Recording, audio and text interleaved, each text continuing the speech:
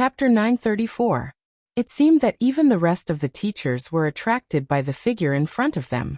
For a moment no one opened their mouth to speak. The air was filled with an atmosphere of silence, and the surroundings were silent. It wasn't until Kanae's Cannon walked in front of him that Wu Yan finally reacted. He couldn't help but praise her without thinking. What a beautiful girl. Nagisa and the others didn't expect this to happen. Kanae's Cannon didn't know what to do. She might have an unusual appearance, but she doesn't seem to be used to such compliments. She smiled shyly. Thank you, sensei. Well, I'm just stating the truth. Wu Yan scratched his cheek and smiled. So you must be Kanae's? Yes. Yes. Folding her hands in front of her chest, Kanae's Cannon performed a standard salute. I am Kanae's Cannon. I took a long leave so I wasn't in class. I will resume my studies from today onwards. Sorry for the inconvenience. Inconvenience? Wu Yan shook his head with a smile. I'm just a liberal arts teacher, not a class teacher. Why would I be inconvenienced? I only found out about your existence yesterday. Speaking of which, I have failed in my duty. No, it's all my fault. All right. You two, stop being so polite. Nagisa interrupted the two and glared at Wu Yan. Sensei, we're here, can you not ignore us? Haha, sorry. Wu Yan laughed. He said to Nagisa, Kanae is too pretty. That's why I fell for her. Kanae Natsuan lowered her head shyly, and for some reason, Nagisa's expression became slightly unhappy. Even Yakaina is looking at Wu Yan with an odd look. She looked at him with disdain. You're right. How could a sensei let go of such a cute girl? Hey, don't make it sound like I'm a pervert. Wu Yan protested. I just felt a sense of closeness because Kanae looks like someone I know. Indeed. Kanae's Cannon's aura is too pure and holy. Her angelic aura is too similar to Ikaros, who has been quietly giving her all by Wu Yan's side for so long.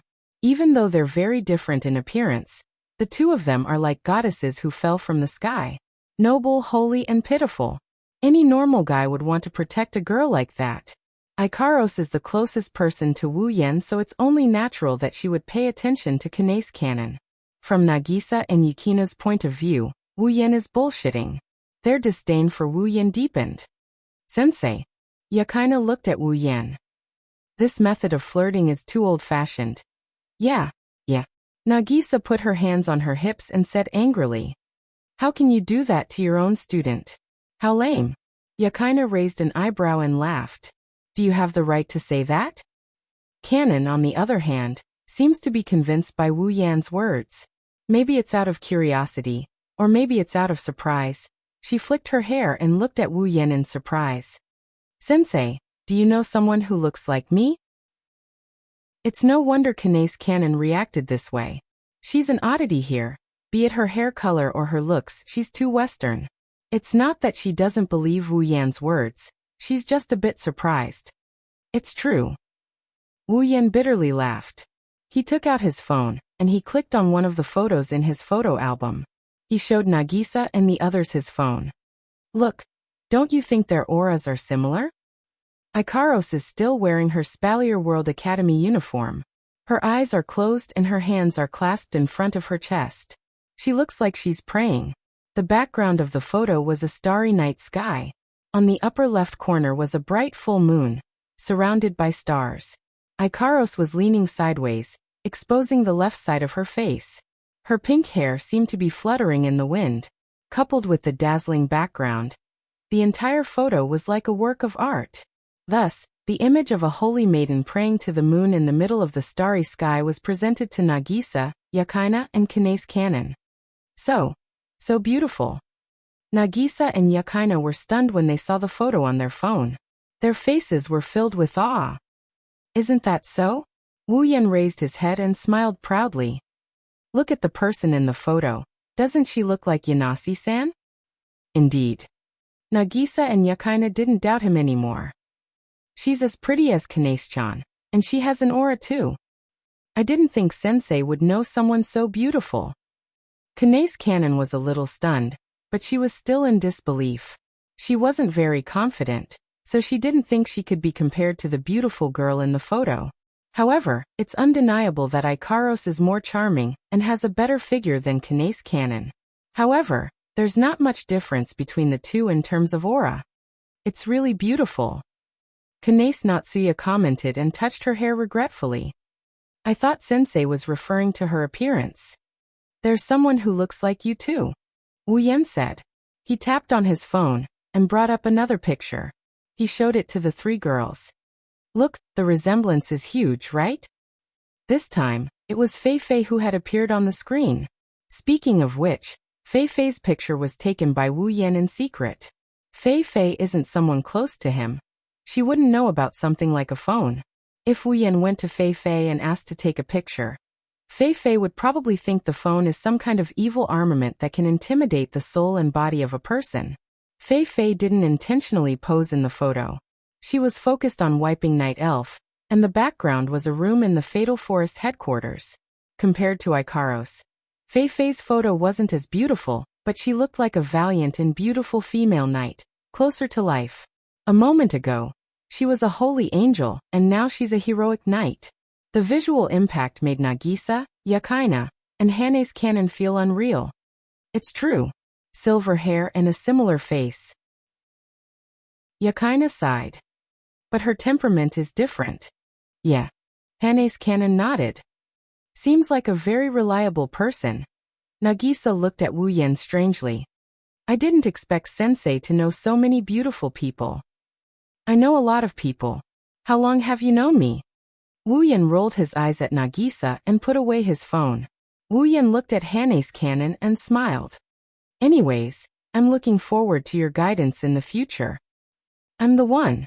Hane's Canon lowered her head and bowed. Thank you, Sensei. All right, that's all for the introductions.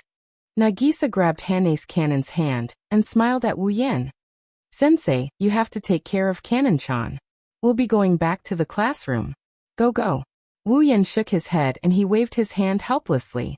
Nagisa giggled and she dragged Kanace Natsuan out of the office. Yakaina chased after them in a hurry. The three of them left the office and they disappeared from the sight of the other teachers. Wu Yan stared at the direction where Nagisa and the others disappeared. To be more precise, he was staring at the direction where Hane's Canon disappeared. His eyes flashed with an unknown light. He seemed to be deep in thought.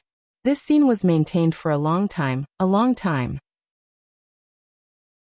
Chapter 935. Okay, it's all here. She tidied up the documents and handed them to Wu Yan. Sasasaki heaved a sigh of relief and stretched her back. It's not easy to find my old documents. Luckily, I have a habit of stacking everything on my desk. Is that a habit to be proud of? Wu Yan sighed as he looked at the messy desk.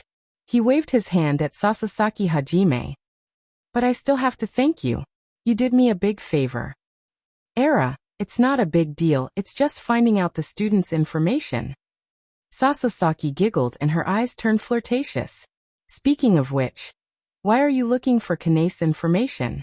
Don't tell me she's your next target? Sasasaki was shocked by her own guess. That won't do, Wu Yan sensei. Don't you already have Nagisa?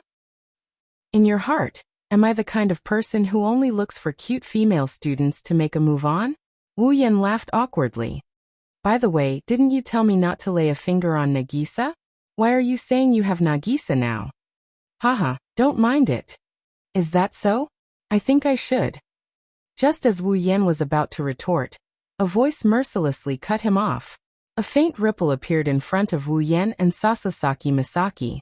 A parasol appeared in front of Wu Yan and Sasasaki Misaki. Natsuki walked out with a fan in her hand.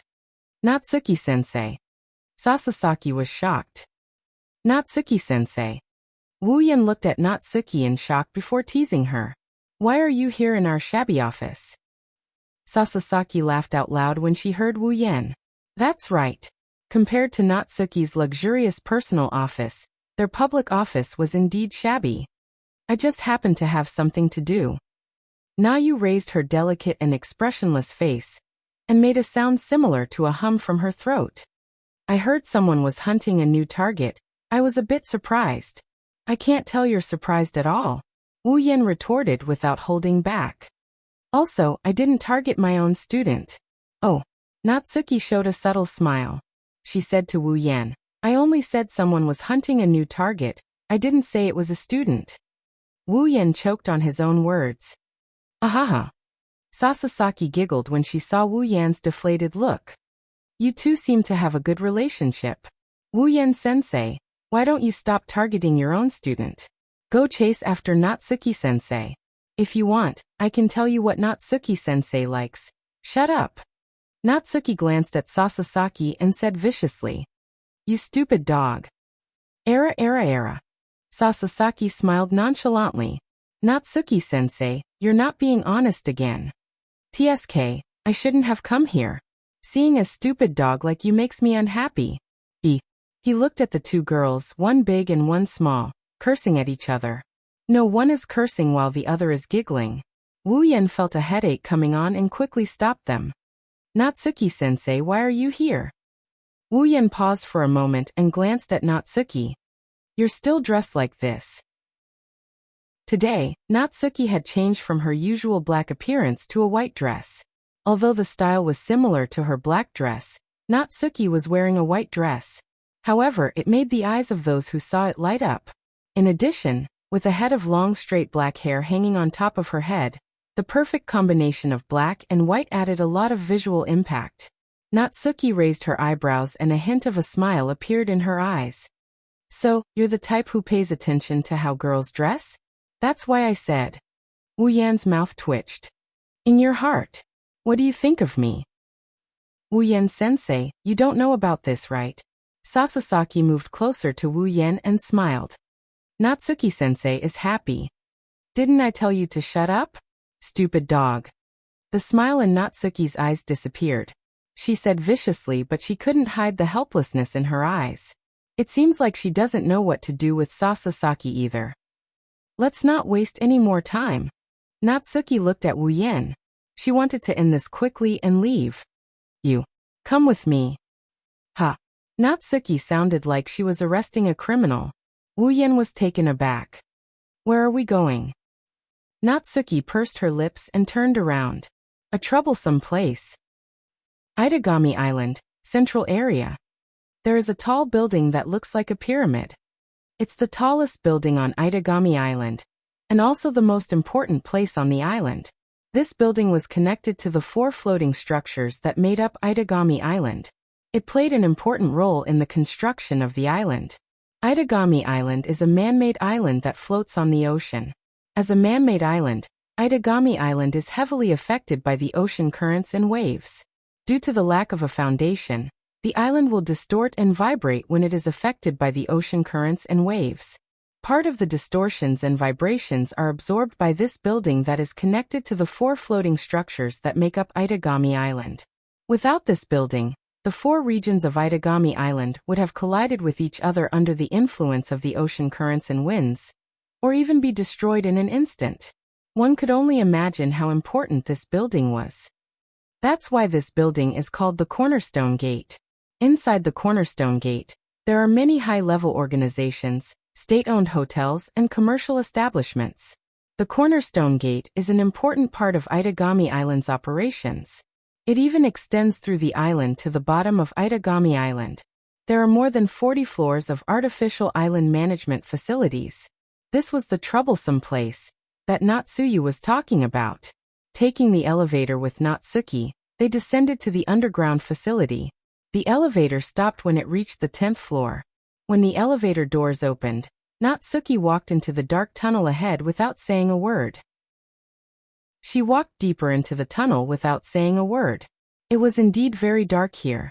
It was so dark that if Nayu's clothes were still black, her figure would have been assimilated by the darkness. Perhaps it was because of this that Nayu had changed into clothes of the opposite color. After walking for some time, they finally saw light. At the same time, "Yo, Natsuki-chan." A seemingly intimate voice sounded from the front. It was calling Nayu's name in a very affectionate manner. However, when Nayu heard this voice, she clicked her tongue unhappily. Don't add Chan behind the class teacher's name. As she spoke, Natsuki stared at the figure standing in the light in front of her. It was a young man with short, spiky hair. He was wearing a simple shirt and trousers. and he had a pair of headphones around his neck. He had a confident smile on his face, and he was standing in the only light in the dark tunnel. For a moment, there seemed to be a very special temperament coming from him. Wu Yan narrowed his eyes when he saw this person while walking alongside Natsuki. It's not that Wu Yan knows him, it's because he's wearing a simple outfit, but it's the uniform of Saikai Academy. This person was from Kaihai Academy. Wu Yan sighed when this thought flashed through his mind. As expected, Saikai Academy is a place full of crouching tigers and hidden dragons. Oh, the short-haired young man only noticed Wu Yan now. He raised his eyebrows and smiled. Is this the male lead of our school's recent scandal? His partner is Gu Cheng's little sister. You have good taste, although the age difference is a bit lacking. Wu Yan rolled his eyes. He ignored the short-haired young man and looked at Natsuki. Can I beat him up? Natsuki's eyes lit up and she smiled. Go ahead. Wait. I was just joking. Don't be so serious. The short-haired young man quickly begged for mercy. Natsuki snorted. Chapter 936. Isn't it time to get down to business? Motoki yes. Natsuki spoke with an expressionless face and a hint of displeasure in her voice. If it wasn't for you, I wouldn't have been humiliated in front of that stupid dog. Wu Yan's mouth twitched when he heard Natsuki's words. He recovered, but he was still complaining in his mind. Natsuki, aren't you the one who kept humiliating me? Sorry, I can't do anything about it.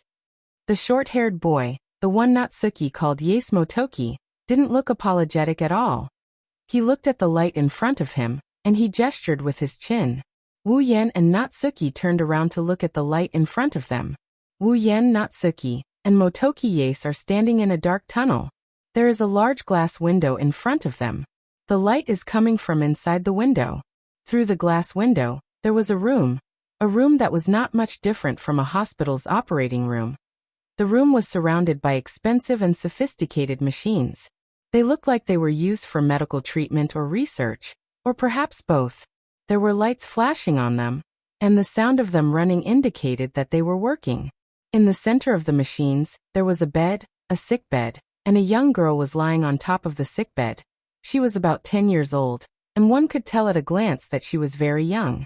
However, the young girl was currently in a deep sleep, and she had suffered quite serious injuries. Her entire body was wrapped in bandages, and there was a large red patch on the side of her abdomen. It is obvious that it was stained by blood. Seeing this scene, it was believed that many people would think that this place was giving the girl very strict treatment in an attempt to heal her injuries, and this was indeed the case. However, he was only half right. That was because, for some unknown reason, the hands and feet of the girl who was covered in wounds were firmly locked down by heavy metal tools. A strange atmosphere permeated between the three of them. Wu Yan couldn't help but notice the inexplicable scene in front of him. He frowned and looked at Natsuki.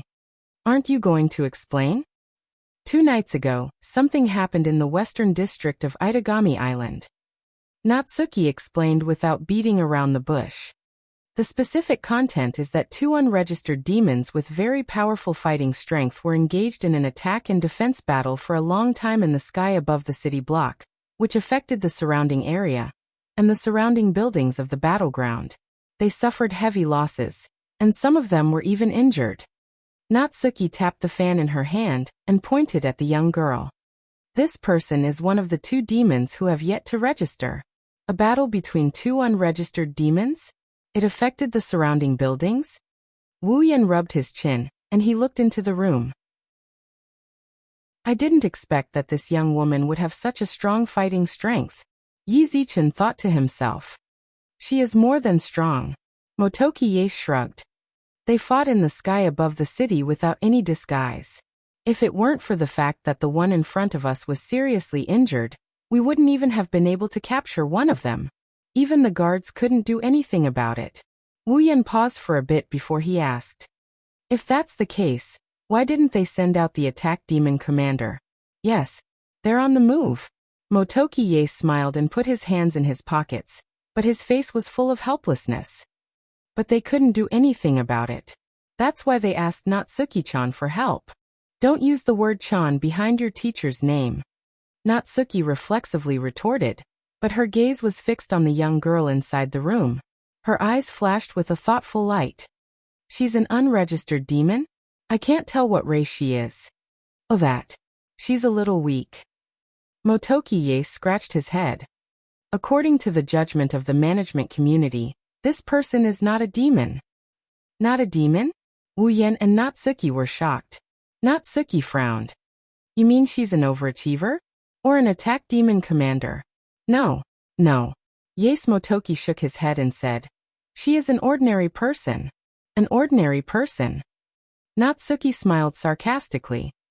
You mean to say that there are two ordinary people who can fly to the city and fight in the sky, and they even destroyed a lot of the surrounding buildings? Yes. I don't want to admit it. Motoki shrugged and said helplessly, but that's the truth. Natsuki finally turned her head and looked at Moki Yase. When she was sure that he wasn't joking, her expression changed slightly. So, did you find anything? A little. Just a little bit. Yase Motoki said seriously. That girl's body has traces of using a technique. I think she must have been modified to have that kind of combat power.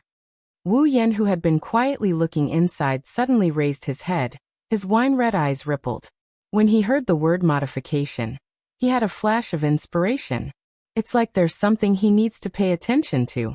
Once he grasps the inspiration, it will be beneficial to him.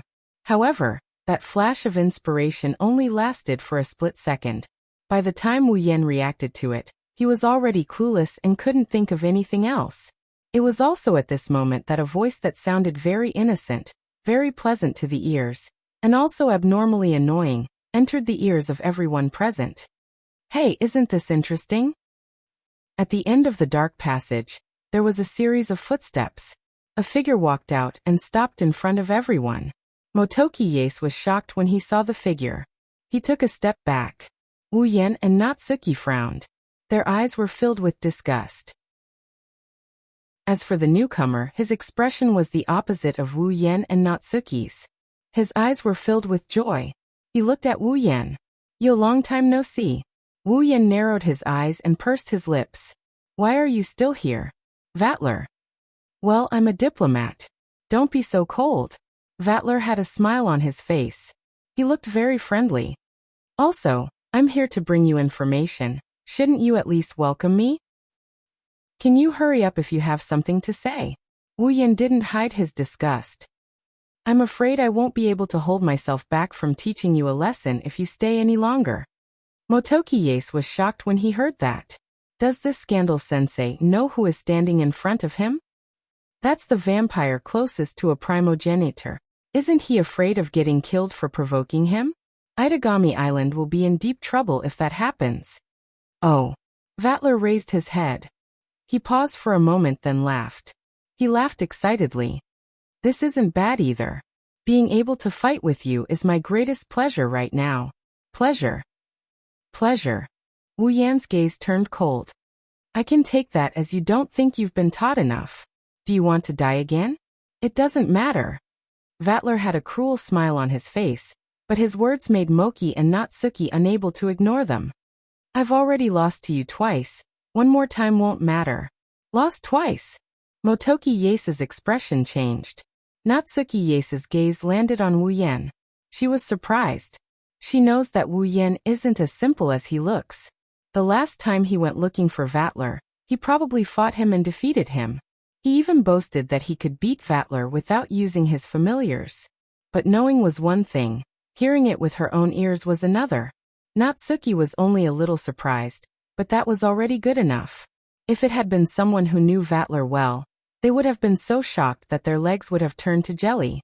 Wu Yan's gaze turned colder and colder as he stared at Vatler. In the end, a surge of mana began to emanate from his body.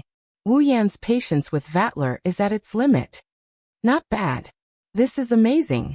Vatler's face contorted into a sinister smile as he sensed the oppressive mana. At the same time, an equally terrifying mana slowly rose from his body. They clashed. Chapter 937. The magic power turned into a powerful force, and like two mountains that were rushing over, They collided with each other with a force that could not be separated by a hair's breadth. There was no sound, but Motoki Yase heard a loud roar in his ears.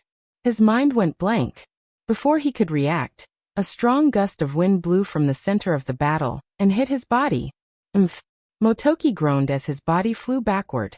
When he was about to hit the glass window behind him, Natsuki suddenly appeared beside him and stopped him from flying backward. Motoki Yase only turned around when he felt the ground beneath his feet. He clutched his aching chest, his face full of horror. It was just a simple clash of mana. Yet Yase Motoki was in such a sorry state. Motoki did not doubt Vatler's strength at all. After all, Vatler was a vampire second only to the true ancestor. However, Motoki did not expect the seemingly harmless gossip sensei to be so powerful. That's not the most important thing right now. The most important thing is. Looking around, Yase Motoki could see that the tunnel was about to collapse, and the glass windows of the infirmary were trembling as if they could shatter at any moment. Yase Motoki tried his best to shout at Natsuki. Natsuki-chan, hurry up and stop them. There's no doubt the two of them are going to fight. If they release their familiars, this place will be destroyed. This is the cornerstone gate that supports the entire island. If the cornerstone gate is destroyed, Itagami Island will be finished. Even if the cornerstone gate wasn't destroyed, Motoki had no doubt that the two of them would be able to sink the entire Itagami Island if they went all out. When that happens, everything will be over. Tsh. Natsuki pursed her lips in displeasure. She spoke to Wu Yen and Vatler. You two, if you really want to fight, go to Snake Charmer's boat like you did last time. Don't cause me trouble here. Natsuki's voice wasn't loud. It was muffled by the shockwave. Motoki almost couldn't hear her. However, Wu Yen and Vatler, who were duking it out with their magic power, heard him. Immediately, the two of them hesitated for a moment before retracting their mana at the same time. Wu Yen and Vatler listened to Natsuki's words. After all, if they angered Natsuyu, it wouldn't be good for anyone. As the two of them retracted their mana, the violent storm gradually stopped. The scene once again returned to silence. I'm sure now, Vatler. Wu Yen pursed his lips and turned around. What the eye doesn't see, the heart doesn't grieve over. You rascal, you're so annoying. Is that so? Vatler closed his eyes nonchalantly and smiled. I like you a lot. Wu Yen trembled. He took a few deep breaths to suppress his urge to explode. He smiled bitterly at Natsuki. Sorry, Natsuki, I was a little impulsive. Don't mind it. Natsuki glanced at the smiling Vatler. I feel the same way as you. Vatler maintained his smile despite the disgust of the two men. This guy was really annoying. Don't say that. I'm really here to deliver information. Natsuki stared at Vatler for a moment before looking away. Let me hear what you have to say. Vatler's smile widened as he looked in the direction of the treatment room. The Nordic Kingdom, Arietigia's Knights of the Holy Ring, has lost contact with them since yesterday. Motoki flinched when he heard Vatler's report. Wu Yen, who isn't familiar with the kingdom, is also flabbergasted. Natsuki tensed up when she heard Vatler's report. You mentioned the kingdom of Arietigia. Does this have something to do with the royal family? I don't know. Vatler replied casually. I just feel that the timing of these two incidents is too coincidental. Natsuki frowned and went silent. Wu Yen crossed his arms and glanced at Vatler. So, did you run over because you smelled the toy? Are you planning to interfere? How could that be? Vatler shrugged with a smile. I'm just going to watch from the sidelines. I have no intention of interfering. You're not going to do anything? Wu Yen aside, even Natsuki and Yase Motoki looked at Vatler suspiciously. None of them believed him. This guy was different from his handsome appearance. Inside, he was a battle maniac. To the immortal Vatler, fighting powerful enemies was the best way to pass the time. At first, Wu Yen thought he was interested in the combat prowess of the two modified humans. Just like Nalakovara, he came here to kill some time. Who knew that he would get such an answer? If you're not here for fun, then what are you here for? Wu Yen looked at Vatler's face and sneered. You're not going to say you're just here to deliver information, are you? Vatler raised the corners of his mouth and smiled gracefully. I just feel that doing this will make things more interesting. Oh. Wu Yan's lips twitched. So you're saying you're more interested in watching from the sidelines? Well. Vatler turned around and waved at Wu Yan. Let's just say that for now. I've delivered the information. It's up to you to decide what to do. At this point, Vatler turned his head and spoke with a profound tone. Oh right, let me give you a piece of advice. The enemy this time isn't as easy to deal with as the Black Death Emperor faction. Even Koju will die if he jumps in. With that, Vatler turned into a cloud of golden mist and disappeared from where he stood. That bastard. Wu Yan cursed. Don't be too calculative. Natsuki shook her head. Even if you're a vampire, you'll be pissed to death if you really get into a fight with that snake charmer. He has such a bad taste. Motoki walked over, and he snuck a peek at Wu Yan. He asked Natsuki. Natsuki-chan, can we trust his words? Nayu's gaze shifted slightly as her eyes flashed. Although that snake charmer has a bad taste, since he has said so much, his credibility should be very high. What do we do now? Natsuki pondered for a bit, then looked at Wu Yan. Wu Yan, I'll leave this matter to you. Ha! Wu Yan was stunned, and he cried out in surprise. You want me to take care of it? Is there a problem? Natsuki said. You're an attack mage now, no longer an apprentice. Do you need me to take care of this matter? No, that's not it. Wu Yan scratched his face. Why don't you do it yourself? Didn't that snake charmer say that? Natsuki looked in the direction Vatler disappeared. Koju will die even if he jumps in. Rather than having me as a burden, it's better for you to take care of it yourself. Burden? Wu Yan was shocked. How are you a burden? Natsuki was silent. She lowered her head, her eyes flashed with bitterness. Her voice was as soft as a mosquito's buzz. I can't use my full strength in my current state. What did you say? Wu Yan frowned. He moved closer to Natsuki. I didn't hear you clearly. Anyway. Natsuki met Wu Yan's gaze and said in an unquestionable tone. I'll leave this matter to you. I'll deal with the missing airship. Answer me if you have any questions. Wu Yan bitterly smiled at Natsuki's emotionless face. All right, I understand. Leave the matters here to me. Only then did Nayu relax and nod her head. Chapter 938. Itagami Island, Southern Residential District, Apartment. Flipping through the documents in his hand, he walked into the elevator and allowed the elevator to take him up. His wine-red eyes scanned the pages filled with runes. His brain spun rapidly as he memorized everything he saw. His eyes flashed with a pensive light. This was the information about the masked parasite that Moki Yase had just given him. Because there was no way to determine what kind of transformation the two unknown ordinary people had undergone to become like that, and what kind of surgical method they had undergone to make them possess such powerful fighting strength. The people in charge of the artificial island management community had no way to determine their existence. However, no matter what kind of existences those two ordinary people had turned into, their forms were very similar. They wore revealing clothes made of fur that barely covered their breasts and lower body. They had a pair of glowing wings on their backs and strange masks on their faces. For the sake of convenience, they are known as the masked parasites. To Wu Yan's surprise, there are more than 2 masked parasites. Incidents like this where monsters of the same form fought each other to the death and affected the surroundings had happened many times recently. Every time a masked parasite was spotted in battle, the special district garrison would be dispatched. However, when they arrive at the scene, there is only a pile of rubble and a masked parasite that died not too long ago. As for the other masked parasite, it's nowhere to be seen. You can say that the whole incident was filled with all kinds of mysteries. The management community did not even know what the masked parasites were, why they were killing each other, why 2 of them would always come out at a fixed time to fight to the death, and where the other masked parasite who won the fight had gone. There were all kinds of mysteries. None of them have been solved yet. If it weren't for the fact that the incidents happened very close to each other, and the fact that the special zone guards were dispatched in advance and arrived at the scene first, perhaps even the heavily injured masked parasite would have died after the incident. They wouldn't have had the chance to bring it back. Wu Yan looked at the documents again. The elevator door opened. He rubbed his brows and smiled bitterly. He walked back to his house.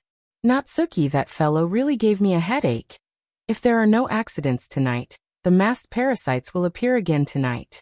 The masked parasites will continue to show up, and Wu Yan's mission is to capture the 2 masked parasites alive before they get killed or injured. This made Wu Yan feel a lot more relaxed. Compared to looking at the clues in his hands and trying to uncover the truth of the case like a 10,000-year-old elementary school student, he's much better at catching the culprit before they make their move. Wu Yan wasn't sure how strong the 2 masked parasites were, but at his level, there aren't many things he should be afraid of. If worse comes to worst, he can just use Yukari's Red Jade mode and crush them. Ever since Yukari reached Tier 9, Yukari can maintain her Red Jade mode for a long time. During the battle against the Beast King, Wu Yan could only maintain Yukari's Red Jade mode for 5 minutes. Now, Yukari can maintain it for 10 minutes. With Yukari's terrifying strength, she could defeat a demigod Beast King in 5 minutes. 10 minutes is enough for Wu Yan to deal with a lot of situations. Thinking up to this point, Wu Yan's mood lightened up quite a bit.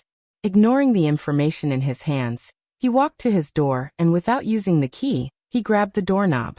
A small electric arc flashed in his hand, and the door opened. Mikoto's ability is really suitable for invasion. It's only weaker than the spatial ability. His mind is filled with all sorts of meaningless thoughts. He walked into his house and closed the door. Just then. "Ha, welcome back." "Aha, I'm back." Wu Yan shot back. But as soon as he opened his mouth, he felt something was wrong.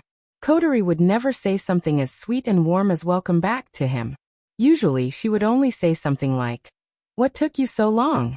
or "Too slow." This situation would only happen when she was in younger sister mode. Also, this voice doesn't belong to Kotori. His body froze for a moment before he turned around and looked at the source of the sound. Blood rushed to his head when he saw who it was. Up ahead, on the edge of the door sill, a petite girl stood there. She's wearing a red apron. Her slender shoulders and snow-white thighs are exposed. You can even see her smooth back. At this moment, she's standing there with her face so red that it's dripping blood. Her body is taut and her head is lowered. She doesn't even dare to look at Wu Yan with her big round eyes. She's full of shyness. That's because other than the red apron, she's not wearing anything else. Yes, she's not wearing anything. Wu Yan stared blankly at the beautiful scenery in front of him. The documents in his hand fell to the ground with a thud. He didn't notice it. His eyes widened and his mouth turned into an O shape. The shock on his face is so vivid that he froze on the spot. TSK. Wu Yan's mouth opened and closed. He almost couldn't say a word. After 10 seconds of stuttering, a name came out of his mouth in disbelief. "Nagisa T. Sensei." Nagisa pursed her lips at the sight of Wu Yan's dumbstruck expression. She pressed down on the apron with both hands and curled into a ball.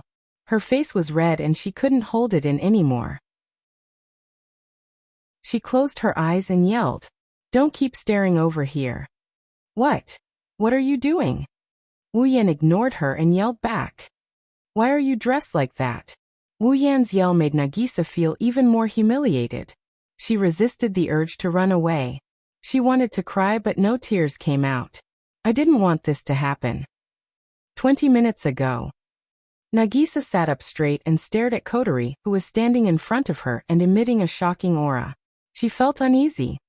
"Kotori-chan." Nagisa called out to Kotori tentatively.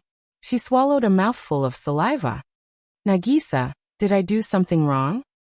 Kotori narrowed her eyes and looked at Nagisa condescendingly. "The last battle was a failure." "The last battle?" Nagisa tilted her head in confusion. She recalled something. "You mean the battle with Sensei?" Kotori nodded her head slowly and forcefully. Her voice began to lower. "It was going well.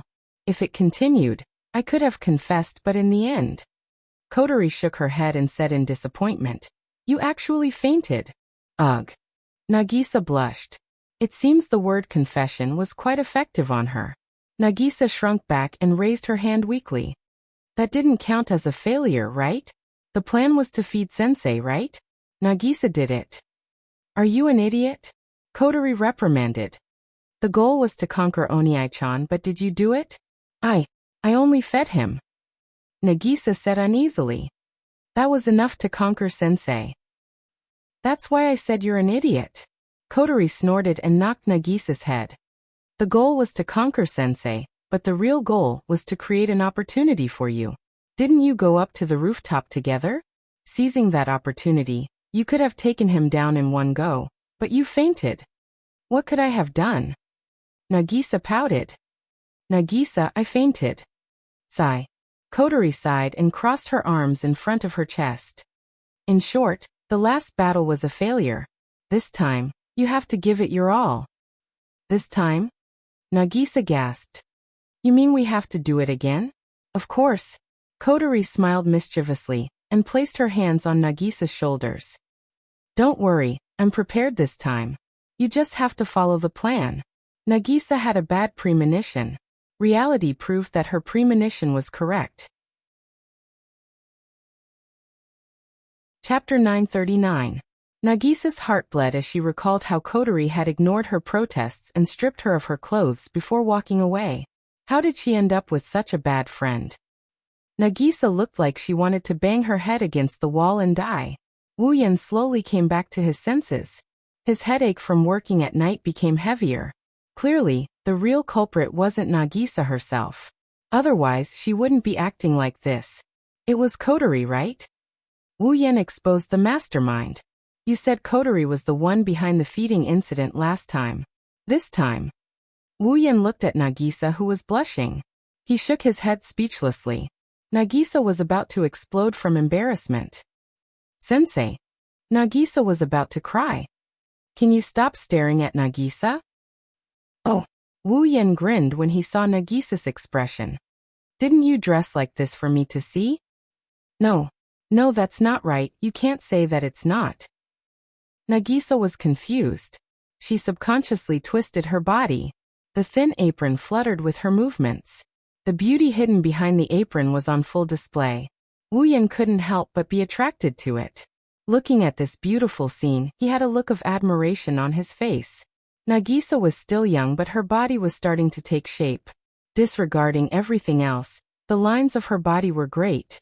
One look at her body and one can't wait to see how it will develop in the future. Her skin was alluring too. Her skin was white with a hint of red. It made one want to take a bite out of it. Her petite body couldn't hide her charm.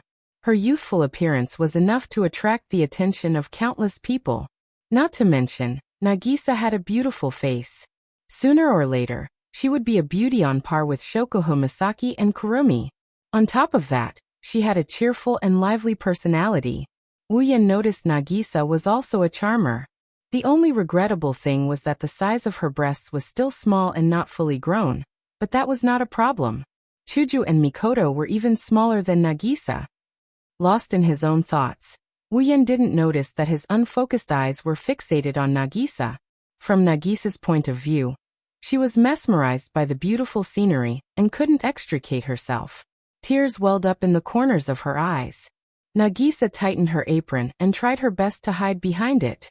Her heart was numb as she lowered her head. Her face was red as she endured Wu Yan's admiration. One was lost in her imagination, while the other was lost in her shyness. For a moment, the entire room was silent. At the same time, an ambiguous atmosphere spread in the air. After some time, Wu Yan finally came back to his senses. His head was buried in his chest, and he looked like he was about to collapse. Nagisa looked like she was about to faint. He smiled bitterly. Wu Yan started walking towards Nagisa. Nagisa's heart started pounding when she heard his footsteps. What kind of feelings did she have for Wu Yan? Nagisa was new to this, so she didn't really understand. She could only follow Kotori's instructions. However, it was undeniable that Nagisa's emotions were influenced by Wu Yan's actions. Nagisa timidly took a step back when Wu Yan approached her. Wu Yan arrived in front of her, and when he saw how timid she was, he felt a burning sensation in his heart. Driven by the heat, Wu Yan reached out and placed his hand on Nagisa's smooth shoulder. Ah! Nagisa's body shook and she cried out. Her neck, ears, and skin all turned red when she felt Wu Yan's touch. Nagisa wanted to run, but Wu Yan was holding her shoulder. If she ran, her back would be exposed to Wu Yan. The apron can't cover the back. With this run, her entire back was exposed to the eyes of the enemy. Nagisa could only stand there, not knowing what to do. Her panicked appearance made Wu Yan's mouth dry up. He slid his hand from Nagisa's back to her waist and pulled her into his embrace. Ah! Before Nagisa could react, she heard Wu Yan's voice. Congratulations, you've successfully angered me. Wu Yan lifted Nagisa's chin and gave her a light peck on her lips. Nagisa was stunned. Her mind went blank when she felt the warmth leaving her body. Wu Yan lowered his head and he pecked Nagisa's lips like a chick pecking at rice. He looked very gentle. Ugh. Nagisa passively accepted Wu Yan's kisses. She whimpered and closed her eyes. Every time she felt the warmth on her lips, she would moan softly. She looked like a kitten begging for food, cute to the extreme. He tried kissing her a few more times. Nagisa showed no signs of resistance. She didn't look like she was unwilling either, so Wu Yan relaxed. He thought it was all Kotori's prank and that Nagisa was the one who instigated it. Now that he relaxed, Wu Yan's actions became more relaxed. He pulled Nagisa's soft body into his embrace, and instead of kissing her bit by bit, he sucked on her pink lips and stuck his tongue into her mouth. He captured the escaping lilac and slowly and firmly entangled with her. You. The sudden increase in intensity made Nagisa uncomfortable. She had never experienced something like this before. Last time in the classroom, she only kissed him on the lips. Her tongue didn't enter his mouth. Now this unfamiliar sensation was running rampant in her blank mind. Nagisa didn't know what was going on, and she had no choice but to escape from Wu Yan's entanglement. In the end, a chase ensued in Nagisa's small mouth. Wu Yan's hands on Nagisa's waist started moving around. One went down, the other went up, circling to the front. Phew! After an unknown amount of time, their lips finally parted. The two of them exhaled heavily.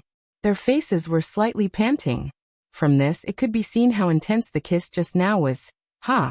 Phew! Nagisa breathed heavily in front of Wu Yan's chest. She recovered her senses, and her mind started to process the memories from earlier. Her face was extremely red, and she buried her head in Wu Yan's chest, unwilling to come out. Wu Yan shook his head in amusement and patted her little head. What? You're already dressed like this. Are you still shy from a kiss? It's not like we haven't kissed before. Nagisa didn't move at all. After a long while, a mosquito-like voice came from under her face. This time it's different. Different?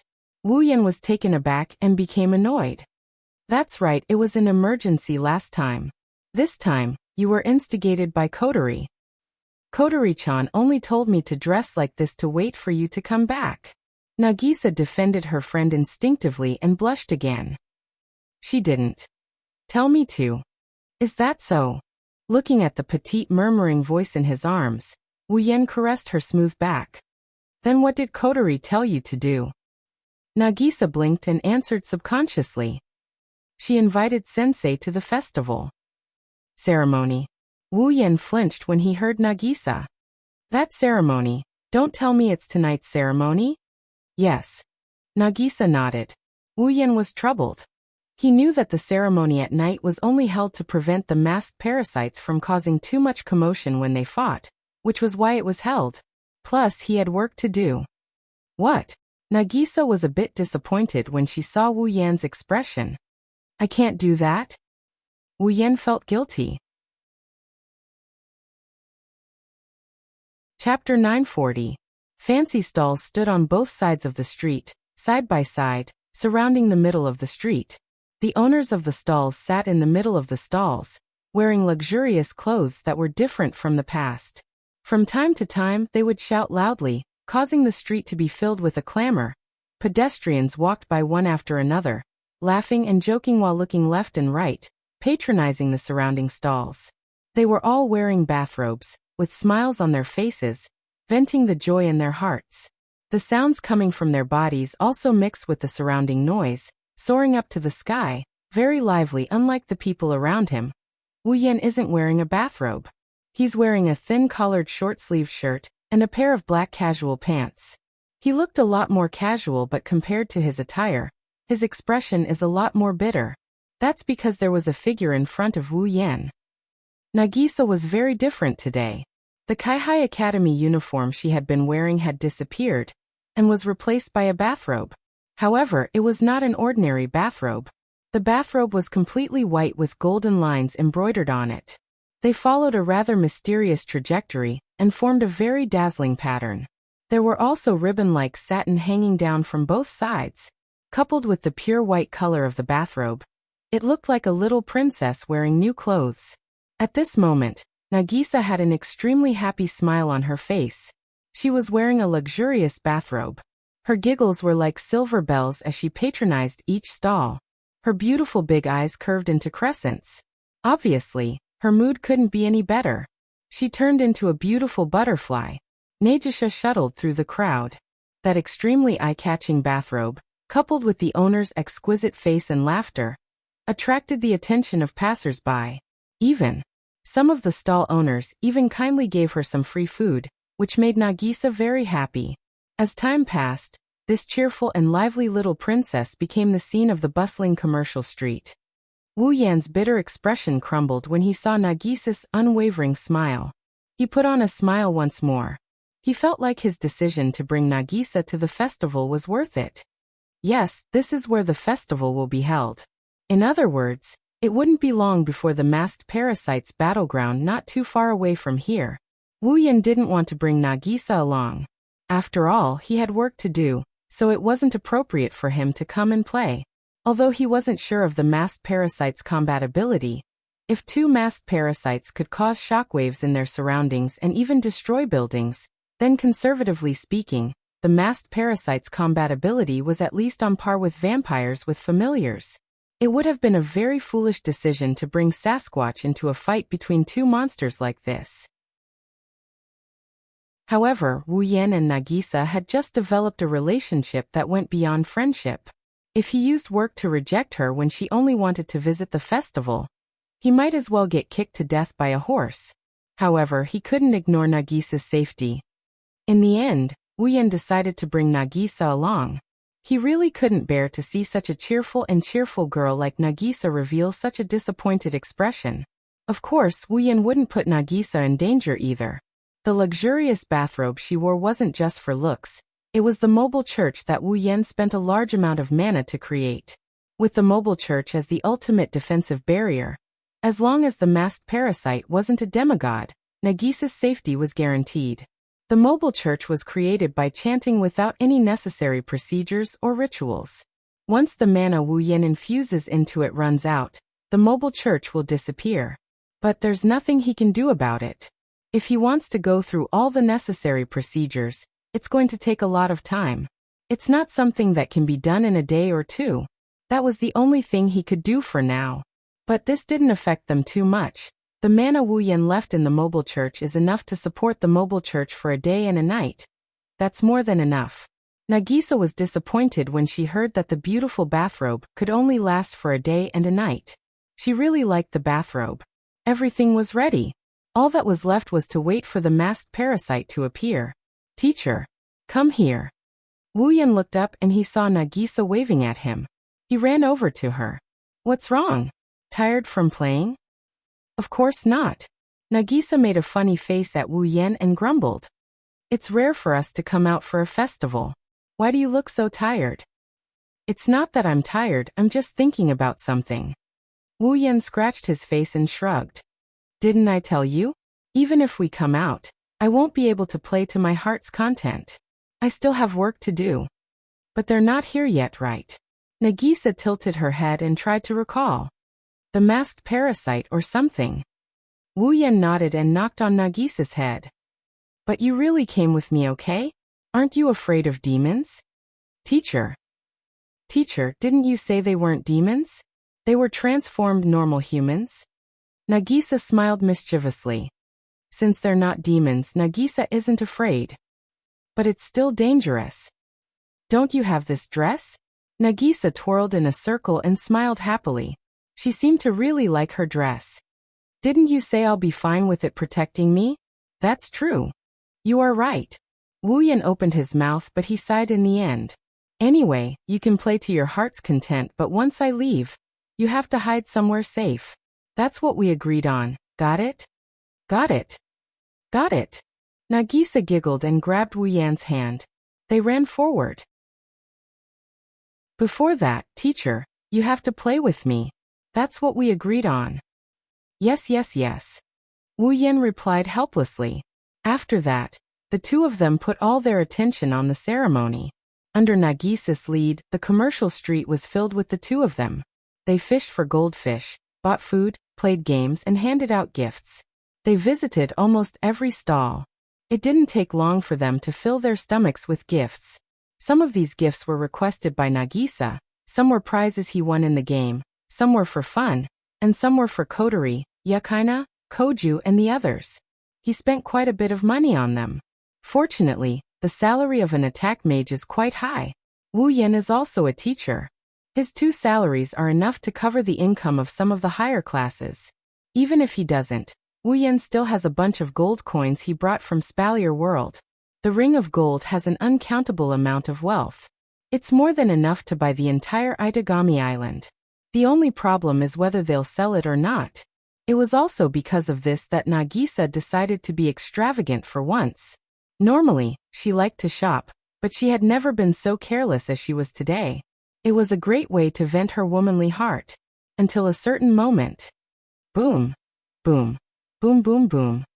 Along with a burst of colorful flashes of light, in the sky, one after another dazzling fireworks brought out a series of muffled sounds.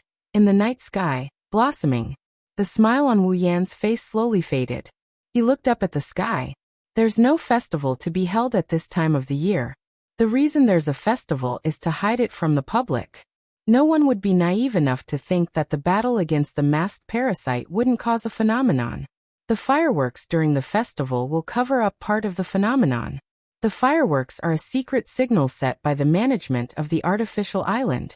Once the masked parasite appears, it will be the signal. His gaze swept across the horizon. Then 2 meteor-like tails of light entered Wu Yan's sight. Chapter 941. The true appearance of the 2 shooting stars was that of 2 short girls. One had long black hair and the other had long silver hair. They wore clothes made of fur, exposing their arms, thighs, abdomens, and shoulders. Their slender hands and feet flashed with white skin, but one could faintly see strange patterns formed by cold lines. They wore masks on their faces, but only their eyes were not covered. On their backs, there were strange glowing wings. If one didn't look at the masks, they would look like 2 fallen angels dancing in the night sky. However, under the influence of the masks, these 2 young girls looked more like monsters than angels. Furthermore, they weren't just dancing around each other. Like meteors, the 2 masked parasites streaked across the night sky and crashed into each other.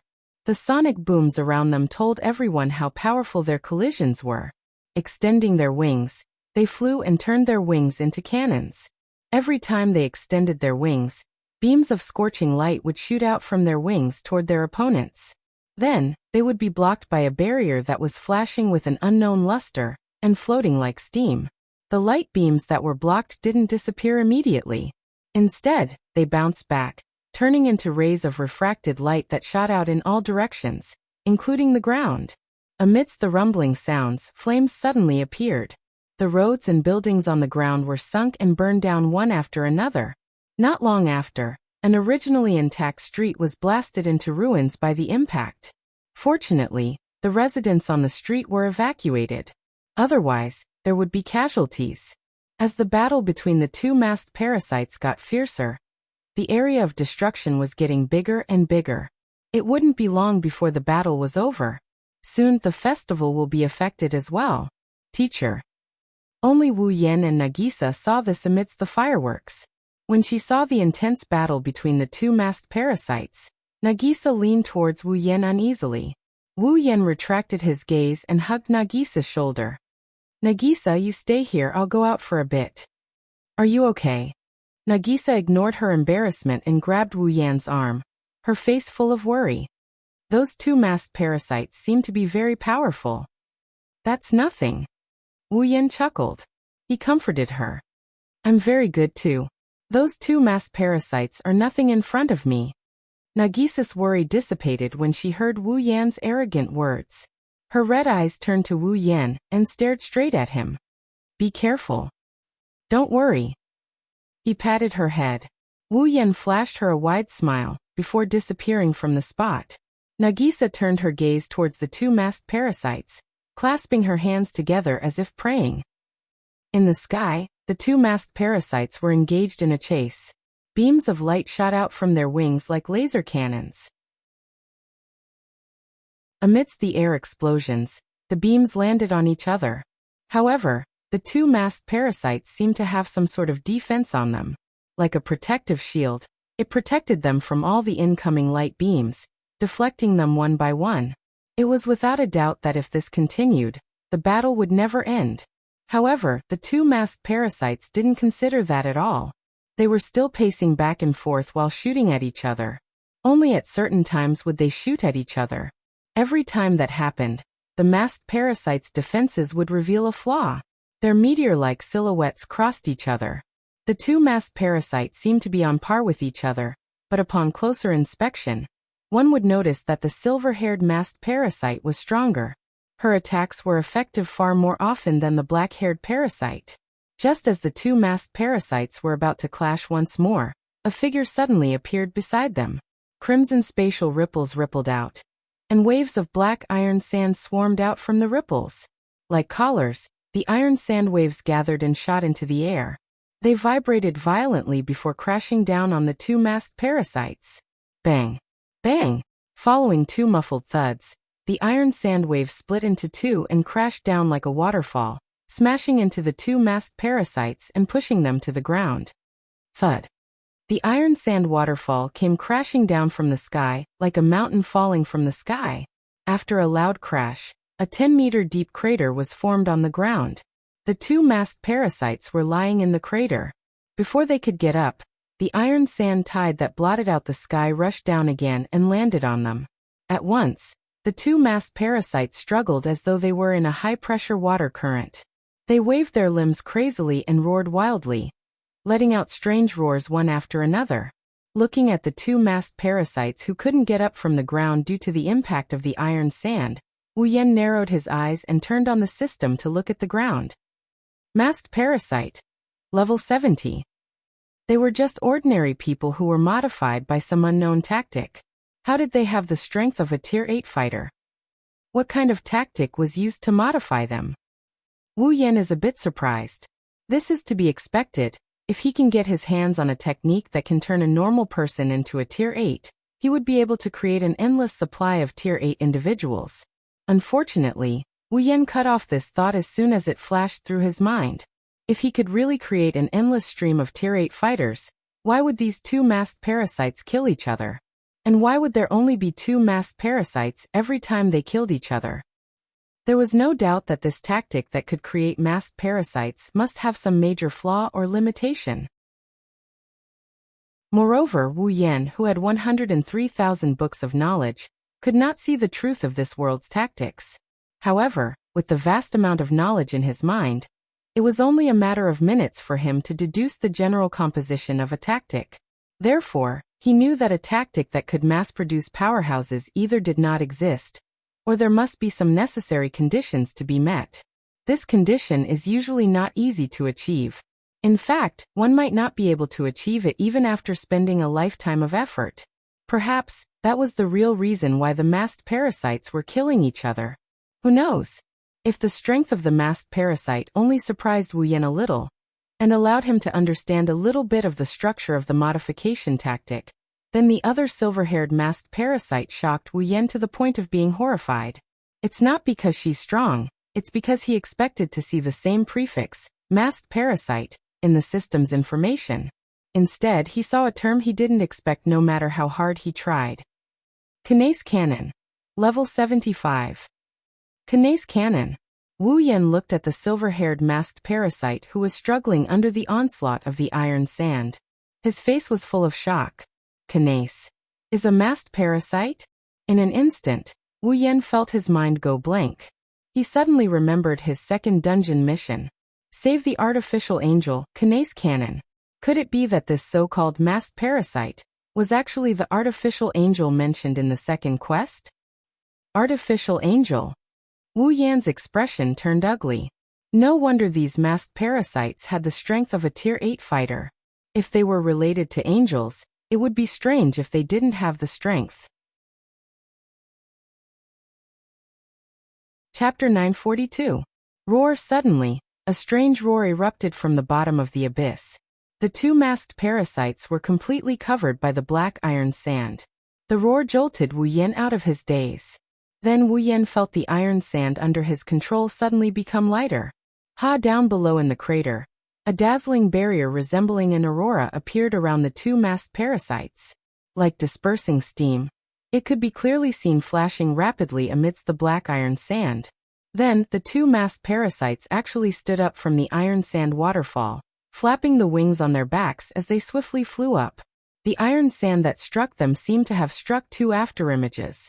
The sand passed through their bodies and hit the ground. The two masked parasites turned illusory as they shuttled through the iron sand and arrived in front of Wu Yan. Following two deep roars, the two masked parasites attacked at the same time. Dazzling lightsabers flashed in their hands.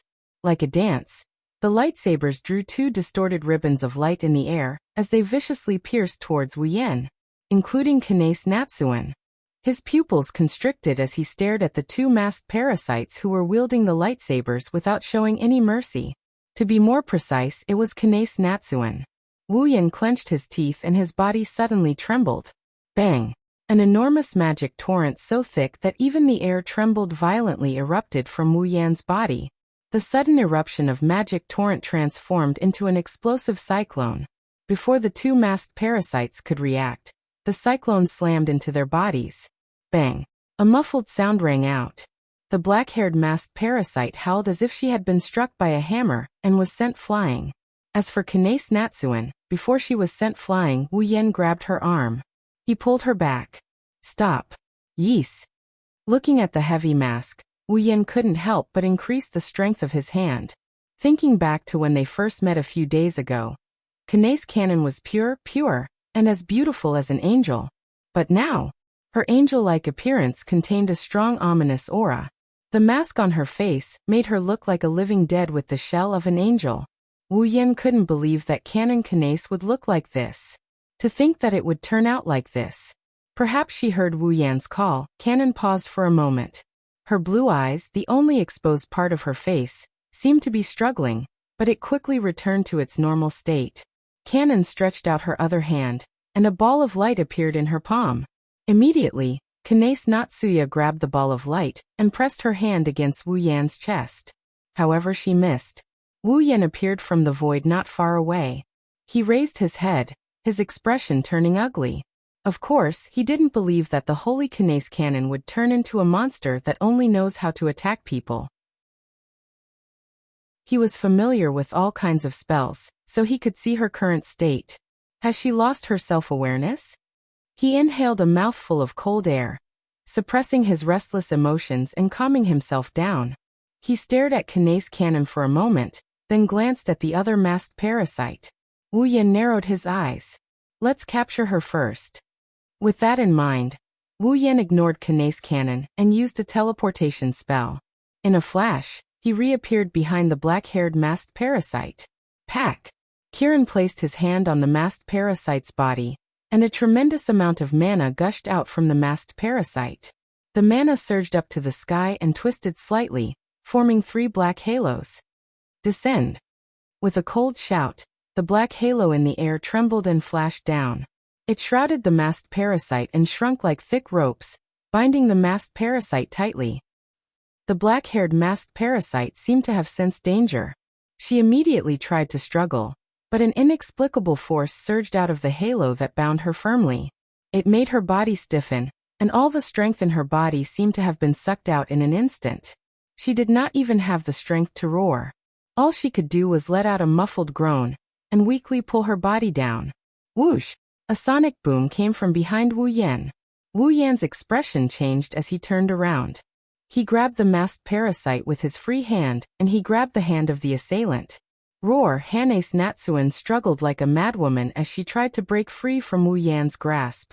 However, if you look closely, you can see that her blue eyes are wavering. Occasionally, she would look like she's in pain. The ominous aura surrounding her was tainted with a sorrowful aura. Hanes, stop. Wu Yan wanted to knock Hanes' cannon out with a single blow, but he saw the wavering and pain in her eyes. His heart softened and he showed pity. I don't want to fight you. After being transformed into a masked parasite, or rather, a false angel, Hanes' cannon has lost all rationality and is under someone's control.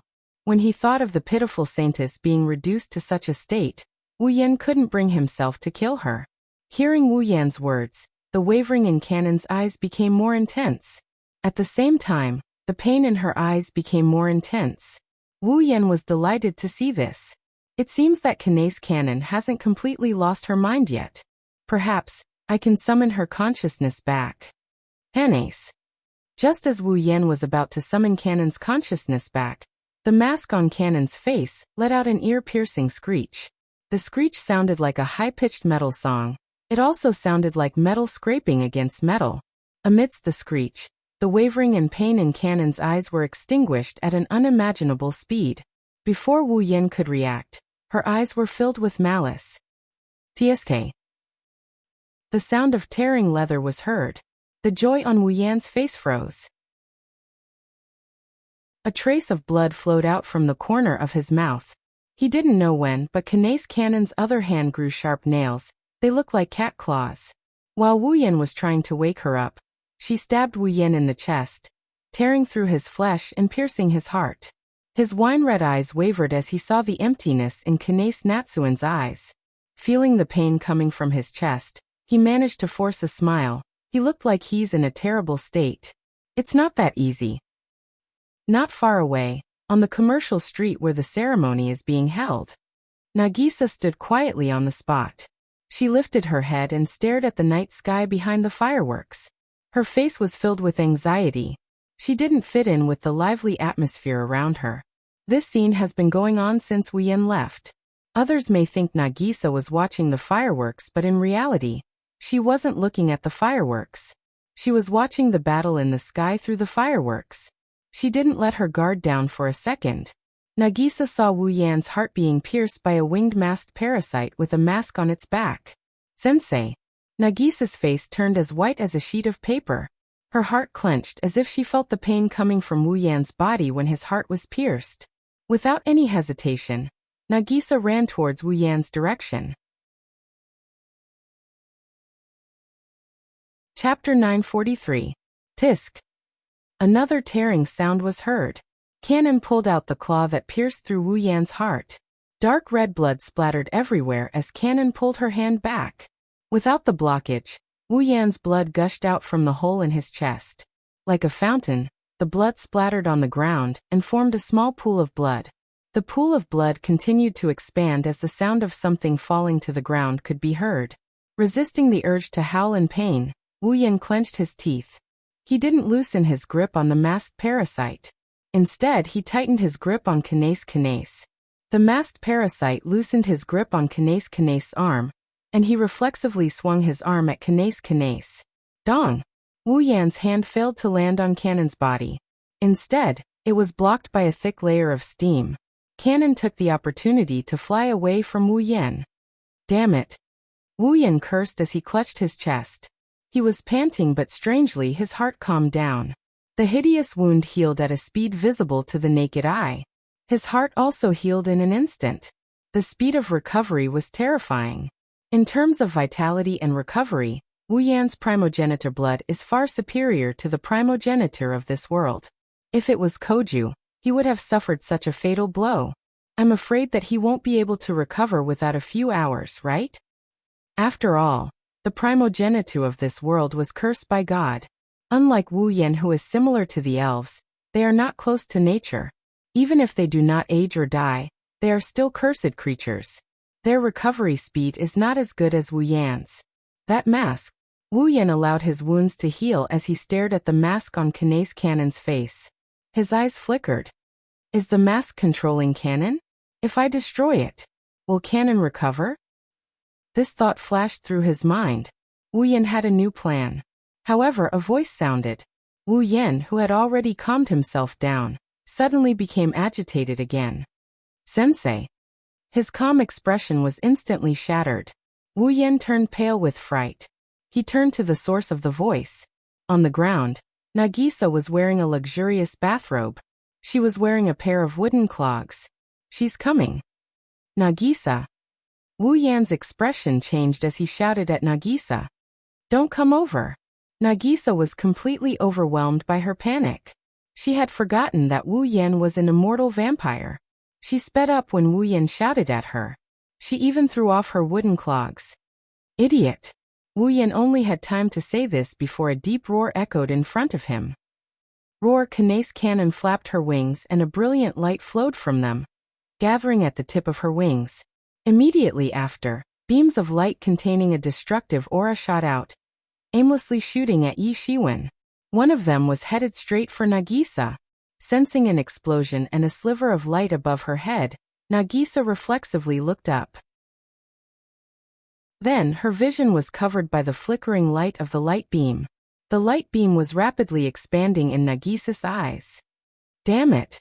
Wu Yan's expression twisted when he saw the beam about to hit Nagisa. Nagisa still had the mobile church, but that was not the reason he could watch her get attacked. Wu Yan wanted to teleport to Nagisa's side, but something unexpected happened. Kaboom! Like a bolt of lightning on a sunny day. There was a loud explosion. Whoosh! An extremely powerful mana fluctuation surged out from the ground below, bringing with it a dense sound wave and surging airflow. It spread out like a shockwave, and everywhere it passed, a thick layer of ice formed on the ground in the blink of an eye. That beam of light trembled for a moment, and its speed dropped sharply. Starting from the front, it started to freeze bit by bit. Then like a popsicle, it fell to the ground. In just a second, the ground within a radius of a few hundred meters was covered by a layer of ice. At the same time, a cold air so cold that it caused the temperature of the human body to drop to the freezing point enveloped the world. Looking at the formation of the land of ice, Wu Yan is completely stunned. His eyes are filled with disbelief. Even his consciousness is in a state of chaos, showing how shocked the owner of this place is. On the ground, Nagisa stopped running and stood at the center of the ice. Her head was lowered so no one could see her expression. The ponytail on her head had disappeared without a trace. Her black hair drooped down in accordance with the pull of gravity, draping over her shoulders. A faint blue light surrounded her body, and an icy aura lingered around her. No, it wasn't just an icy aura. There was also a huge amount of mana comparable to Wu Yan's. The main culprit behind the land of ice was Nagisa herself. The source of the mana comparable to a true ancestor was Nagisa herself. She raised her head. On her face that was wrapped in a faint blue light, her eyes had lost their usual liveliness, as though she had lost her consciousness. Her irises were wide open, and there was no longer any emotion in them. Before anyone could react, Nagisa's mana swelled and a huge figure appeared behind her. It was a beautiful figure that was more than 5 meters tall and close to 10 meters tall. Her entire body was a faint blue like an icy river. Her figure was shaped like a mermaid, but also like a demon bird with a remnant of its symbol. Its upper body was similar to that of a human female, with some heavy armor covering its chest and ribs. Its face was also covered with a metal mask that covered its nose, or rather, it was a metal crown with a red gem embedded at the top. Its lower body was an ice blue fish tail with illusory scales on it. In addition, there was a pair of wings on the back of the figure. There were 2 metal armbands on the arms. The hands were humanoid, but the nails were sharp claws. They were slightly curved like a bird's claws. It looked very frightening. A flower-shaped ice crown extended from the edge of her metal mask. It was like hair, moving back and forth. Her long hair, black or dark blue, fluttered in the wind, accompanied by an icy cold air. Her eyes, which were exposed outside the mask, flickered with a dark red light. It was both fascinating and chilling. Mixed with the icy blue aura, the huge figure stood behind Nagisa, like an icy river. That's Wu Yan was shocked. Nagisa's magic power isn't any weaker than his own. He was shocked. That's a vassal beast. That's right. A huge figure. A vassal beast. A vassal beast that only vampires can command. Why? Why does Nagisa have a vassal beast? Vampires weren't the only ones who could summon vassal beasts. In fact, anyone could do so. However, vassal beasts had the side effect of draining the host's life force. Unless the host was an immortal vampire, the host's lifespan would be greatly reduced, or even completely depleted. In other words, Nagisa, who isn't a vampire, has a vassal beast in her body. Her life is coming to an end. However, Nagisa didn't seem to be affected by it. She raised her head, revealing a stiff and expressionless face that was different from before. She looked up at Kanae's cannon with disdain. Whoosh! In an instant, the ice vassal beast swung her tail. The long fish tail seemed to have expanded countless times and turned into a bolt of ice. It whipped Kanae's cannon like a giant whip. Bang! Cannon did not react in time. Before she could activate her protective barrier, the ice fish tail slammed into her body and sent her flying. Following a trail of blood, Kanae's cannon's body was sent flying like a kite with a broken string. She was sent flying into the night sky with a sonic boom. She disappeared. Chapter 944. Everything happened too quickly. Before Wu Yan could react, Kanae's cannon was sent flying. She disappeared into the night sky, her aura completely gone. She was either too injured to continue fighting or she chose to retreat. She must be the mastermind behind the transformation of Cannon into a fake angel. Wu Yan's eyes trembled as he watched Cannon disappear. He hesitated for a moment before deciding to give up on pursuing her. Compared to Kanae's cannon, there are more important things waiting for him to do. Wu Yan teleported back to the ground. He landed on the ground and faced forward. In front of him, Nagisa was surrounded by a faint blue light. The ice familiars guarding Nagisa were facing him from afar. Wu Yan narrowed his eyes, and he tossed the masked parasite to the ground like a piece of trash. Then he ignored the masked parasite. The halo that restrained the masked parasite was no ordinary tactic. It was fine if it didn't hit, but once it was restrained by the tactic, it was almost impossible to break free as long as the opponent's strength didn't exceed the caster's by too much. That's because the binding spell is effective. It has the ability to neutralize the target's power. Even if a real angel got hit, they wouldn't be able to break free unless they have some sort of mystical ability, let alone a fake angel created from an ordinary human. Wu Yan can now focus on the task at hand. Wu Yan glanced at the ice familiars.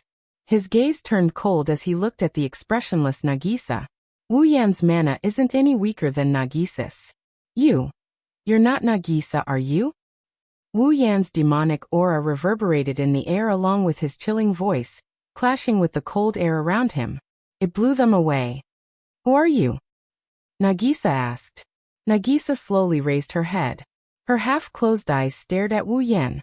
When she saw Wu Yan's mana isn't any weaker than hers, her eyes widened. She seemed surprised. She also seemed amused. Her lips curled into a stiff smile. The expression on his face did not change at all. He had such a strange expression, as if he was harboring evil intentions. The sound of rustling could be heard. It rang out. This was a deep voice that seemed to come from the horizon. One could faintly hear Nagisa's voice, but it seemed to be lacking in spirit, lacking in vigor and rhythm. You're not as simple as you seem. That's why, if you don't want to disappear from this world, you better answer me honestly. Wu Yan's voice is so cold it's almost as cold as the surrounding air. Don't think I can't do anything to you just because you're hiding in Nagisa's body. I have spells in my head that can deal with souls or consciousnesses attached to other bodies. It's rare for Wu Yan to threaten someone like that. He had no choice. Nagisa was in Nagisa's body. If he had any ill intentions, Nagisa herself would be in danger. If anything went wrong, Nagisa might lose her life. Ignoring everything else, Wu Yan was able to determine the level of the ice familiar in a single glance. It was definitely a true ancestor-level familiar. Judging by its power, this ice familiar is no ordinary primogenitor-level familiar. Even Wu Yan's own familiars are at the same level as this ice familiar, let alone Gu Cheng's incomplete familiars. Ignoring their special abilities, Wu Yan's own familiars are at the same level as this ice familiar. He didn't know if he could expel a familiar like that from Nagisa's body. More importantly, the ice familiar had been released by the consciousness that possessed Nagisa. Familiars have the side effect of consuming their host's life force. The side effect of a true ancestor's familiar is even more terrifying. It won't take long for the familiar to drain a newborn's life force to death. Right now, the ice familiar was being released by the consciousness attached to Nagisa's body. It didn't affect Nagisa in any way. However, if the consciousness were to leave Nagisa's body, the ice familiar would definitely die if it were to stay outside for a while. To prevent any accidents from happening that might endanger Nagisa's life, Wu Yan had no choice but to threaten her. Oh, Nagisa's smile seemed to widen a little. Her monotonous tone had a hint of joy in it. She seemed to be in a better mood. Do you care about this girl a lot? Nagisa spoke slowly.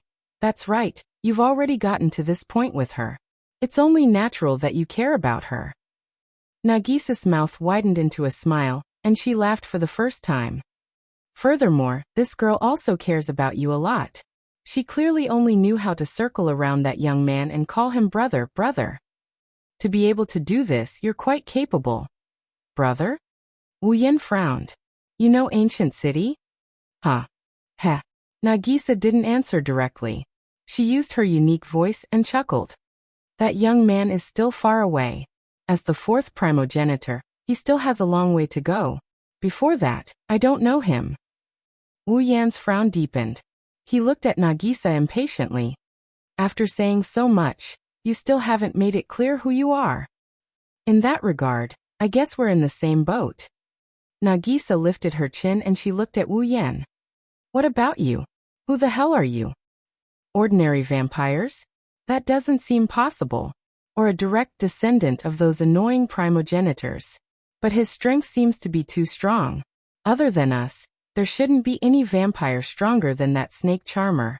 Or, Nagisa paused confused and asked seriously, are you on the same level as me? Without a certain level of understanding, one wouldn't be able to understand what Nagisa is talking about. However, Wu Yan got the gist of her words. You're a primogenitor? Wu Yan said with uncertainty. Then he quickly dismissed the idea. No, that shouldn't be. Don't worry. Nagisa's voice returned to its usual calm state. She said softly, with your level, you'll know sooner or later. It's best if no one knows of my existence. Nagisa strode towards Wu Yan. Behind her, the ice familiar slowly dissipated into thin air. She retracted her magic power back into Nagisa's tiny body. Wu Yan was confused, but he retracted his magic power as well. All that was left was the frozen ground. Stopping in front of Wu Yan, Nagisa reached out and caressed his face as Wu Yan frowned. Don't worry, I have no intention of harming this girl. On the contrary, I will do my best to protect her. As she spoke, she lifted her face and tiptoed towards Wu Yan's face. Fifth true ancestor of unknown origin, for the sake of this girl, I will acknowledge you a little. With these words, Nagisa kissed Wu Yan's lips. Wu Yan only felt an extremely soft touch on his lips as he took control of her icy lips. Then an inexplicable icy aura entered his mouth and integrated into his body. At this moment, Wu Yan was still in a daze. In the next moment, a faint connection connected with the Nagisha in front of him through his senses. As if she had completed her mission, Nagisa separated. The faint blue light on her body disappeared. She returned to her original form and fell into Wu Yan's arms.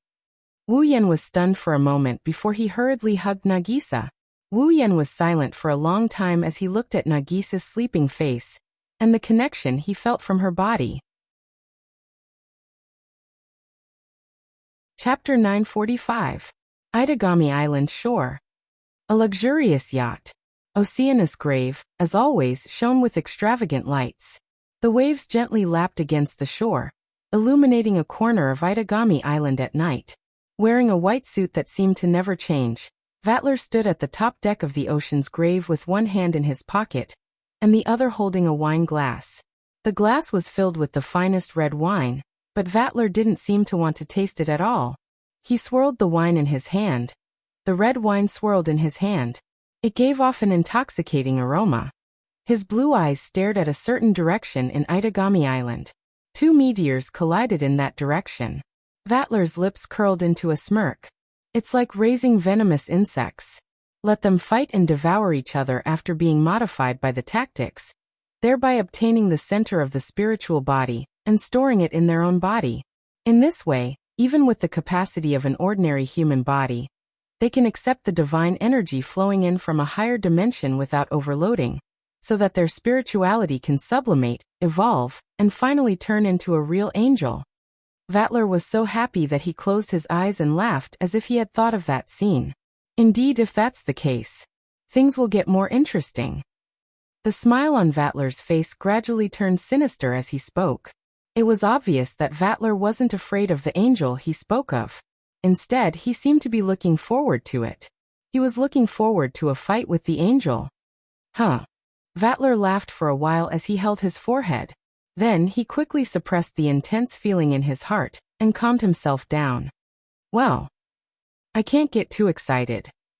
He took a deep breath. Vatler said as if he was intoxicated. The current angel isn't complete. The core of the spirit body isn't complete. She can't be considered a true angel. Furthermore, it's not appropriate to attack an angel. After all, she was created for that purpose. Vatler abruptly paused and lifted his head to look at the night sky in front of him. A trace of surprise appeared in his eyes. This mana. Is it Wu Yan? Or Koku? Vatler narrowed his eyes as he quickly denied his own guess. No. Wu Yan and Koku's mana don't feel like this. But if it's not Wu Yan and Koku, who else on Itagami Island could have this level of mana? Vatler's expression turned gloomy. Then, he sensed a magical power that wasn't inferior to the former. This is Wu Yan. Vatler knew who the mana belonged to. What's going on? Two true ancestor-level mana. And the other one isn't even an ancient city. Vatler's handsome face slowly sank. His eyes fluctuated, indicating that his heart was shaken. Let's go take a look. As soon as Vatler made his decision, the two abnormally powerful mana disappeared at the same time, causing him to stop on the spot. Vatler looked pensive as he gazed at the area where the mana appeared. It didn't take long before his expression disappeared, and was replaced by a smile. Itagami Island, I can't get bored even if I wanted to. It's great to be here. Vatler's smile widened as he slowly turned around to face the front of the deck. Am I right? Fifth primogeniture. A gust of wind blew onto the deck of the yacht. When the wind died down and everything returned to normal, a figure appeared in front of Vatler. His thin clothes billowed in the night breeze. His bangs fluttered in the wind. Wu Yan stared at Vatler with his wine-red eyes. He didn't say anything. In his arms, a petite figure was lying there with her eyes closed like a sleeping child. Her expression was very peaceful. No one who saw this scene would believe that she had just frozen an area of a few hundred meters into ice in a breath's time. This scene is really nostalgic. Vatler smiled as he said something that did not match his expression. When we first met, it was like this as well, right? Without that girl.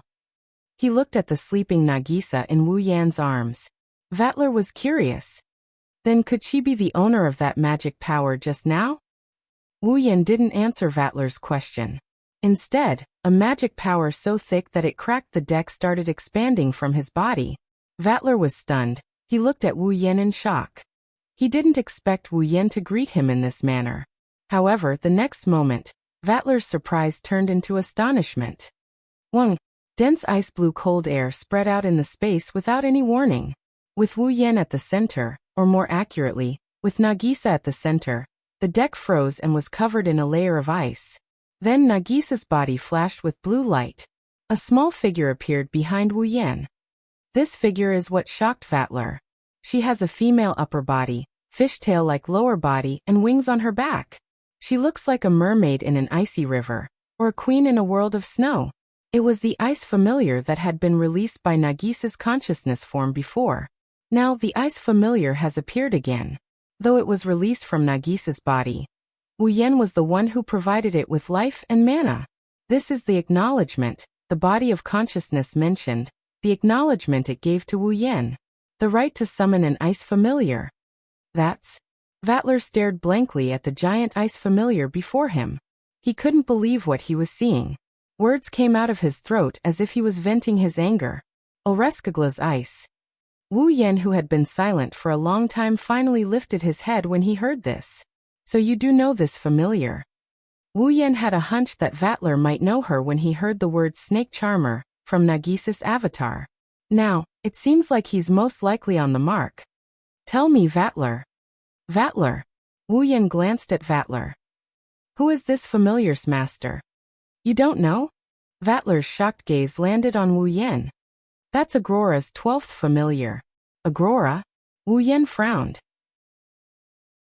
Was Agrora the body of consciousness that possessed Nagisa? Who is Agrora? You don't know anything. This time, Vatler's shock was directed at Wu Yan. When he saw Wu Yan's frown, he laughed happily. To think that you don't even know about Agrora and her Oreskagla ice, but you have the blood of a true ancestor in your body. As the 5th true ancestor, you're really not qualified to be the 5th true ancestor. Wu Yan raised an eyebrow and his gaze turned cold. Vatler didn't notice the change in his expression, he just kept on laughing. But this is interesting. A 5th primogenitor who doesn't know anything. Interesting. Bang. Before he could finish his sentence, a cold fishtail swung out and smashed into Vatler's body. Yua. Vatler screamed and flew into the air. His body was riddled with wounds, and he fell into the sea far away. The water there was dyed red. Tisi. Wu Yan scowled. He didn't even look at the area.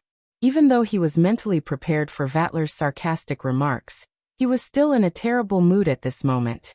Wu Yan cut off the supply of mana to Oreskagla Chigs, and he disappeared from the deck with Nagisa in his arms after she recalled her familiar.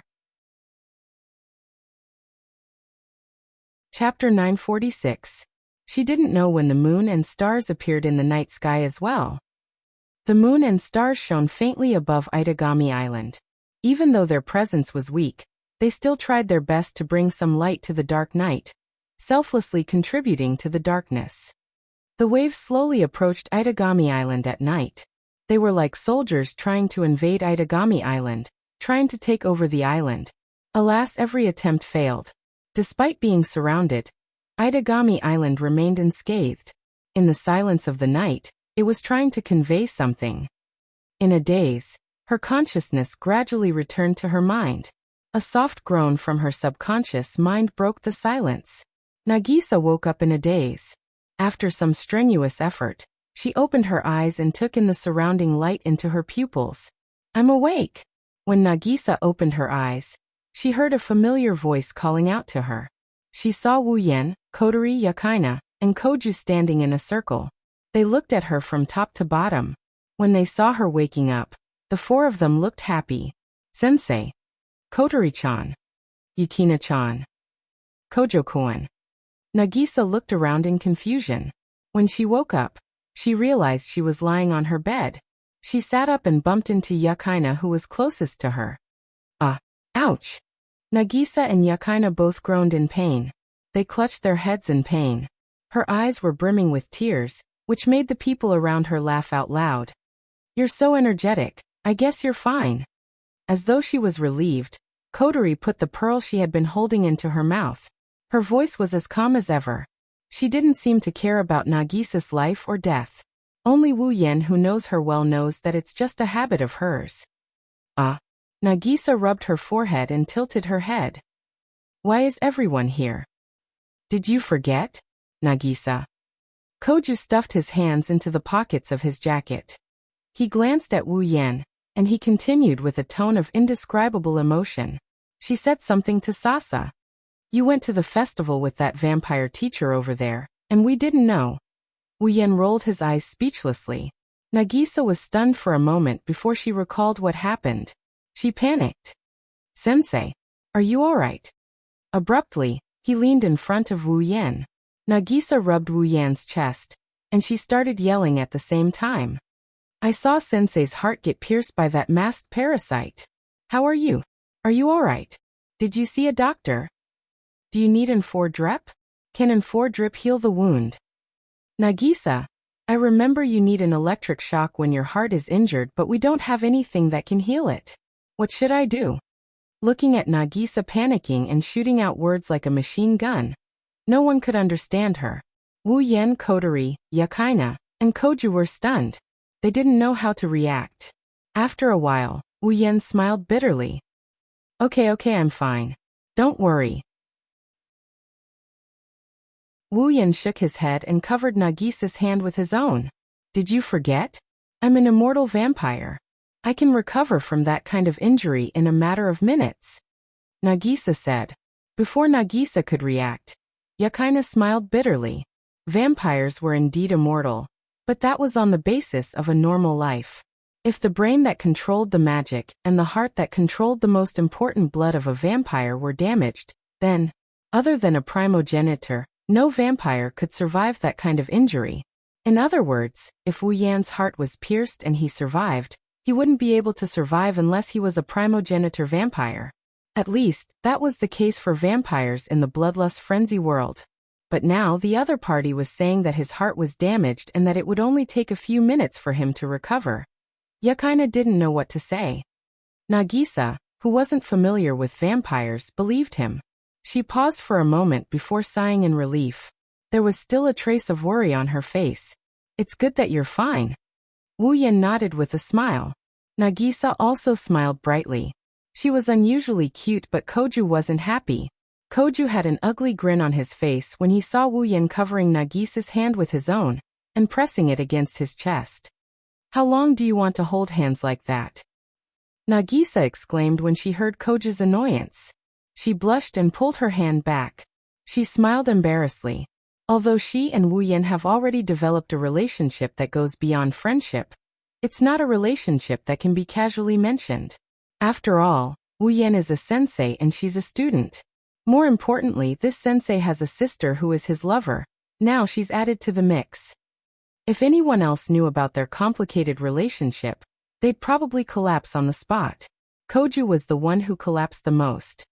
On the other side, Wu Yen, Kotori, and Yakaina looked at Koju strangely. Their gazes were filled with disdain. What an irredeemable siscon. Speechless. Well, liking a younger sister isn't something to be ashamed of. Don't worry, I won't tell anyone, Kotori said. Senpai, you're still as perverted as ever. Yakaina said. It's not like that. Koju shouted himself hoarse. I just don't want Nagisa to be molested by that vampire teacher. Unfortunately, his explanation was ignored by everyone except Nagisa. Nagisa? Wu Yen hesitated. He stared at Nagisa's face until she blushed. Then he opened his mouth. Did you forget? Nagisa flinched. She asked in confusion. What did I forget? Looking at Nagisa's confused expression, Wu Yen chuckled after a moment of silence. No, it's nothing. Wu Yen turned to Kotori. Kotori, take Nagisa to the shower. Kotori nodded as if she knew what Wu Yen was planning. Nagisa also felt a little sticky, so she stood up and followed Kotori out.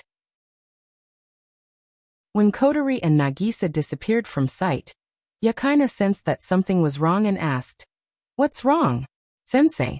Wu Yen looked at Koju and Yakaina. Koju, Yakaina, do you know the name Agrora? Agrora? Agrora? Koju and Yakaina looked at each other and nodded at the same time. Sensei, you don't know Agrora? Yakaina looked at Wu Yen in confusion. She's the 4th primogenitor of the previous generation. What? Wu Yen was shocked. You're saying Agrora is the 4th primogenitor of the previous generation? Yes. Yakaina looked at Wu Yen in shock. She nodded and looked at Koju. Sensei devoured the 4th primogenitor of the previous generation, Agrora, a few months ago. That's how you became the 4th primogenitor. Wu Yen fell silent. Vatler had once said that the Enchantress Azure Ice was Agrora's 12th familiar. Agrora was the 4th primogenitor of the previous generation. Did that mean Ashnice of the Enchantress was the city's familiar? Then why is it in Nagisa's body? Is the consciousness in Nagisa's body the fourth primogenitor of the previous generation, Agrora? Wu Yan had a feeling that Koju, an ordinary human, had the ability to devour the fourth primogenitor and become the fourth primogenitor of the previous generation. After all, it was impossible for low-level vampires to devour high-level vampires without any special abilities, let alone an ordinary human like Gucheng who had devoured a true ancestor. Ignoring Koju and Yakaina, Wu Yan walked to the window and looked outside. He sighed. For the time being, let's deal with Kanase Natsuya first. Chapter 947. Itagami Island is a special city for demons, a place dedicated to the research of demons. Besides demons, there were also many researchers of related enterprises such as pharmaceutical, precision machinery, high-tech industries and famous research institutions on this artificial island. Their purpose was to apply the research results of demons to themselves, so as to gain benefits. Some of them are even clustered together to form a research area. In the middle of the research area, there's an old street that seems to have existed since Itagami Island was built. On the street, there's a company. The outer walls were all covered with glass and looked abnormally cold. Compared to the surrounding buildings that seemed to be very old, it was undoubtedly a killjoy, but at the same time, it was an indisputable building that was dozens of meters tall. Fortunately, the sunlight could not shine here, otherwise, it would be reflected by such a huge thing covered in glass, and people would not dare to raise their heads to look at it. The name of the company is Magus Plastic. From the name, this company seems to be related to magic or attack magicians. But in fact, it was just a company that specialized in manufacturing industrial robot puppets. For example, cleaning robots were the target of this company's attempts. But now, this company only existed in name. Even the company's office building was almost abandoned. The true center of the magic shooter's workshop was a ship that was located to the east of the company building. Only a faint shadow could be seen. It was the sorcerer's commercial cargo ship, used to transport the work robot dolls produced by the sorcerer. Unfortunately, it's no longer used for transportation. It's used for unknown research. Kanase Cannon. Right now, she's on this ship. She's lying in the dim light. Kanase Cannon's eyes are wide open. She's staring blankly at the ceiling. There's no movement inside. She's like a puppet. Her pupils are dilated. Tiny streams of light swirled around Kanase Cannon's body. She's releasing an illusory light. Soon after, it formed many complicated patterns. As the flowing light surged, it was like flowing water. It's moving as if it's alive. Just by looking at this scene, one would think that Kanase Cannon was a lifelike doll. The patterns flowing on her body were the links of the doll, giving the impression that as long as one found a button, the patterns would automatically open and reveal the mechanism inside the doll. But it is true that the current Kanase Cannon can no longer be considered a human. Even she herself thinks so. The unfamiliar and uncontrollable body responded clearly in her mind, and continued to change. Kanase Cannon clearly understood that her existence was slowly disappearing from this world along with these changes. Even though Kanase Cannon understood this, she didn't know how to describe her current feelings. However, one thing was for sure, she didn't feel any sadness or fear. As for the reason, part of it is because her body is changing. Her heart is disappearing. That's why her sadness and fear are leaving her. Another part of it is because after the initial sadness and fear, she knows that her hands are stained with the blood of others. She no longer believes that she has the right to have such feelings. Fake angels were nothing more than transforming a group of ordinary people, with extraordinary spiritual constitutions, into masked parasites. Then they were made to kill each other, devour the spiritual centers in their bodies, and absorb them into their own bodies. From there, they would obtain enough spirituality for evolution and break through their own barriers. In the end, they would sublimate into real angels. And in order to obtain enough spirituality, one would need at least 7 spirituality centers to be able to do so. In other words, if Kanase Cannon wants to become an angel, she'll have to kill 6 of her own kind and devour a part of their bodies to reach the requirements for her own evolution. She had more or less achieved this. Even though she only hurt a few of her own kind, they also killed the others who were eliminated. Regardless of the number, Kanae's Cannon can't deny that her hands are stained with blood. Right now, she's just a monster. Even if he was wearing an angel jacket. Disappearing like this isn't a bad idea. Kanae's Cannon said to herself in the last bit of consciousness she had left. As the thought came to her mind, the pupils in her eyes became more dilated. Soon after, the remaining bit of consciousness also slowly dissipated. With her sluggish eyes, Kanae's Cannon suddenly recalled what happened last night. In the night sky, she was still slaughtering her own kind as usual. Just like her, before the battle, she had already devoured the rest of the masked parasites. Because of this, her kind is very strong. At least, she's stronger than her previous kind. Yet she still has the upper hand. According to this situation, if he continued to fight, then sooner or later, this fellow race member would be torn apart by his own hands, and a part of his body would be bitten off. At that time, she won't be able to control her own body. She doesn't even have much rationality left. Her compassion and kindness have all become numb in her previous battles. It was also at that time that a figure that he wasn't very familiar with, but was strangely close to, appeared. He stopped her from fighting so that she wouldn't have to hurt her own kind. Kanae's Cannon is grateful to him, but she also feels guilty, because at that time, she still made a move against the person who had saved her. Kanae's Cannon still remembered that when she was wearing a mask, he recognized her and called out her name when she was still a human.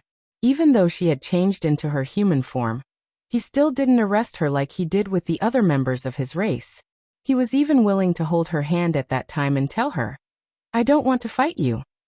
In the void, he held her hand and looked at her with pity, heartache, gentleness, and understanding. He looked at her who had turned into a monster, whose hands and mouth were covered in blood, and said those words that almost made her cry. But at that time, she couldn't shed any more tears. It was also at that time that Kanae's Cannon, who thought there was no turning back, wavered. Ever since she became a monster, for the first time in her life, she had a strong desire to return to the past. She wanted to go back to the time when she was still Kanae's Cannon. However, this wish only lasted for less than 10 seconds before vanishing into thin air once again. Kanae's Cannon saw herself piercing the chest of the man who called out to her gently. She broke his flesh, pierced his body, and crushed his heart. Her heart died with him at that moment.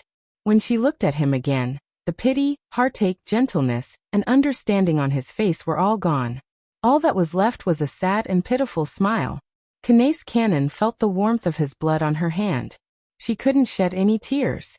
This time, it's not because she can't control her tears, it's because her heart is broken. Tears have become a luxury. Then, there's no more then. His heart had already died along with the other party's heart being crushed by his own hands. Kanae's Cannon doesn't have any memories of what happened after that. The tattoo on her body glowed faintly. At that moment, there was only one image left in her mind. The image of the person with blood flowing out of his chest and a pitiful smile. Finally, Kanae's Cannon couldn't hold it in any longer and a tear rolled down her cheek. Chapter 948. Sorcerer Craft Plastic Commercial Cargo Ship. In the middle of a room filled with all sorts of medical equipment, there is no sunlight. It looks like a hospital operating room, but it also looks like a research lab. There is a bed in the middle of the room. On the bed, Cannon was lying in a vegetative state. Her eyes were unfocused, and she looked like she was in a vegetative state. She lay under the light of an unknown source of light. Her body rippled like flowing water, emitting a power that no one could detect. It was acting on Cannon's body. Those runes are the spirit evolution runes. They are the runes used to create artificial angels. Because of these runes, the artificial angels can transform their own spirituality into power. They can accept the divine aura from the higher dimension and transform into the shape of an angel to fight. Only by engraving the spirit evolution runes on their bodies can the artificial angels have the qualifications to evolve.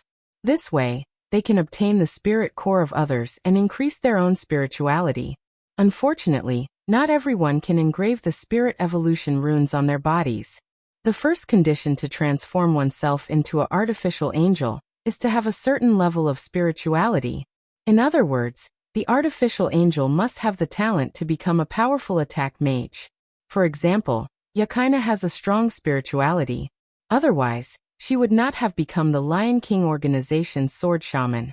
Only with a powerful spirit body would the spirit evolution tactic be effective, and the artificial angel could be born. Of course, possessing a spiritual body was only the first condition to become a fake angel. If one wanted to become a real angel, not only would they need to gather the 7 spiritual cores, but they would also need to gather the 7 spiritual cores.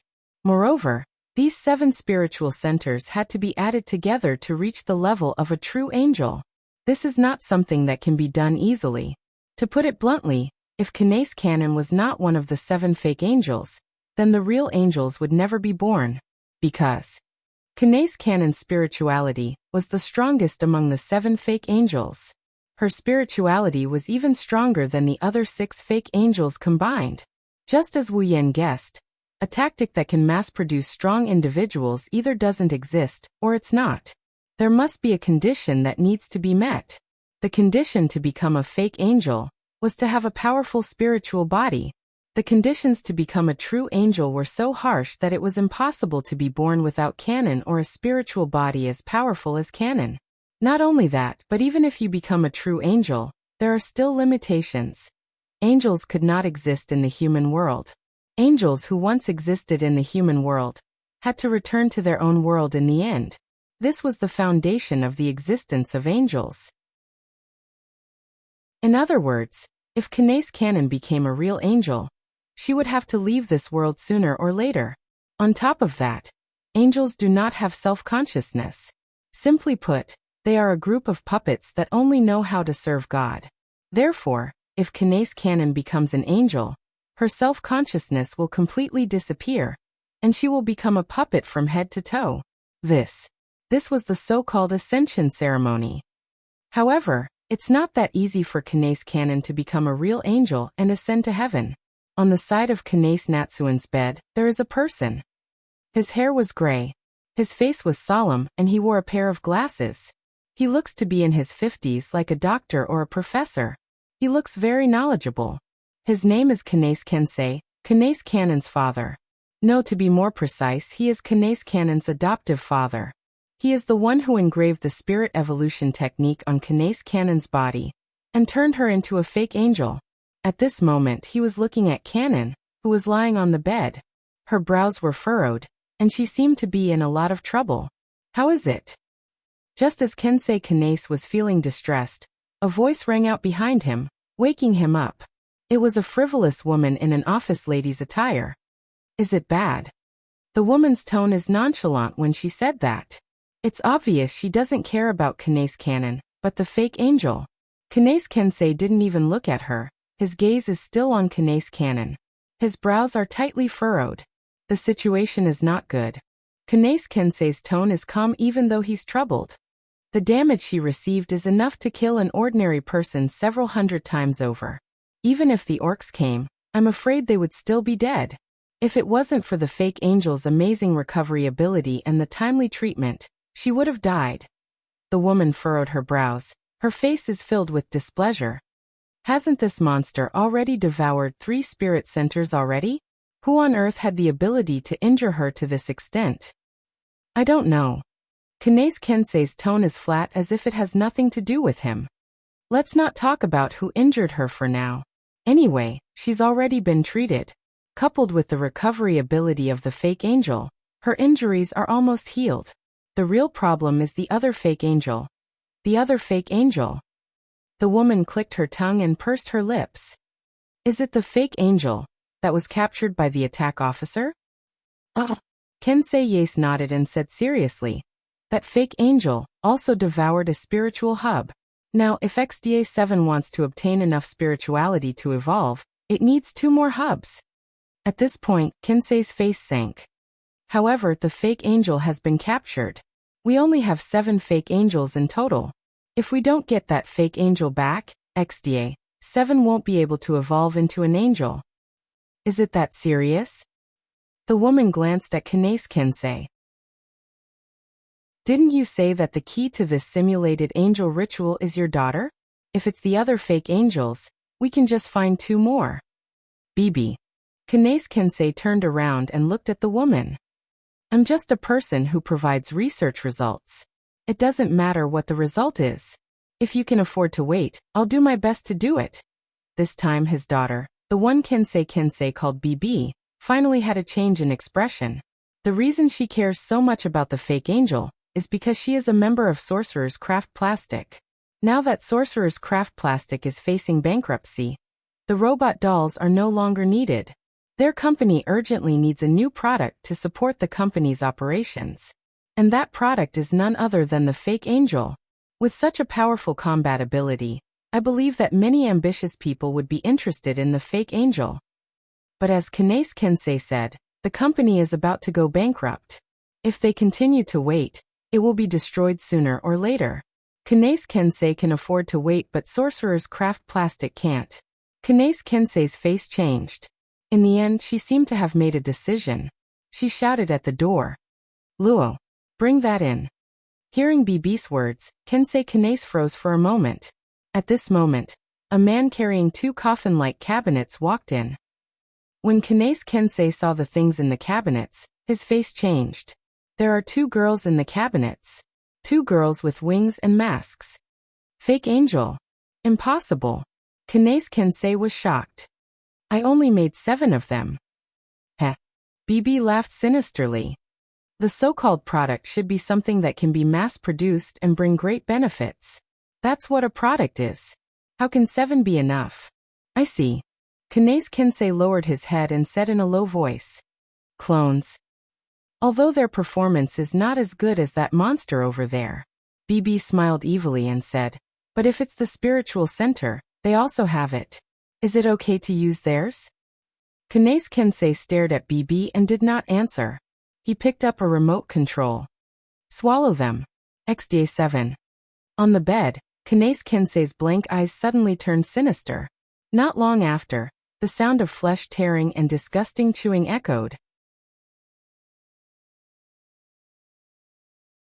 Chapter 949. Blood flowed all over the floor of the dark room. The 2 cloned angels were lying on the ground. Blood was flowing out of a terrifying hole in their abdomens, spreading the blood on the ground. Most of their aura had dissipated. They were on their last breaths, not far away from death. None of them, including Kensei, BB, or the man called Luo, showed any pity on their faces. They didn't even look at them. They just let them die. Kensei and the others are looking at Canon Kanase. Canon is lying on the bed again.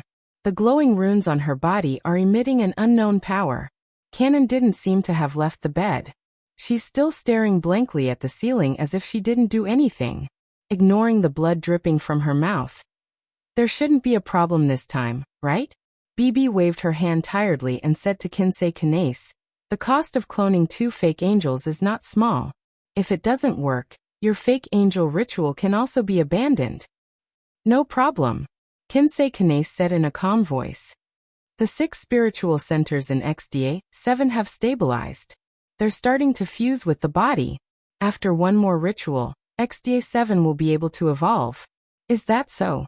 BB seemed to heave a sigh of relief and smiled maliciously. That's good. Otherwise, this monster has no value. So, what is the ritual that needs to be done? Battle. Fight. The glasses on Kensei Kanase's face flashed with light, making it impossible to see the expression in his eyes. A large-scale battle.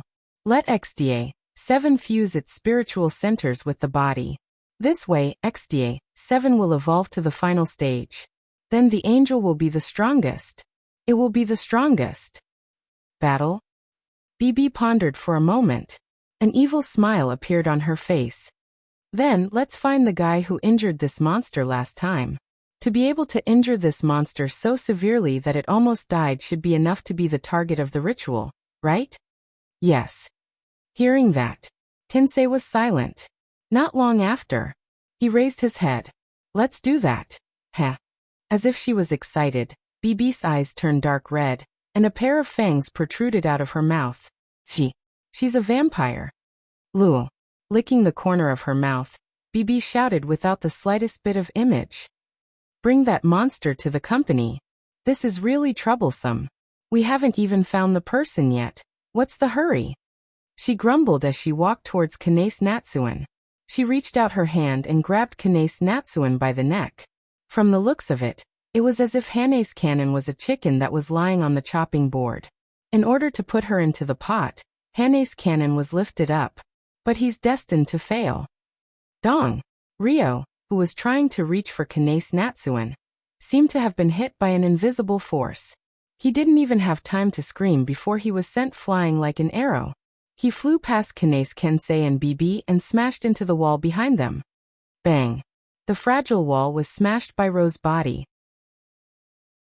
Rose's body didn't slow down at all. He was thrown out of the boat and fell into a deep slumber. Kensei Kanace and BB did not even have the time to react to the sudden change. For a moment they were stunned there, as if they had been fixed in place and could not move. On their foreheads, a drop of sweat slid down without explanation, and their pupils constricted in hindsight. Phew! It sounded like the wind, but also like the sound of something breaking through the air. A soft sound reverberated in the air and entered their ears. In front of them, beside Kanace Cannon's bed, a silhouette slowly appeared. Kensei and BB's expressions changed. Even Cannon's blank eyes lit up when she saw the figure.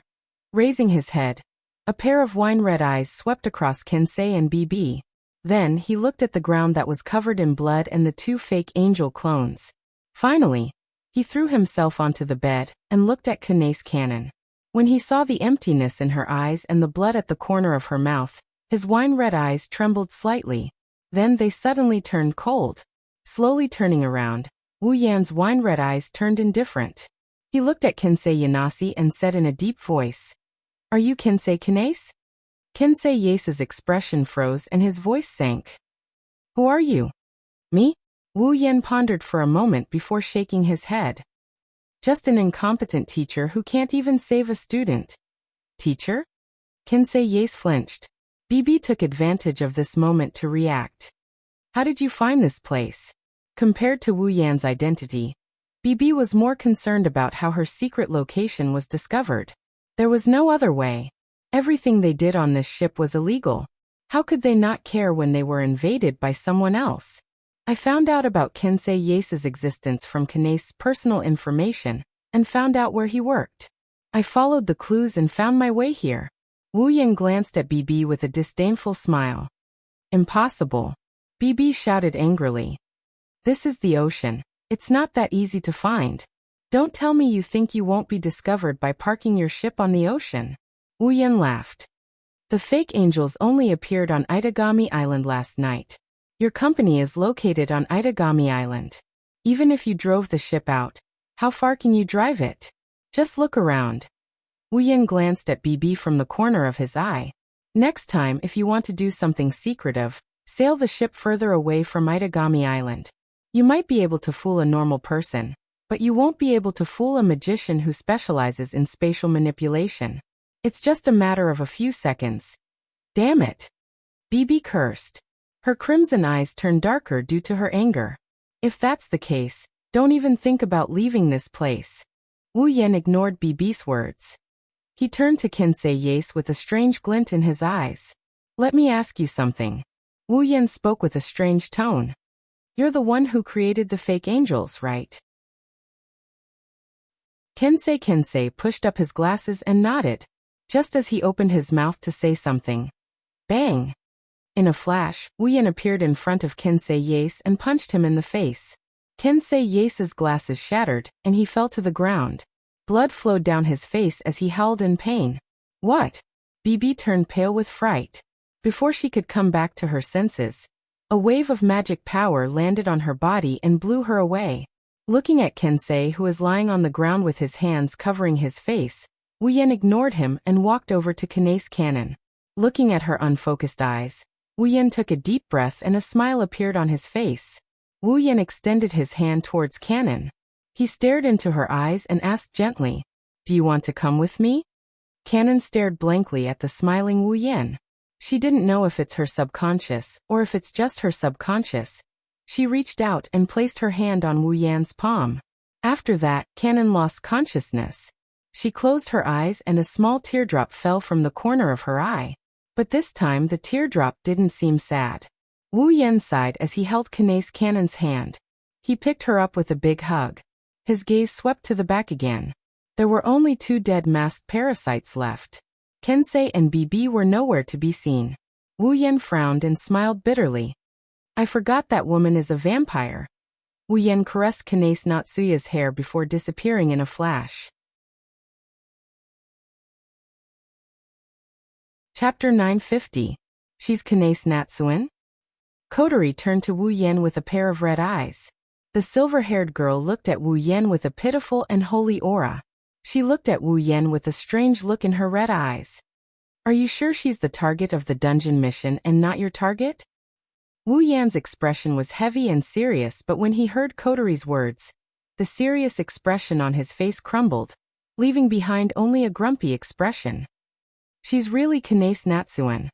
Wu Yan emphasized. Why would you think that way? Kotori pursed her lips and sneered. Who told you to choose such a beautiful girl for the dungeon mission? It's the system's choice. Wu Yan tried to prove his innocence.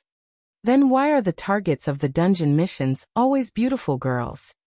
Kotori seemed to be really puzzled by this. I remember you said you had a dungeon mission in our world where you wanted me, Toka, Yoshino, and Kuromi to equip the sealing bracelet, right? This time, it's to save Kanae Natsuan. Kotori paused and looked at Wu Yan suspiciously. Could it be that in every instance Dungeon World's quest, there will be something related to beautiful girls? Wu Yan's lips twitched and his heart started beating like a drum. That seems to be the case. In the Whirlwind Butler world, he had a dungeon mission to enroll in the White Emperor College.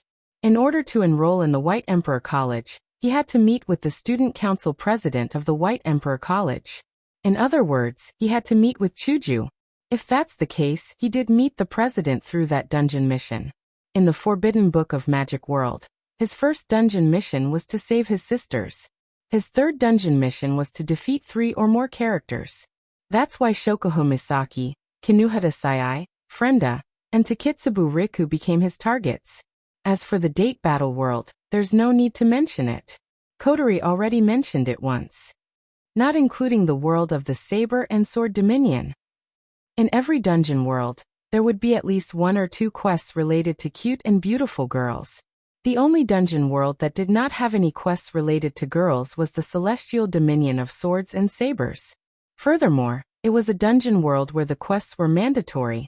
In other words, every time he entered a dungeon world, the system would give him a mission. At least one of them was related to a cute girl. When he thought of this, he blushed with shame, but at the same time, he felt immense gratitude towards the system who fused with his soul. It's a good system. Wu Yan gave the system a good system card without hesitation. However, he didn't say anything to Kotori. It's just a coincidence, it's a system mission. It has nothing to do with me. Is that so? Kotori looked at Wu Yan meaningfully before turning her head away. Isn't there a saying that goes like master, like system? Where did you hear that from? Wu Yan couldn't help but retort. She's been modified, right? Kotori snorted and looked at Kanae Natsuan. So, what do you plan to do with her? Wu Yan's expression turned serious once more. He stared at Kanae Natsuan for a while before saying, the second dungeon mission requires me to stop the Ascension ritual. Save Kanae, who has been turned into a fake angel. If I can get rid of the modification spell on her, the mission should be complete. I see. Kotori muttered to herself before turning around. She looked at Wu Yan and said, if that's the case, it shouldn't be hard for you, right? Kotori knows that Wu Yan has all the spell knowledge from the 103,000 grimoires in his head. His understanding of spells is the best in this world. Even if the tactics in the 103,000 grimoires are from the Forbidden Tome of Magic, Wu Yan should be able to break Kanae Canon's spirit evolution tactics with his vast knowledge of tactics. Even if he doesn't know Kanae Canon's spirit evolution tactics, it shouldn't be a problem for him. However, Wu Yan shook his head. Perhaps it was simple in the past. But now, Yi's body has gathered all the conditions to evolve into an angel. She's on the path of ascension. Strictly speaking, she's no longer a character of this world. She's in existence in a higher dimension. Wu Yan pointed at the flowing spell patterns on Kanace Natsuen's body. She's no longer the Kanace from this dimension. Since her evolution isn't complete, I can touch her. But if I attack her, my attack won't work. Getting rid of the spell patterns on Kanace's body is already within the range of my attack. Wu Yan shook his head with a bitter smile. Of course, it's not that I don't have a technique to deal with angels of a higher dimension. There are techniques in the 103,000 books of witchcraft specifically used against heaven, and even techniques used by angels themselves, the so-called angel techniques. If I spend some time, I'll definitely be able to get rid of the patterns, but I'm a little hesitant. Hesitating? Kotori furrowed her brows. What are you hesitating for? I'm hesitating if I should get rid of the spell patterns on Kanace's body. Wu Yan didn't mince his words. Kanace already has all the requirements to evolve into an angel. If she succeeds, she'll be as strong as you and me. It wasn't easy to get these conditions. It would be a pity to get rid of them just like that. Huh? Are you kidding me? Kotori looked at Wu Yan in shock. Let's not talk about whether or not you can complete the second mission. If you let Kanace Natsuen evolve into an angel, not only will her consciousness disappear, she won't be able to exist for long. She'll eventually leave this world. Are you trying to kill her by not getting rid of the spell patterns? Do I look like that kind of person? Wu Yan rolled his eyes and sighed. Since I said so, of course I have a way to keep Kanace's consciousness intact and let her exist in this world. Yes, Wu Yan has a way to keep Kanace Natsuen in her angelic form. She can remain in this world. In the world of the Forbidden Magic Tome, there are very few examples of humans summoning angels. But it's not like there aren't any. The method of summoning angels used in these limited examples was naturally left in the 103,000 books of witchcraft. Summoning an angel is very, very difficult. Otherwise, in the original work, Yufeng Fire would not have spent so much effort to build a fortress just to bring an angel down to the mortal realm. He even almost sacrificed himself in the process. Therefore, even though Wu Yan has a way to summon an angel, he can't do it alone. However, it was much simpler to just leave the original angels in this world. After all, Kanace Canon's spiritual evolution had been completed, and all the necessary conditions were in place. There was no need for him to prepare anything himself. All he needed to do was to modify the spiritual evolution technique on Canon's body, and it would not be impossible. The only drawback was that forcefully modifying an existing tactic required a level of understanding and an abnormally large amount of mana that exceeded the level of the tactic itself. However, with 103,000 grimoires, how could Wu Yan lack understanding of spell patterns? As a true ancestor, how could he lack mana? Therefore, Wu Yan meets the requirements to preserve Kanace Natsuen's angelic power and maintain her consciousness. However, if he does that, he will have to continuously transfer mana to the spell patterns on Kanace Natsuen's body to maintain them. Wu Yan didn't care about the price. He has a lot of mana and it's still growing. If he didn't, all he would have to do is use Fantasy Killer on Kanace, and poke her a little bit. I wonder what Kanace Natsuen thinks. Wu Yan rubbed his forehead. If she only wants to live a peaceful life, I don't think it's appropriate for me to do this. Why are you so troubled? Kotori hit the nail on the head. Let's do it first.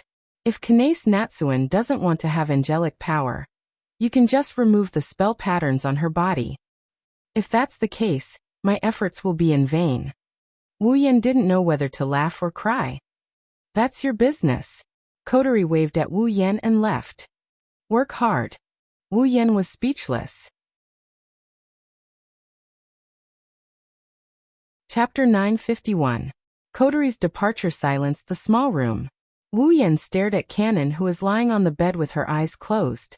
He didn't say a word.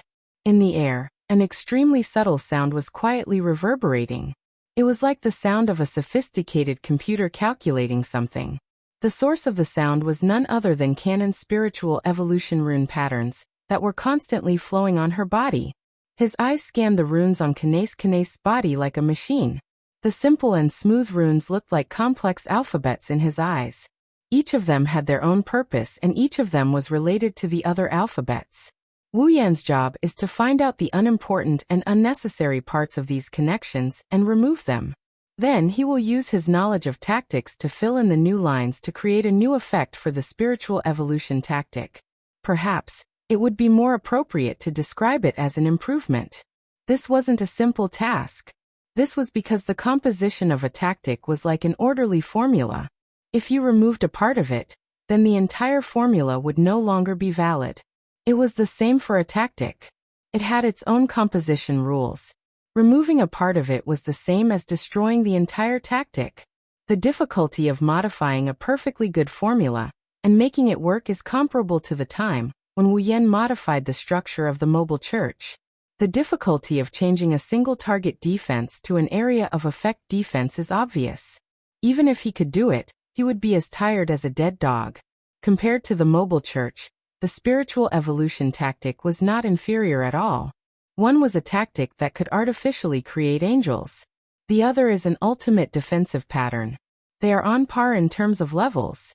Or rather, if it wasn't for the harsh conditions required for the spiritual evolution technique to create angels, and if it could be as effective as the moving church, without any side effects or sacrifices, then this technique would be much more effective. It wouldn't be an exaggeration to call it the highest level of all tactics. No side effects or sacrifices. A pattern that can create real angels at any time. Just the thought of it is terrifying. Fortunately, no matter which world it was, tactics with heaven-defying effects like the spiritual evolution tactic had their limitations and conditions. Otherwise, Wu Yan wouldn't have dared to make a name for himself in this dungeon world. His mind flashed with the techniques from the 103,000 grimoires, including magic techniques, alchemy techniques, yin-yang techniques, and even angelic techniques. Wu Yan found the parts he needed from this vast collection of techniques and stored them in his mind. Phew! He took a deep breath. Wu Yan focused his mind and began to remove Canon's clothes. The spirit evolution tactic was still flowing on Canon's body, as if it was engraved on her clothes. However, the spirit evolution tactic was actually engraved on her body. To modify the spirit evolution tactic, one had to touch the spirit evolution tactic directly. Wu Yan said he couldn't do it. He didn't have any evil intentions. Right now, his heart was also stirring with eagerness. Wu Yan's hands didn't even tremble during the whole process as he removed Canon's skin-tight clothes that looked like a night ranger's outfit. One can only imagine. When it comes to taking off clothes, just how high is his mastery of the art? When Natsuan appeared in front of Wu Yan, even Wu Yan couldn't help but be stunned by her beauty. Canon's body. How should he describe it? Very good. She might not be able to compare to Ikaros, Astria, Shoko Homisaki, Toka, and Takitsubu Riku, but her body is well proportioned. Her body is large where it should be and small where it should be. Also, her breasts are bigger than a 14-year-old girl's. With Canon's age, it's already impressive that she has such a body. It won't be hard for her to reach Shoko Homisaki's level in the future. Wu Yan stared at her for a bit. He couldn't help but look forward to what Canon will look like in the future. She must be very tempting. After all, her appearance was no different from an angel. Wu Yan didn't know that this wish of his is about to come true. Taking another deep breath, he suppressed the restlessness in his heart. Wu Yan finally got serious and his lips curled into a mocking smile. If Koju saw this beautiful scene, he would probably have a nosebleed. Wu Yan held his breath and he pointed a finger at her. At the tip of his finger, traces of magic power appeared and entwined. Wu Yan's fingertip seemed to be on fire. A small flame appeared on his fingertip. However, it wasn't a real flame. It was pure mana. It didn't take long for the wisp of mana flames to distort slightly. Vaguely, an extremely small and profound mana array rippled out from within. As it undulated, an indescribable force seemed to surge out, causing the surrounding space to ripple a little. His wine-red eyes glimmered as he scanned the runes on Natsuan's body. Then he reached out with his burning finger, and he tapped one of the runes on her body. Wang. As if sensing danger, The spell patterns on Kanon's body vibrated violently. The light that was flowing at a fixed speed increased in speed.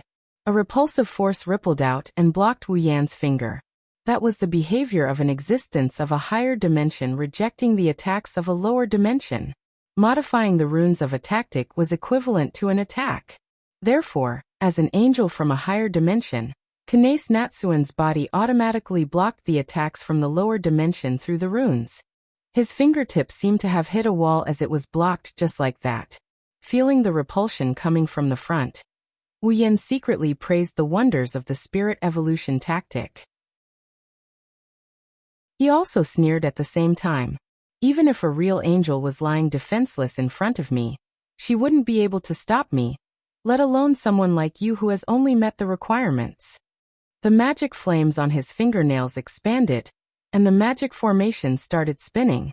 The magic formation started spinning, and the magic formation started vibrating. Then the magic formation collided with the repulsive field created by Kanace Kanon's runes. Pung! A soft muffled sound rang out, clearly audible in the surroundings. In the next moment, the repulsive force released by the surgical pattern was disintegrated, dissolved without any suspense. Not long after, it disappeared without a trace. Wu Yan smiled. He controlled the magical power on his fingertip and compressed the flames to the same size as before. Then he extended his finger and pressed it on Kanon's body. A soft sensation passed through his fingers and into his brain. Wu Yan's focused mind almost got distracted. His eyes couldn't help but wander towards Kanace Kanon's boobs. He quickly averted his gaze. After calming himself down, Wu Yan smiled bitterly. She's only 14 or 15 years old. She's already so charming. When this seductress grows up, she'll ruin the hearts of many impure young men and women. What a seductress! Sighing, Wu Yan closed his eyes. He adjusted his breathing, his mind, and his mana. When he opened his eyes again, the only thing left in his mind was the seriousness and concentration of his mind when he modified the runes. It was as if he was drawing a picture. His fingertips, burning with magical flames, slowly slid across Kanace Kanon's skin. Sometimes, he traced the lines of the spell patterns engraved on her skin. Sometimes he bypassed them to create new parts. Sometimes he erased some of the spell patterns. Sometimes he added a few more lines to form a picture. The long and arduous work was still going on. Chapter 952. Chi-chi-chi. Sizzling sounds reverberated in the air, as if a burning flame was being extinguished by water, rising and falling rhythmically. In the entire room, strange ripples were moving back and forth in the air. Along with the chi-chi sound, the ripples formed a melody, playing. This scene had been going on for more than 5 hours. Outside the window, the sky was already filled with white light. The night was quietly retreating, waiting for the opportunity to descend again. The azure color replaced the black curtain of the night, spreading across the horizon. Not long after, it would cover the entire sky, bringing dawn to people. The only thing left is the painful sunlight that has yet to appear on Itagami Island despite the 4 seasons of the island. The sky turned white. A new day has begun in Itagami Island. No one knows that Kanace Kanon is lying on Wu Yan's bed, enjoying his caress. After a night, Wu Yan did not show any signs of exhaustion. His wine-red eyes were still glowing, and he appeared to be very serious. His fingertips slid over Kanace Kanon's body more smoothly than the night before. Obviously, his master was gradually getting used to the task. At this moment, the runes on Kanon's body began to flow again. Along with the sizzling sound of its fingertips brushing across its body, its voice also started to work. At first glance, the surgical patterns on Kanace Natsuya's body did not seem to have changed at all.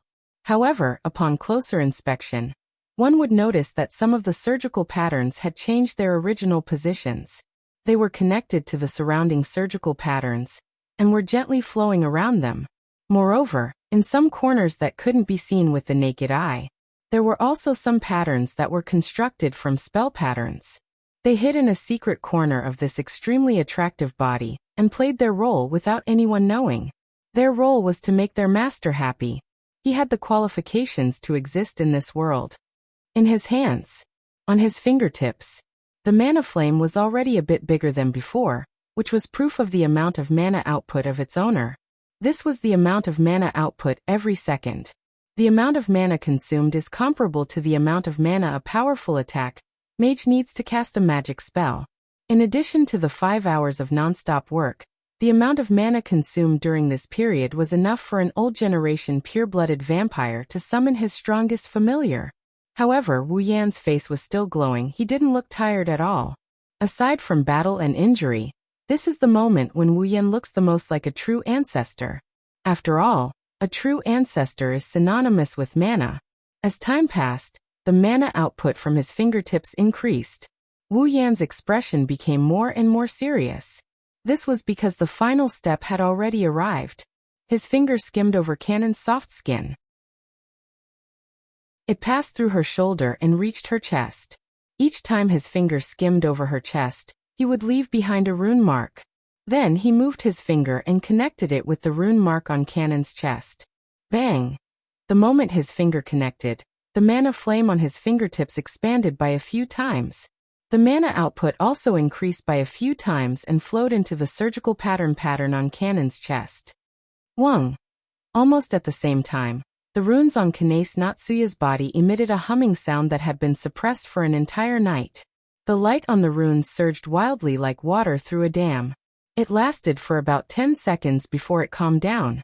Under Wu Yan's gaze, the newly constructed spiritual evolution pattern rippled and gradually melted into Cannon's body. At the same time, the pair of holy wings on Cannon's back slowly retracted into her body. The current Kanace Cannon looked exactly the same as she did before she was turned into a fake angel.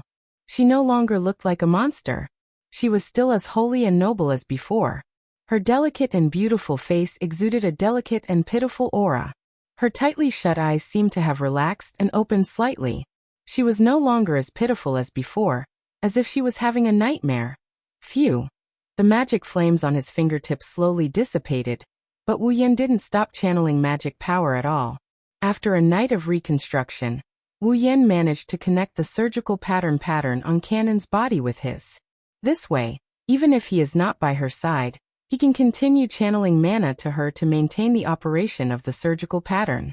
As long as Wu Yan does not stop channeling mana, Cannon will be able to live normally in this world.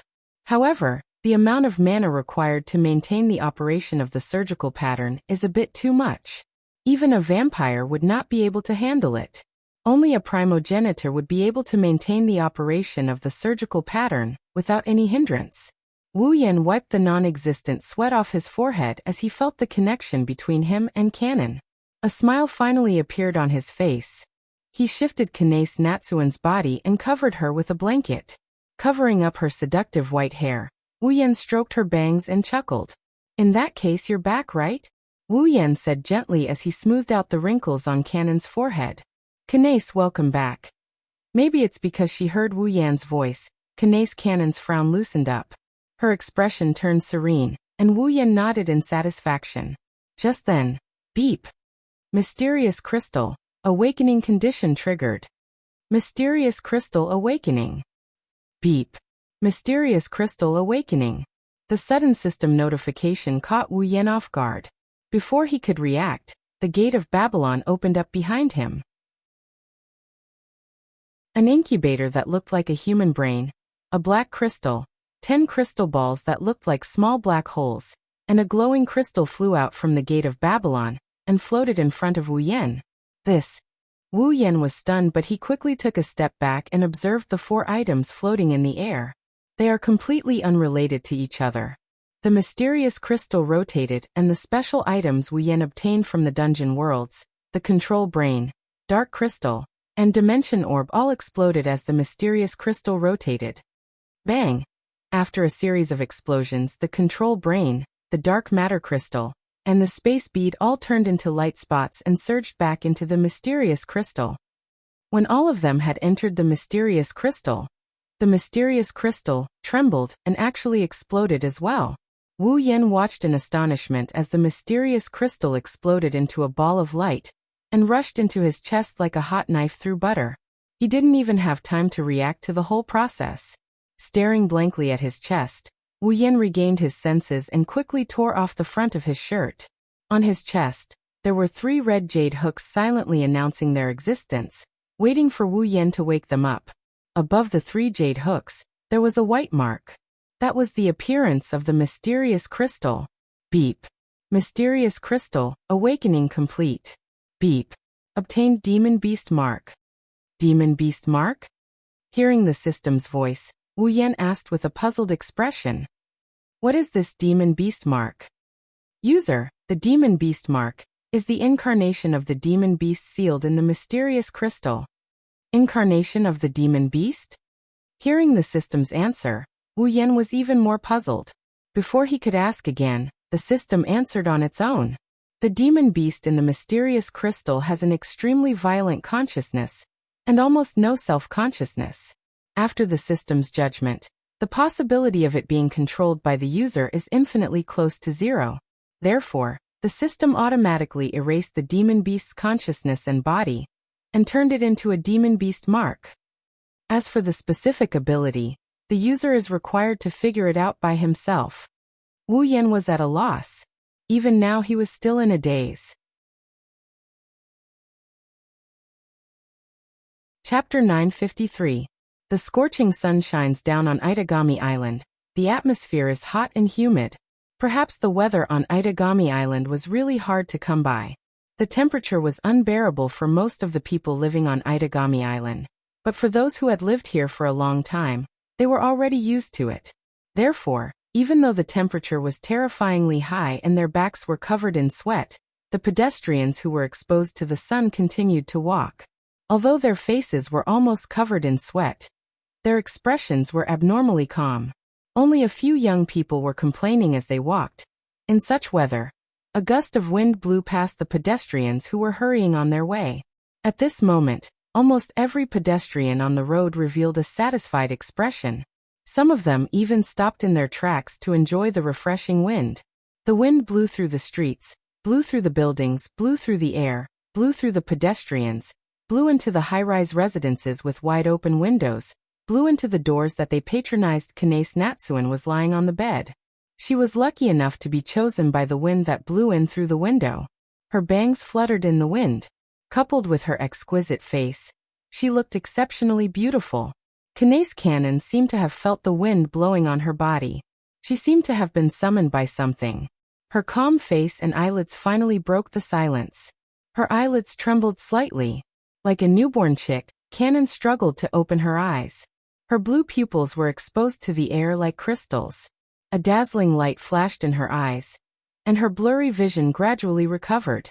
Kanae only regained her senses when she saw the white ceiling. Kanae's Cannon blinked her eyes blankly. Her beautiful face was full of confusion. She looked around with an expression that was so cute that it would cause nosebleeds. He took in the full view of the room that was filled with a fragrant scent that warmed his heart. This. Cannon's expression became more and more perplexed as she looked at her surroundings. This is. Are you awake? Kanae's Cannon was still trying to sort out her memories, trying to recall why she was here. Suddenly, a voice came from beside her. She heard a voice that made her want to cry. Kanae's Cannon abruptly turned her head to the side, which was the direction of the room's door. The tightly shut door opened without anyone noticing, and Wu Yan is standing there. He was holding a tray in his hand. On the tray, plates of delicious and steaming dishes were lying quietly. In a short while, the entire room was shrouded in a fragrant aroma. Wu Yan quickly carried the tray to Kanae's Cannon's side. He placed the tray on the bedside table and sat beside her. How are you feeling? Wu Yan asked with a faint smile. Do you feel any discomfort? Kanae's Cannon stared blankly at Wu Yan from the moment he walked into the room until she heard Wu Yan's words. She subconsciously shook her head, then reacted. Sensei. Kanae's Cannon looked around in confusion. Where is this? This is my home. Wu Yan paused. He smiled and said.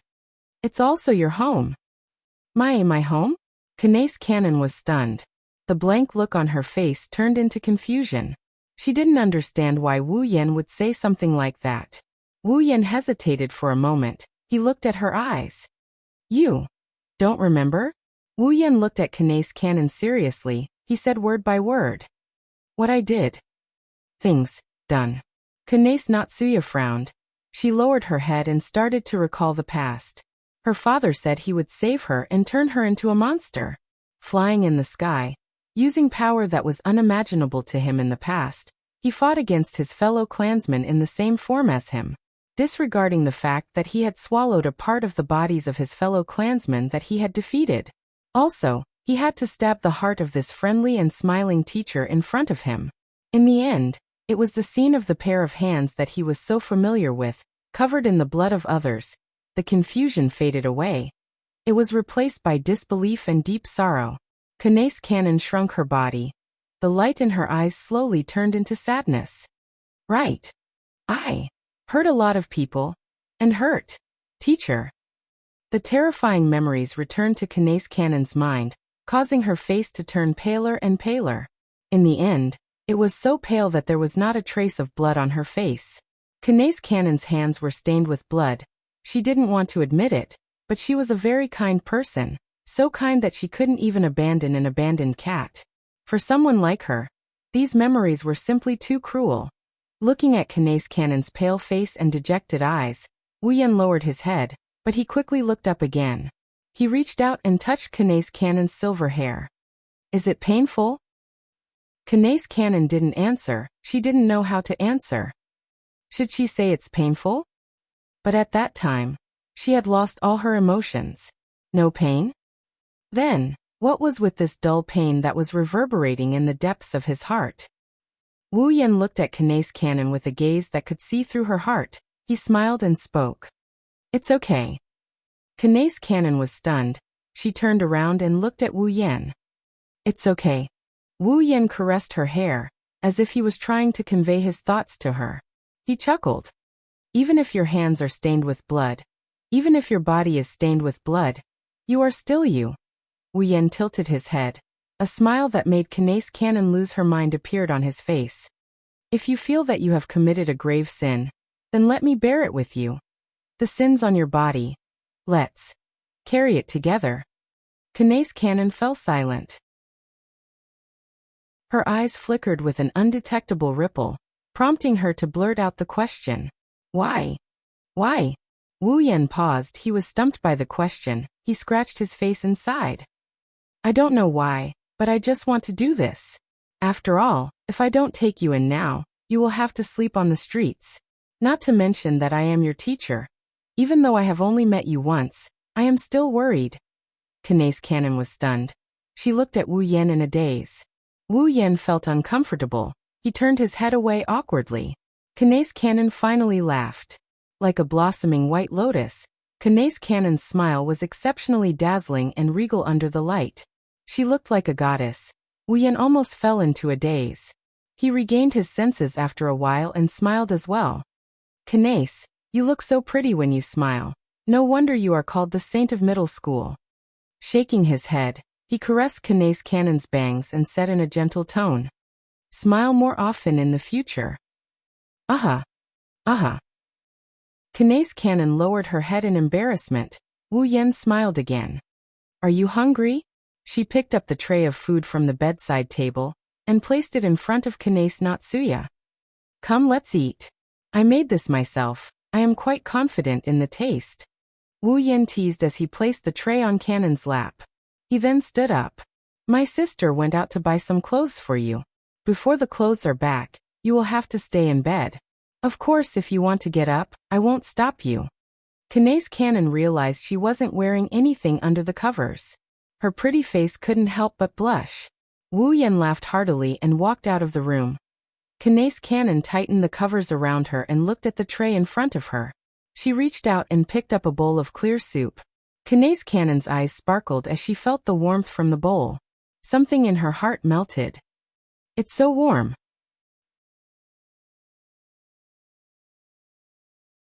Chapter 954. She was wearing a white knee-length long-sleeve dress, a pair of white high boots, and a short-sleeved blue jacket. She looked very fresh. This is what Cannon is wearing right now. Wu Yan and Kotori looked at each other in surprise. They could see the amazement in each other's eyes. Kanon lowered her head shyly when she saw the two staring at her. She fidgeted as if she wasn't used to it. With Kanon's looks, it's normal for her to be the center of attention. She should be used to it by now. What she's not used to is what she's wearing right now. In Kanon's memory, she had never worn anything other than her uniform since she started school. Even if she did, she would just wear underwear and cover it with her uniform. She had almost forgotten how long it had been since she started wearing casual clothes. One has to admit that Kanon, who is already pretty to begin with, looked quite stunning in her casual attire. Even though Wu Yan and Kotori were prepared to admire her beauty, they couldn't help but be stunned by her beauty. At the same time, they smiled bitterly. Well, let's leave it at that for now. Kotori put her hands on her waist and tilted her ponytailed head to the side. But is this really enough? Looks like it's quite hot. Itagami Island is like summer all year round. The temperature is terrifyingly high. On this island, the only ones who would wear long sleeves were demons with strong heat resistance or attack mages with special skills. For ordinary people, in such a terrible temperature, it was better to wear as little as possible. There's no doubt about it. Kanon is just a normal person before she transforms into an angel. Even though she has a powerful medium constitution, and her spirit body is strong enough to survive the fake angel ritual and become a real angel, her spirit energy hasn't been developed yet. She's still a normal person before she's used. It was very painful to wear long-sleeved clothes here. No, it's fine. Kanon smiled shyly. I'm used to it, so. Indeed, even if she's wearing her uniform. Kanon would also wear thick underwear under her uniform. Back then, she didn't complain about the heat. Rather than saying that it was a habit, it was more accurate to say that her undeveloped physique had some minor effects, such as resistance to heat and cold. I would like to say that you look great in this outfit, but you don't look like you're used to it. Wu Yan scratched his cheeks when he saw Kanon hesitating on the spot. Wear this for now. I'll apply for a new uniform for you when we get back to school. Kotori will take you to buy some daily necessities later. Don't hesitate to ask for anything you need, or we'll be troubled. It's fine. Kanon shook her head. A peaceful smile slowly appeared on her face. That's fine. I'm already satisfied. Kanon isn't just satisfied, she's extremely grateful to Wu Yan. Not only did he save her from that form, but he's also willing to adopt her and fulfill all her needs. Kanon, who almost lost everything not long ago, is overjoyed. As long as you're happy. Wu Yan walked up to Kanon and looked at her cute smile. He couldn't help but rub her head. As expected, Kanon should smile more, it's prettier. Kanon blushed, but she didn't avoid Wu Yan's hand. She shyly said in a voice as soft as a mosquito.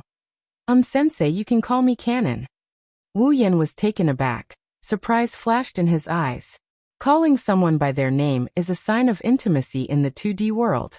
Even though he adopted Kanon, this is only the second time they've met, not counting the time she turned into a fake angel, and the time she went to class. As if she could read his mind, Kanon tightened her grip on her chest. She lifted her head and flashed him a beautiful smile. Sensei is my family. Kanon's eyes sparkled as if she was looking forward to it. Family members have to be addressed by their names. Looking at Kanon's beautiful face, Wu Yan smiled as well. His smile was both helpless and joyful at the same time. All right, I'll be looking forward to your guidance, Kanon. Okay. Kanon squinted her eyes happily. Oh. Kotori smirked as she looked at Wu Yan. You're pretty capable, aren't you? Huh. Wu Yan raised an eyebrow and put on a fake smile. What you just said has distorted the entire reality. I know you're that kind of person. You don't know. You don't know at all. We can't quarrel. Ding dong. Just as the three of them were in a mess, the doorbell rang outside the door. Immediately after, the sound of the door being opened and a sweet and cheerful voice came from outside. Sensei, Kotori-chan. Good morning. Are you up already? You're going to be late for school. Nagisa, Yakaina, and a lazy Koju walked in from the direction of the entrance. Nisha-chan. Kanon felt completely different when she saw her best friend again. She felt an impulse bursting out of her heart. Nagisa was surprised to see Kanon here. Kanon-chan, why are you here? That Kensei Kanase is too despicable. Nagisa yelled when she heard Wu Yan's explanation. Her cute face was filled with anger. How dare he treat his own daughter? Even Nagisa, who was the most cheerful of them all, reacted this way. Koju, who had a sense of justice, and Yakaina, who was meticulous, were even more so. Yakaina, in particular, was furious to the extreme. She's the sword shaman of the Lion King organization. But she's just a tool that the Lion King organization trained to help them do their job. They adopted a child with a strong psychic constitution and trained them with a purpose. Kanon and Yakaina had the same experience. Kanon-chan, don't be afraid. Nagisa's tone softened when she saw Kanon's sad face. She held her hand and comforted her. Sensei is very powerful. With him around, no one will be able to hurt you, Nagisa-chan. Kanon was touched and smiled, but she shook her head. I'm not afraid at all. I'm just worried that I'll get everyone involved. Don't worry, Kanon-chan. Nagisa puffed up her chest. She didn't know where she got her confidence from. Nagisa, I'll be fine. Oi, Nagisa, this isn't something you can meddle in. Don't meddle. Koju jumped out anxiously. Unlike him and Yakaina, who were true ancestors of vampires, Nagisa was an ordinary person. If she was involved in this incident, she would be in grave danger. What are you saying, Kojo-kun? Nagisa glared at Koju. Kanon-chan is a very important friend of mine. How can I not help her? But you. Koju didn't know what to say.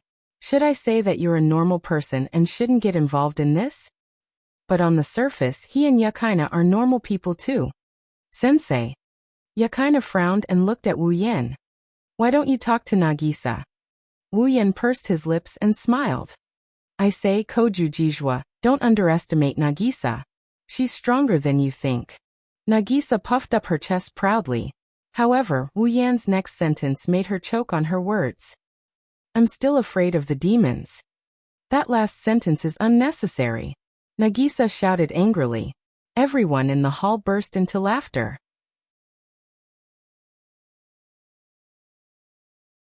Chapter 955. As dusk approached, the temperature on Itagami Island finally dropped. The stifling air was gradually replaced by a sea breeze that swept through every corner of Itagami Island. It was as if the island was trying to lower its temperature. Not long after, the temperature dropped to a level where people who didn't exercise wouldn't sweat. Of course, if they were running around outside, they would still feel hot. However, Wu Yan, Kotori, Nagisa, Kanon, Yakaina, Koju and the others didn't have much to do with this. They entered a large shopping mall. The air conditioner filled the mall, isolating the outside world from the inside world. Wu Yan and Koju let out sighs of relief when they entered the mall. We're alive. Moa. Nagisa pouted unhappily when she saw their half-dead state. It's rare for us to go shopping together. Can you two be a little more spirited? No. No. Why are you still so spirited? Wu Yan wiped the sweat off his forehead. Kotori, Nagisa, Kanon, and Yakaina didn't seem to be sweating at all. Wu Yan couldn't stay calm. Normal people wouldn't be able to stay spirited in that kind of temperature, right? That's right. Koju agreed.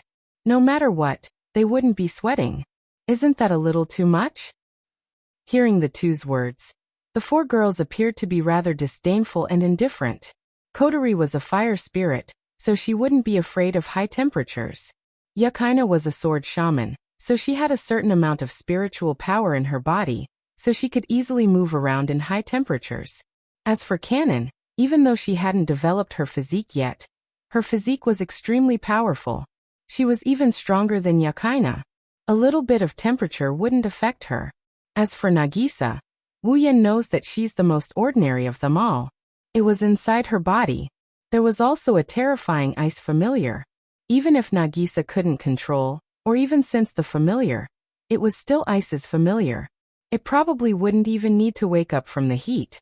Apart from Nagisa, the other three girls were aware of their own condition, but they still looked at the two true ancestors lazily. No matter what, you're still two grown men. Isn't your performance a little too unbearable? Coterie was as merciless as usual. Those with weak mental fortitude would be ashamed to death. That's right. Nagisa put her hands on her hips in agreement. You can go shopping with so many cute students, juniors, and sisters. What's there to be unhappy about? If the boys in my class knew that they could go shopping with Yukina-chan and Kanon-chan, they might even fight for the seat. Isn't that a little too much? Koju, who had a negative EQ, couldn't understand what was going on. Let out a sigh. Are all the boys in the middle school division? He's so stupid to go out and fight with a girl. Wu Yan chose to distance himself from Koju. At the same time, 3 cold gazes landed on Koju. Stupid. Yukina's expressionless face tightened. Her voice was emotionless. Is that so? Huh. Oh. Koterie raised an eyebrow and smiled mischievously. I'm surprised that such a slow-witted man still exists. Although I really want to drag you out and roast you. Humph. Nagisa narrowed her eyes and announced as if she was announcing a death sentence. Kojo-kun, there's no dinner for you tonight. Hey. Guqing was stunned for a moment before he let out a sorrowful cry. What he got in return was the joyful laughter of the 3 girls. Wu Yan shook his head with a smile. Koterie was right. There are still such slow men around. If they don't have any skills, they'll be lonely for the rest of their lives. While shaking his head, Wu Yan noticed Kanon, who has been observing her surroundings without saying a word. He couldn't help but ask her. What's wrong? Kanon, did you notice something strange? Kanon opened her mouth in shock. Then she quickly shook her head and lowered her head in embarrassment. And no, it's my first time here. I'm just curious.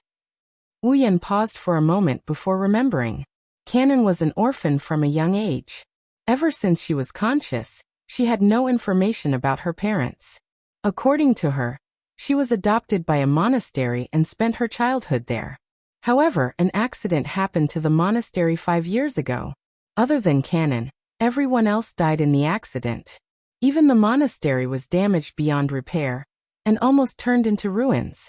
If Kensei didn't adopt her, it's hard to imagine how Kanon would have survived without a place to call home. She wasn't lucky to be adopted by Kensei. She was transformed into a monster with the name of an angel.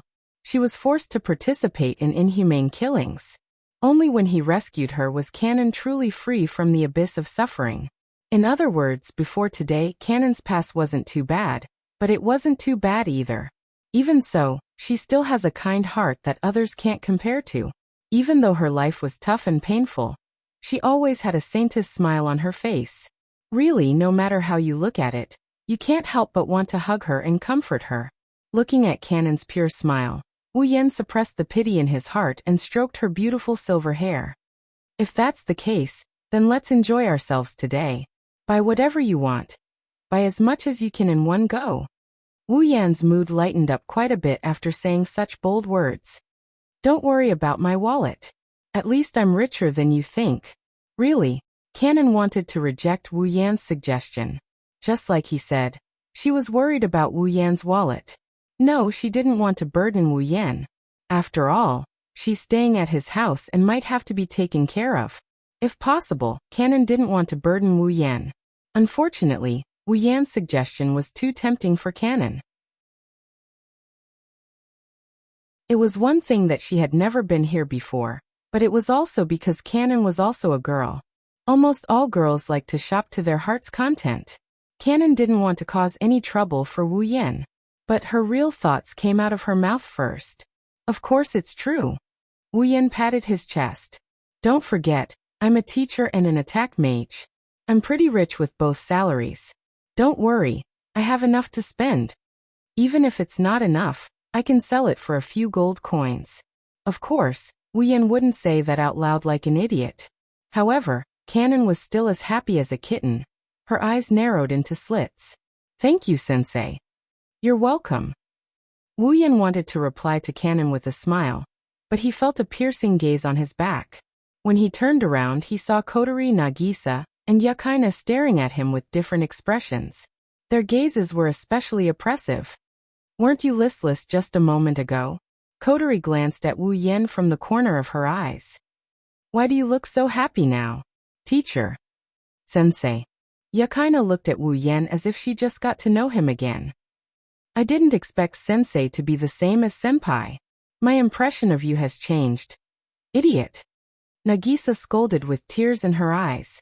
She looked like she was bullied by Wu Yan. Idiot. Wu Yan's mouth twitched. He subconsciously took a step back. He wanted to cry but no tears came out. This time he really didn't do it to increase her favorability.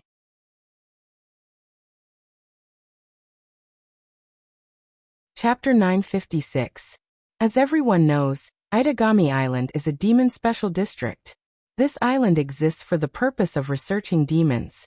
Because of this, the most common buildings on the island are the research facilities, followed by the residences of the residents. Even though there are plenty of places like the commercial district that provide daily necessities, they are still lacking compared to the first two. After all, Itagami Island is a man-made island. Its surface area is only so big. Once all the buildings are built on it, there is no way to expand it. Because of this, there are so many man-made islands around Itagami Island for garbage disposal. This is to reduce the need for land on Itagami Island. Perhaps due to the fact that Itagami Island was a special demon zone, there were a few shopping malls that took up a lot of space. Basically, as long as it was necessary for daily necessities, such as clothes, food, entertainment, etc., it was very convenient to have everything. This time, Wu Yan's group came to the shopping malls not just to shop, but also to prepare daily necessities for Kanon. Even though she was adopted by Wu Yan, Kanon came to Wu Yan's house as a pauper. She didn't have any money on her. She didn't even have the daily necessities that she used to own. Otherwise, she wouldn't be wearing the casual clothes that she's not used to. She would be wearing her uniform. Therefore, Kanon's daily necessities had to be bought from scratch. For example, clothes, toiletries, bed, sheets, etc. It was quite a lot. Because of this, when Nagisa heard that Kanon needed a lot of things, she volunteered to help. She brought Yakaina and Koju along. Of course, a big part of the reason was that Nagisa also wanted to buy a lot of things. Moreover, after walking around the shopping mall for almost an hour, Nagisa's enthusiasm did not diminish at all. Along the way, other than buying necessities for Kanon, she also paid special attention to the snacks. From the moment they started shopping, her mouth did not stop moving. Not only Nagisa, but Kotori and Yakaina as well. Even Kanon and the other two girls showed a different level of enthusiasm. After walking around the mall for so long, the four girls did not rest for even a moment. They did not complain about being tired. Wu Yan couldn't help but feel suspicious. It's said that girls love to shop. This he knows. But why would such thin and weak girls like them? Why did they have so much energy to use up when they were shopping? Especially Nagisa. Her physique was not good to begin with. She was not good at sports, but after walking around for an hour, she was still as energetic as ever. Not only Wu Yan, even her brother Koju was confused. Looking at the four beautiful girls who were running in front of him, laughing and chatting along the way, he felt a chill run down his spine. Wu Yan, who was carrying bags, sighed. He asked Koju, who was also full of bags. Koju, do you think we are the immortal vampires or immortals? Why are they all so energetic, while we're half dead? Who knows? Koju was sweating profusely. I haven't been able to figure out the answer since the first time I went shopping with Nagisa. Koju said. Wu Yan was speechless. Is this really a natural ability of girls? Entering a state of unlimited energy while shopping? Haha. Koju said with a fake smile. If there is such a skill, I want one too. For example, entering a state of unlimited energy in the morning.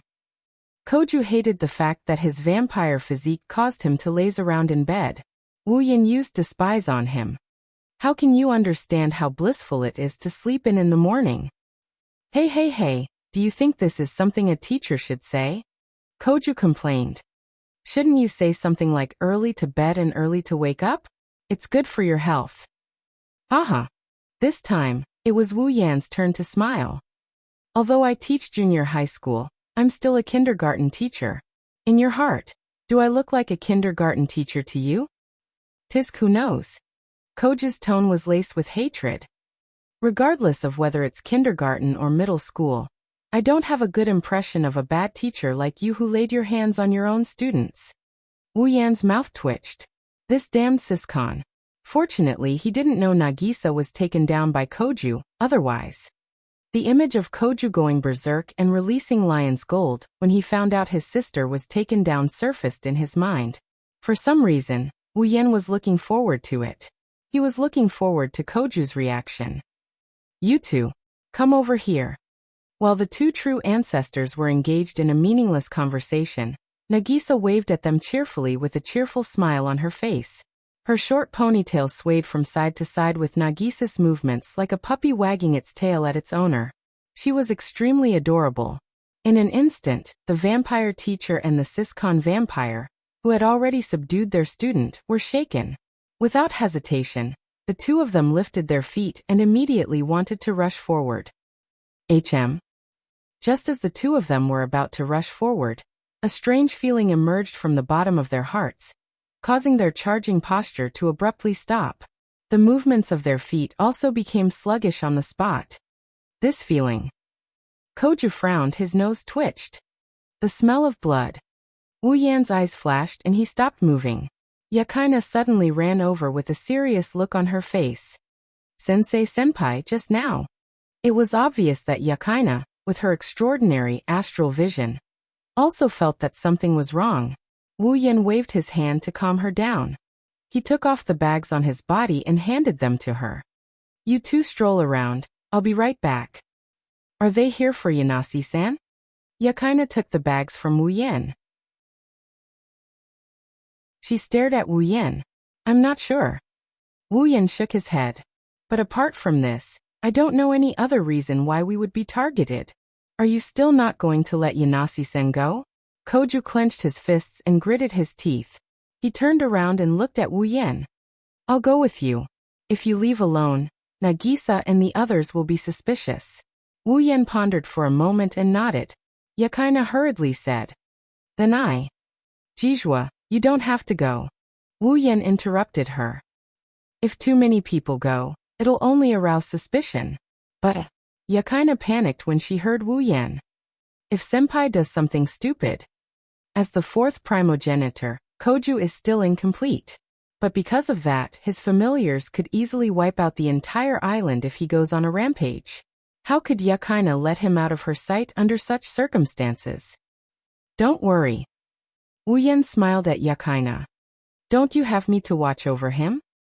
That's why I'm worried. Yakaina didn't try to hide her thoughts. Sensei, don't forget that you're a vampire that's no safer than senpai, she said angrily. Don't confuse me with Koju, Wu Yan retorted. It's not like I only know how to summon familiars. Do I look like the type of person who would casually summon familiars? In fact, Wu Yan only used his familiars once during his first battle with Vatler.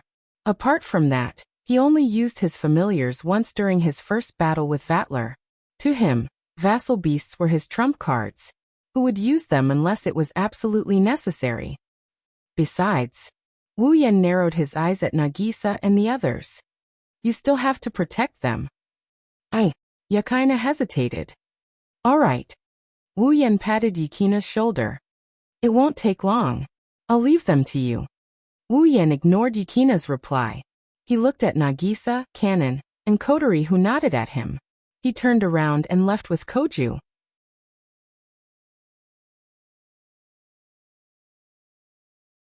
Chapter 957.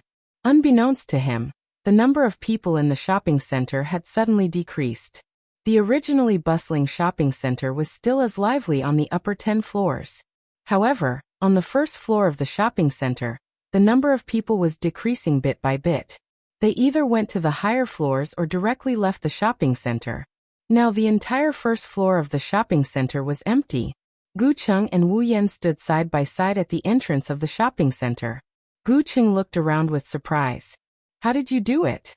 Gu Cheng turned to Wu Yan with a strange expression. There were so many people here just a moment ago. I used a dispel idler's spell. Wu Yan didn't try to hide it. That's a tactic that can give a psychological hint to the people around it. With this tactic, All the ordinary people within the coverage of the tactic will leave under the effect of dispersing idlers. This is also a tactic that is specially used to prevent ordinary people from being involved in the battle. That's really convenient. Well, after all, things like battles can happen anytime and anywhere, and there are many things that are not suitable for ordinary people to participate in, such as this type of tactic. Some attack mages who are proficient in magic should be able to do it as well. Wu Yan cracked a smile. By the way, I've set up a barrier around the mall while I'm casting Dispel the Idlers. As long as you don't release 2 familiars or more, you won't be able to damage anything in the mall. Wah! Gu Qing was truly shocked. It wasn't that he hadn't heard of barriers before. However, barriers that could stop his familiars. He had never heard of such a thing. Even though he was the 4th primogenitor, he still had some basic knowledge. But at the very least, he knew how powerful his familiars were in this world. Barriers that could stop his familiars. They were practically non-existent. But now, the vampire teacher in front of him said he set up a barrier that could stop his familiars. How could Gu Qing not be suspicious? Even if he wasn't a complete primogenitor, he was still a primogenitor. He looked at Gu Qing's expression. Wu Yan knew what he was thinking. He rolled his eyes at him. Don't think that my barrier is that powerful. No matter how powerful it is, it won't be able to stop a primogenitor's familiar. I'm only relying on my powerful mana to fill the surface of my barrier with mana. That way, if the barrier is attacked by a familiar, it'll more or less neutralize a portion of the damage.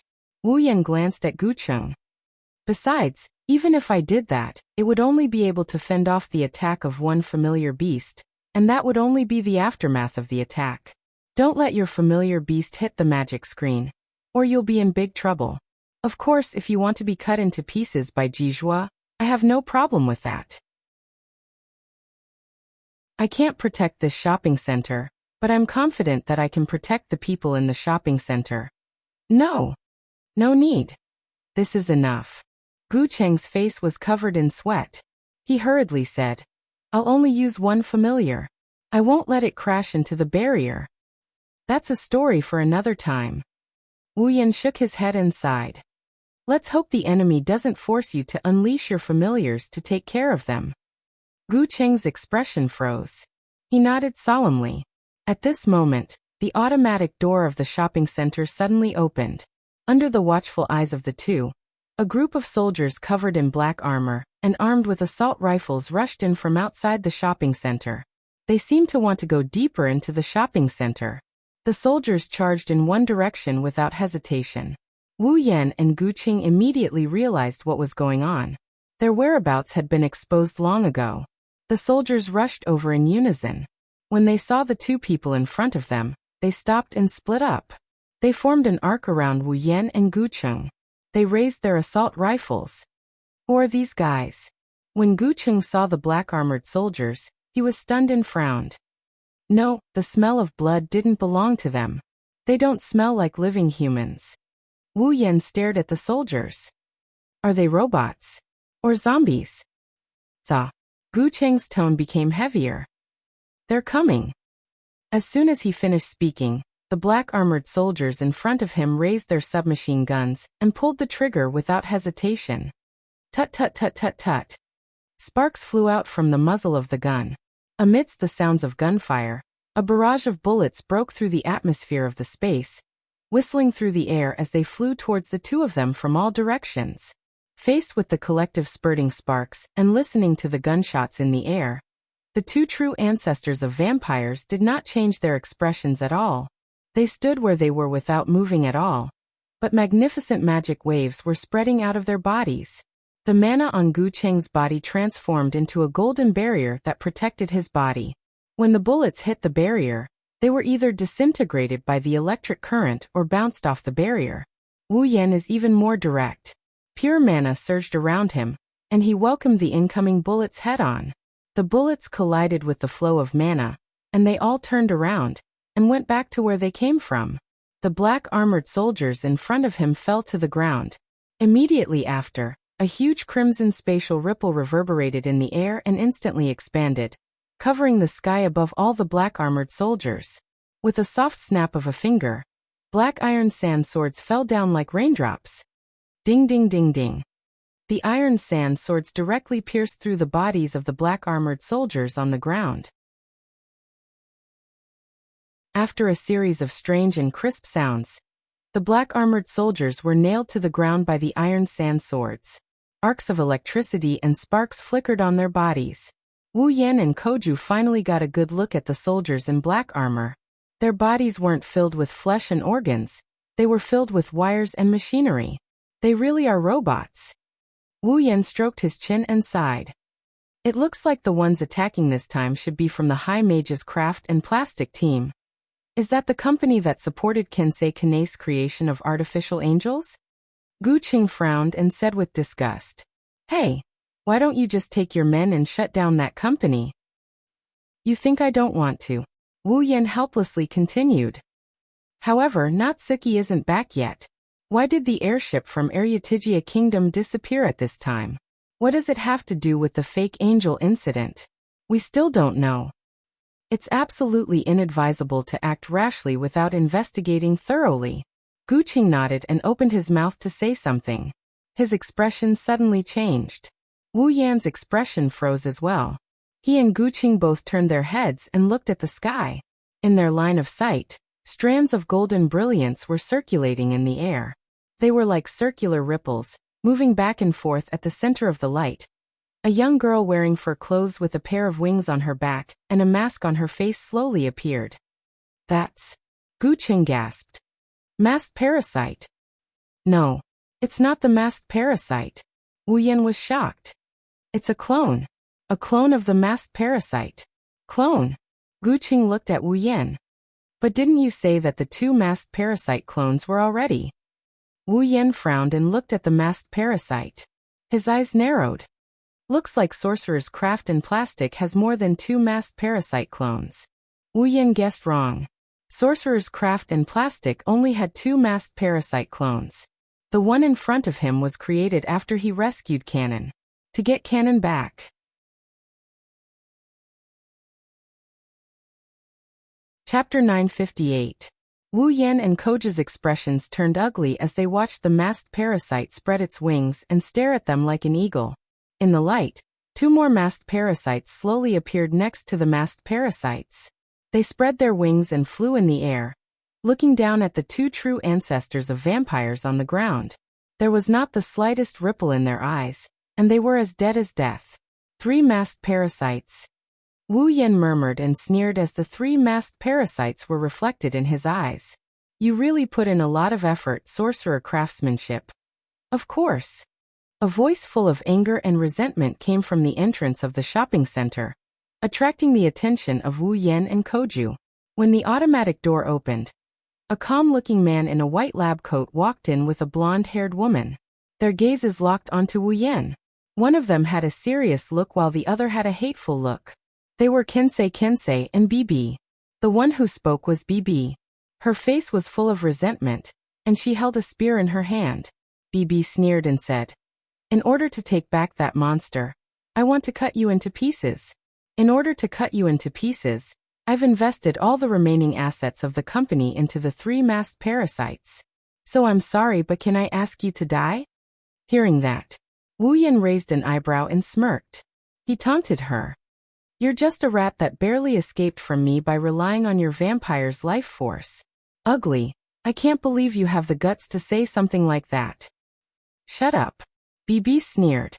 Originally, her looks are pretty decent, but this kind of behavior ruined her pretty good looks. Just like what Wu Yan said, she's an ugly freak right now.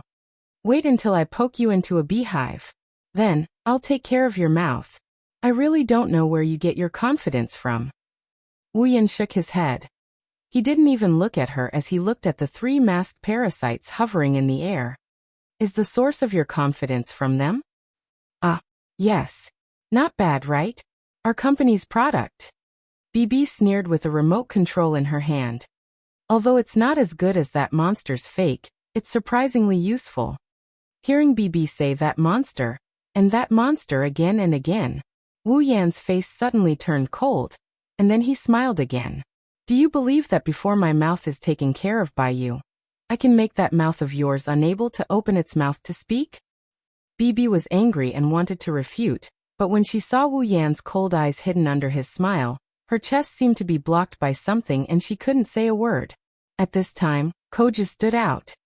Are you Kensei Kanase? His face was calm and composed. The calm Kensei Kanase. Koju clenched his fist. Tell me, why did you transform Kanase into a fake angel? Faced with Koju's reprimand, Kensei lowered his head and said something that almost made Koju explode in anger. I transformed Kanon into a fake angel. I made the decision when I adopted her. As if he was talking about a tool and not his daughter, Kensei Kanase slowly said, no matter what, this is her fate. Fate. Koju was so angry that he laughed. You're saying that this is Kanase's fate? Did she say that she wanted to become an angel? Did she say that she had such a fate? Traces of golden electricity flashed across Koju's body, showing his master's mood. Lowering his head and gritting his teeth, Guqing yelled angrily, you transformed her into a fake angel, without permission, and claimed that all of this is her fate. You have no right to be Kanase's father. Kensei Kanase's eyes flashed with a strange light, but his expression didn't change. This made Koju even angrier. He couldn't help but take a step forward. However, a hand landed on his shoulder and pulled him back. His indifferent eyes met Kensei Kanase's gaze. The two looked at each other for a moment before Wu Yan spoke. Kensei Kanase. Wu Yan softened his tone as he continued. First of all, let me thank you. Kensei Kanase was stunned. Even Koju and Bibi were stunned. Thank you for raising Kanon for 5 years. Without giving Kensei Kanase a chance to react, Wu Yan looked him straight in the face. Although you brought nothing but pain to Kanon, if you didn't adopt her, she wouldn't have been able to survive until now. She wouldn't have been able to stand in front of me. Therefore, I want to thank you for raising Kanon for 5 years. Wu Yan's tone suddenly changed. However, from now onwards, from today onwards, Kanon is my family. Kanon's future will be created by the two of us. Taking a few steps forward, Wu Yan looked at Kensei, who is still in a daze. His unquestionable tone came out of his mouth. You, the one who adopted Kanon, gave her a fate without a future. Now Kanon is no longer your daughter, but my family. Her fate will be decided by me. Let me tell you, if you want to snatch Kanon away from me and turn her into a mindless monster. Wu Yan's lips curled into a cold smirk as his voice reverberated throughout the area. You don't even think about it. Kensei Kanase's expression changed drastically. He lost his composure as he looked at Wu Yan, who made a declaration to him. He couldn't help but take a step back. The anger in Koju's heart dissipated silently. He smiled and walked forward to stand beside Wu Yan. That's right. Kanase's fate. It's not something you can decide anymore. You. Kensei Kanase trembled. His face was filled with anger. What do you know? What do you know? You don't know anything. What right do you have to deny me everything? What right do you have? Wu Yan lowered his head and slowly raised it again. You think you can touch my family? You, sensei. Kensei Kanase's face was filled with anger. However, he was immediately interrupted by a familiar voice. He froze on the spot. Wu Yan and Koju were shocked. They turned to look at the source of the voice. Kanon walked out of the mall's elevator. Kotori and Yakaina followed behind her. Why are you here? Koju quickly asked. Where's Nagisa? Nagisa didn't come down. Yakaina replied. There seems to be a spell formation that dispels ordinary people. Nagisa was also affected. That's why she didn't come down. Koju heaved a sigh of relief. Kanon. Wu Yan frowned and looked at Kanon reproachfully. How could you come down? I'm sorry, sensei. Kanon apologized without hesitation. However, her face was full of smiles. She looked at Wu Yan emotionally. She clearly heard Wu Yan's words. But I don't want to run away anymore. Kanon looked at Wu Yan with determination. She said expectantly. At least let me face it, okay? Sensei. Wu Yan was stunned by Kanon's resolute and hopeful tone. Wu Yan looked at the girl who exuded a holy aura. He suddenly felt that he had imagined her to be too weak. His monastery was destroyed and his body was transformed. Under such circumstances, how could a person who could still smile from the bottom of his heart be weak? Wu Yan couldn't help but laugh. Don't regret it. Canon's eyes lit up and a dazzling smile appeared on her face. She put on a dazzling smile. Yes.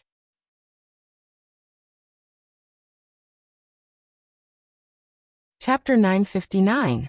When he saw Canon appear in front of him, Kensei Kane's restless heart strangely calmed down for some reason. A calm expression returned to Kensei Kane's face. His eyes hidden behind his glasses were fixed on Canon. Why? Kensei looked at Canon and gritted his teeth as if he didn't understand what was going on. Kensei looked at Canon and gritted his teeth. Why is Canon able to regain her consciousness? The evolution of a fake angel can be divided into 8 stages. Every time a fake angel devours the spiritual core of another angel during a ritual, she will evolve and advance to the next stage. If a fake angel devoured the spiritual centers of the other 6 fake angels, she would be in the 7th stage. The artificial angel at the 7th stage will be the last artificial angel. Once she completely fuses the 7 spiritual centers in her body and reaches the 8th stage, which is also the final stage, she will be able to evolve into a real angel. After the battle, she will ascend and disappear. Canon had already devoured 7 spirituality centers, and was now at the 7th stage of the artificial angel. At this stage, the artificial angel was the closest to becoming an angel. It was only a step away from becoming an angel, and angels didn't have their own consciousness.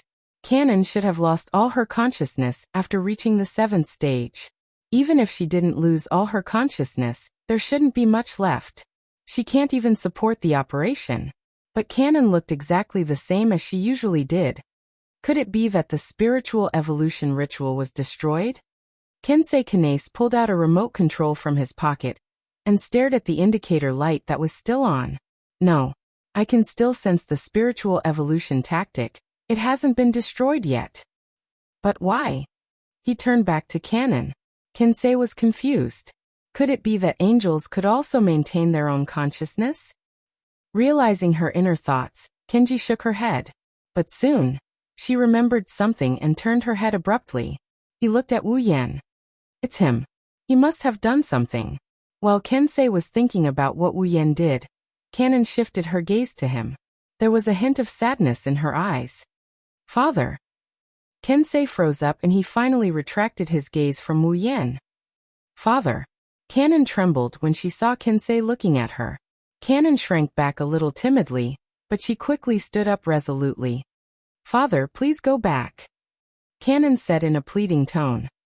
I don't want to hurt anyone anymore.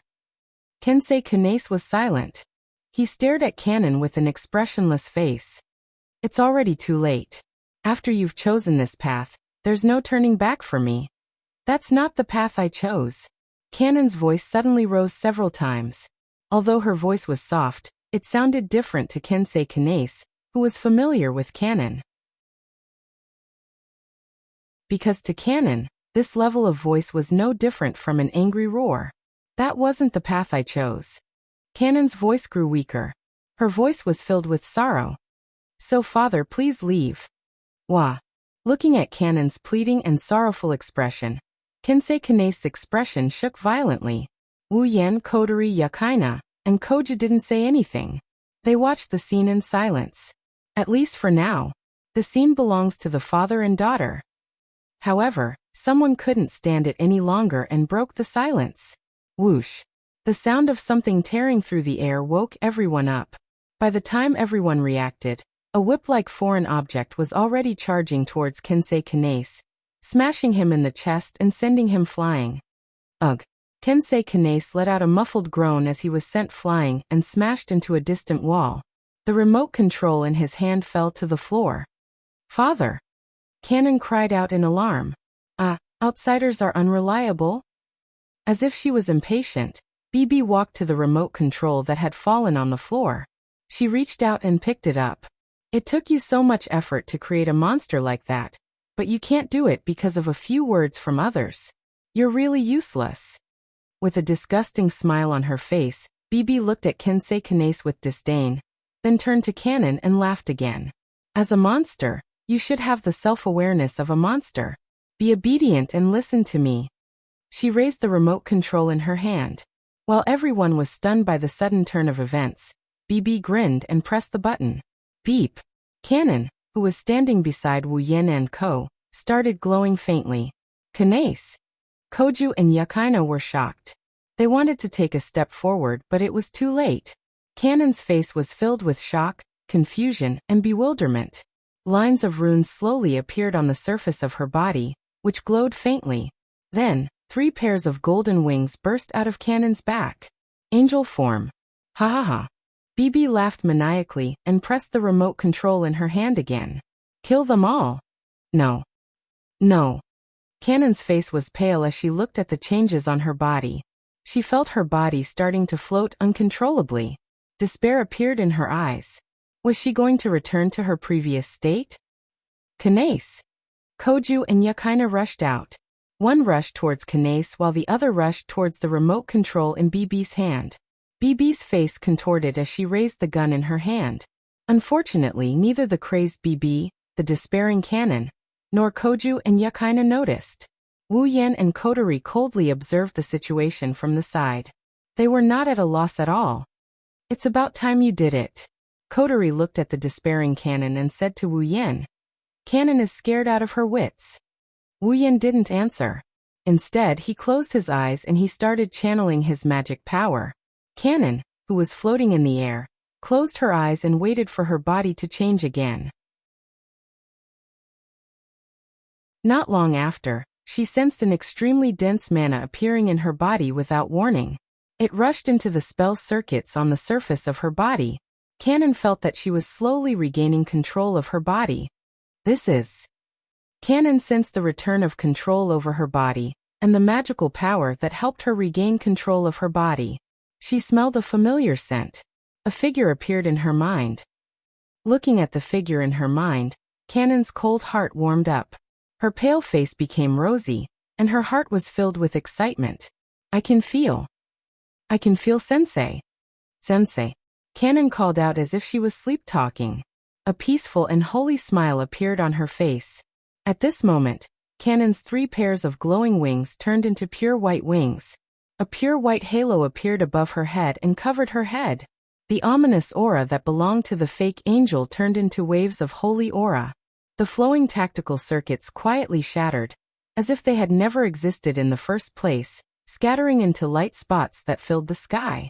I can feel it. It's Sensei's figure. Cannon repeated that heartwarming call in her heart over and over again. Her heart gradually calmed down. Under everyone's gaze, Cannon's body slowly disintegrated into feathers. They floated to Wu Yen and merged into his body. What's going on? This time, even Wu Yen is shocked. He had no idea this was happening. At the same time, ding! Character Kanace Cannon has transformed into an angel. You have obtained the power of an angel. Ding! Character Kanace Cannon has fused with user's body. Their minds are compatible. The nature of its existence was in line with the activation conditions of the demonic beast mark. Demon beast seal activated. Character Kanace Cannon has transformed into a familiar. Bing! You have obtained the familiar, holy angel.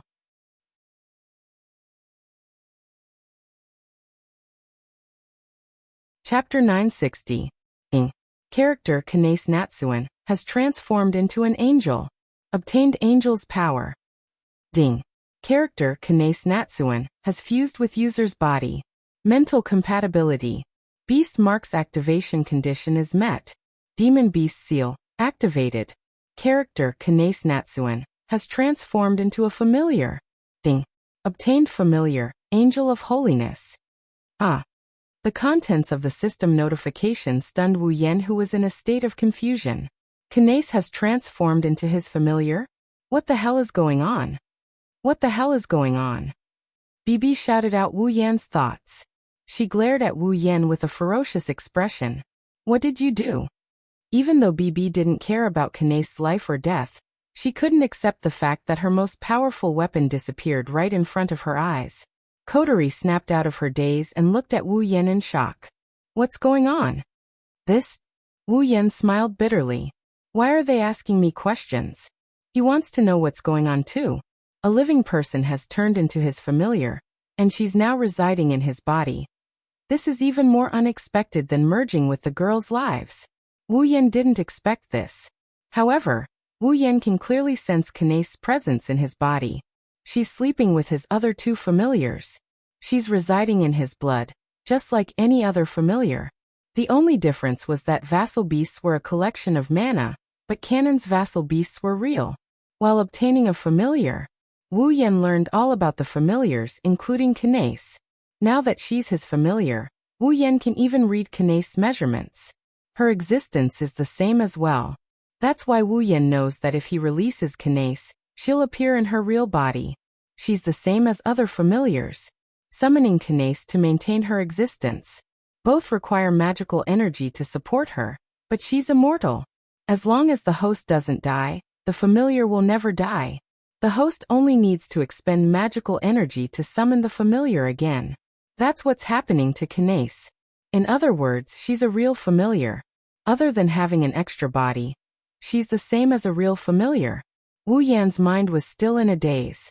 It's strange to have an extra person in his body. Taking a deep breath, Wu Yan suppressed the questions in his mind. He told Kotori in a low voice.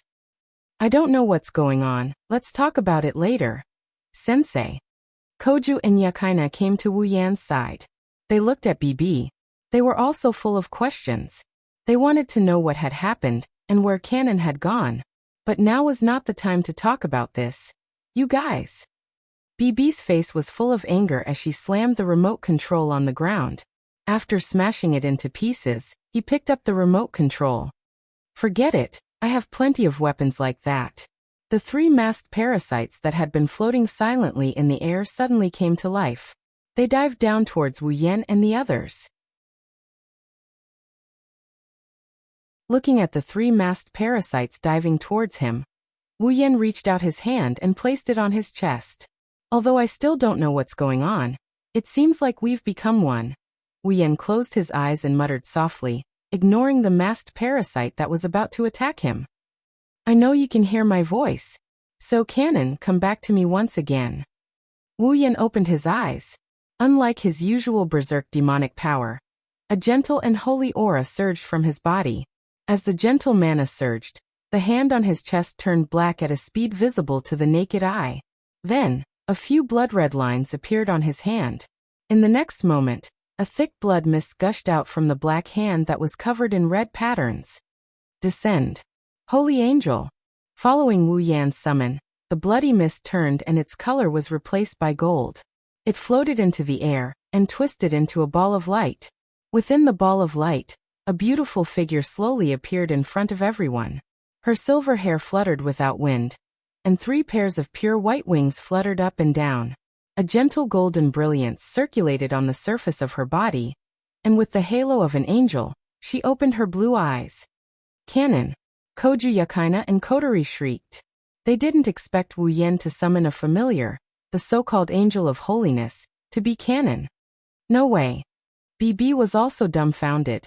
As if she didn't hear their cries, Kanan spread her arms and the 3 pairs of beautiful wings on her back spread out. The feathers danced in the air. A faint smile never left her face. Kanan closed her eyes again, and holy mana surged around her. The ball of light around her expanded and illuminated the entire area. Everyone involuntarily closed their eyes under the strong light, but they felt extremely comfortable. It was as if they were exposed to sunlight in winter. Everyone revealed a satisfied expression. However, the 3 masked parasites were different. Under the bright light, the 3 masked parasites cried out in agony and fell to the ground in agony. Waves of black gas rose from their bodies and dissipated in the bright light like a miasma. The wings on the masked parasites vanished abruptly, and the masks on their faces shattered into powder amidst the clear cracking sounds. They had actually broken away from their fake angel's form and turned into humans. This was Kanan's ability. Or rather, it was the ability of Wu Yan's familiar, the Holy Angel. Purify. Purify all filth in the world. Heal. Heal all pain in the world. After transforming into a familiar, the Holy Angel, Kanon had completely lost her ability to fight. However, she now possessed unparalleled purification and healing abilities. It was an ability that suited Kanon very well.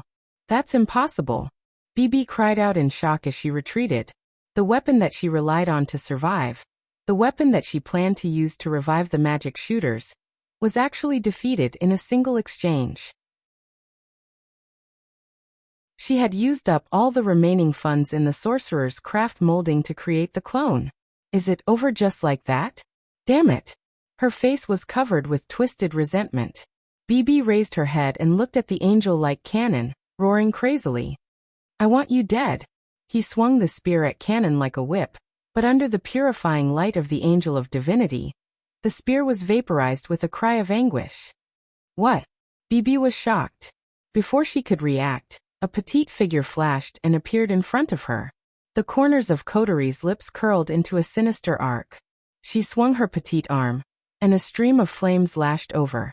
Under Kotori's control, it smashed into BB's chest. Amidst the wailing, the flames enveloped BB's body and started burning. Her clothes instantly turned to ashes and her skin was charred black and smoking. BB's eyes rolled back, and she fell to the ground like a dead pig that had been scalded into boiling water. Her body twitched bit by bit. Phew. Koju and Yukina breathed a sigh of relief and smiled. He glanced at BB before looking at Kensei Kanase. He looked at the 3 masked parasites who were resurrected after fainting. Wu Yan's mood was unusually calm. Sensei. A soft voice followed by a golden light descended. Wu Yan looked up and saw Kanon with 3 pairs of wings. She had a gentle smile on her face as she floated down. Wu Yan opened his arms and the angelic girl fell into his embrace. He closed his eyes and enjoyed the warmth that he had been waiting for a long time. Wu Yan chuckled as well. They hugged each other for an eternity.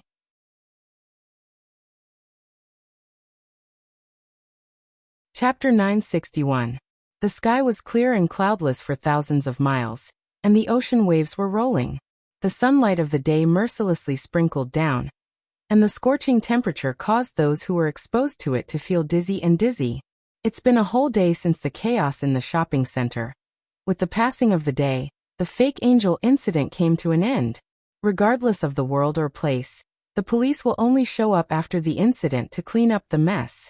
Yesterday's incident was no exception. By the time Itagami Island's police arrived at the shopping mall, the battle had been over for more than half an hour. The instigators of the incident, Kensei Yase and BB, were arrested by the police. Although the laws on Itagami Island are different from the outside world, there are still spells and abilities that can control people's consciousness. Therefore, the instigators of the incident won't necessarily be detained. However, Kensei and BB, who caused this series of events, will definitely receive a heavy sentence. There is no room for change in an incident caused by one's own motives. He was afraid that for a very long time, BB, this ugly vampire, would have to stay in prison for a long time. No matter what, she was an immortal vampire. She didn't have 100 or 80 years. She won't be released. As for Kensei Yase, his punishment is a little different. Wu Yan only found out after the fact that this guy looks like a doctor. He was actually a royal magician of the royal family of the Kingdom of Areotigia. He had once bought his life for the Kingdom of Areotigia with his magic knowledge and methods. He's one of the reasons the Kingdom of Areotigia sent an airship to Itagami Island. That's why he went missing. As a court magician of the Kingdom of Areotigia, Kensei's magic skills required the power of the Areotigia royal family as a medium in order to be effective. Moreover, members of the Areotigia royal family were naturally very powerful mediums. In other words, the Kingdom of Areotigia. They all have powerful spiritualists. When the Kingdom of Areotigia's airship arrived at Itagami Island with a princess on board, he came up with a devious idea. Furthermore, the sorcerer Plastic covets the bloodline of the Kingdom of Areotigia. He planned to use cloning technology to create powerful spiritualists and sell them for profit. The sorcerer's craft had attacked the Kingdom of Areotigia's airship and caused it to go missing. Fortunately, the princess managed to escape at the last moment. Otherwise, she would have ended up in a worse state than Kanon. At the very least, she would have ended up as a test subject for Kensei Kanase. Kensei Yase is a royal magician of the kingdom of Aryutigia. He's very knowledgeable in magic.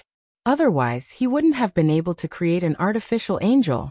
The higher-ups of Itagami Island seem to have taken a liking to his talent. He's probably working for them for a while.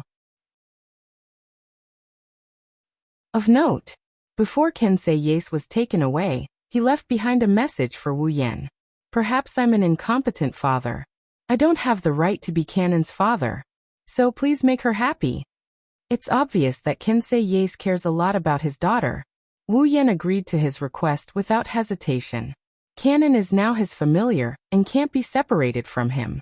Even if she's no longer his familiar, he's already decided to treat her as his family. He won't let any harm come to her. This was a decision that he had made to himself at the very beginning of his extraordinary life. He won't let any harm come to the girls by his side. Wu Yan never changed his mind. Of course, knowing that Kensei Yase cares about Kanon is one thing, but what he did is another. No matter what, he treated Kanon as his experimental subject. That's unforgivable. Kanon, on the other hand, has already let go of this matter. Maybe it's because she's no longer a fake angel, or because she's become Wu Yan's familiar, but her smile has become more profound. She's also more cheerful. She's both cute and holy. Wu Yan and Koju couldn't help but glance at her. After the incident, Kanon managed to get a chance to meet Kensei Yase through Wu Yan. Kanon stayed for more than an hour during that meeting. Wu Yan didn't know what she was talking about with Kensei Yase. He only knew that Kanon was in a good mood when she came back. Wu Yan didn't know what they talked about during the meeting, but he did learn a surprising piece of news. Kanon's mother is Kensei Yase's younger sister. Even though Kanon isn't Kensei Yase's daughter, the two of them are related by blood. Maybe it's because she knows she has a real family in this world that Kanon was so happy when she came back. She's such a lovable girl. In short, the incident has come to an end, and the ending seems pretty good, excluding some people's resentment. Itagami Island, Southern Residential Area, Room 704. The sound of a kitchen knife chopping against a chopping board could be heard continuously from the kitchen. Not only was the sound extremely messy, every move was made with more than 120% strength. It made people wonder if the chopping board would be split in half just like that. It's obvious that the person holding the knife is in a bad mood. Wu Yan, Kotori, Kanon Yakaina, and Koju looked at each other and smiled bitterly. Nagisa. Koju looked like he's having a headache. He couldn't help but yell. If this continues, you're going to tear down the entire kitchen. It's none of your business. Nagisa didn't even turn her head. She was wearing an apron, so everyone could only see her back. She angrily chopped the ingredients on the chopping board. Who told you to leave me alone? Who told you not to let me join? Who told you to hide it from me? Who told you to hide it from me? Nagisa has a nagging personality to begin with, and now she's showing it to the fullest. She kept mumbling as she chopped the chopping board. The two voices mixed together is the most terrifying noise in the world. Wu Yan rubbed his forehead and looked around at everyone. Seeing the helpless look on everyone's face, he sighed and stood up before heading to the kitchen. He's Nagisa's secret lover. If he doesn't console her when she's upset, who else can? All right, Nagisa. Wu Yan rubbed Nagisa's head and he bitterly smiled. I know you want to help Kanon, but, if you were there, we wouldn't be able to rest easy. But Nagisa can't accept it. Nagisa pouted with tears in her eyes. She looked like she's about to cry. Kotori-chan, Yukina-chan, they all helped Kanon-chan, even Kojo-kun. I'm the only one who doesn't know anything. I didn't help at all. Nagisa can't accept it. I can't accept it. It's okay. Kanon, who also came into the kitchen, said. Kanon held Nagisa's hand with a comforting smile. She looked at Nagisa with her blue eyes. I know Nagisa-chan's intentions, so I'm happy. Really? Nagisa puffed up her cheeks. Don't you think I'm useless? Of course not. Of course not. Kanon quickly denied.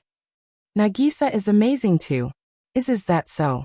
Nagisa's eyes lit up like a child being praised. Wu Yan didn't know whether to laugh or cry. She's still a child.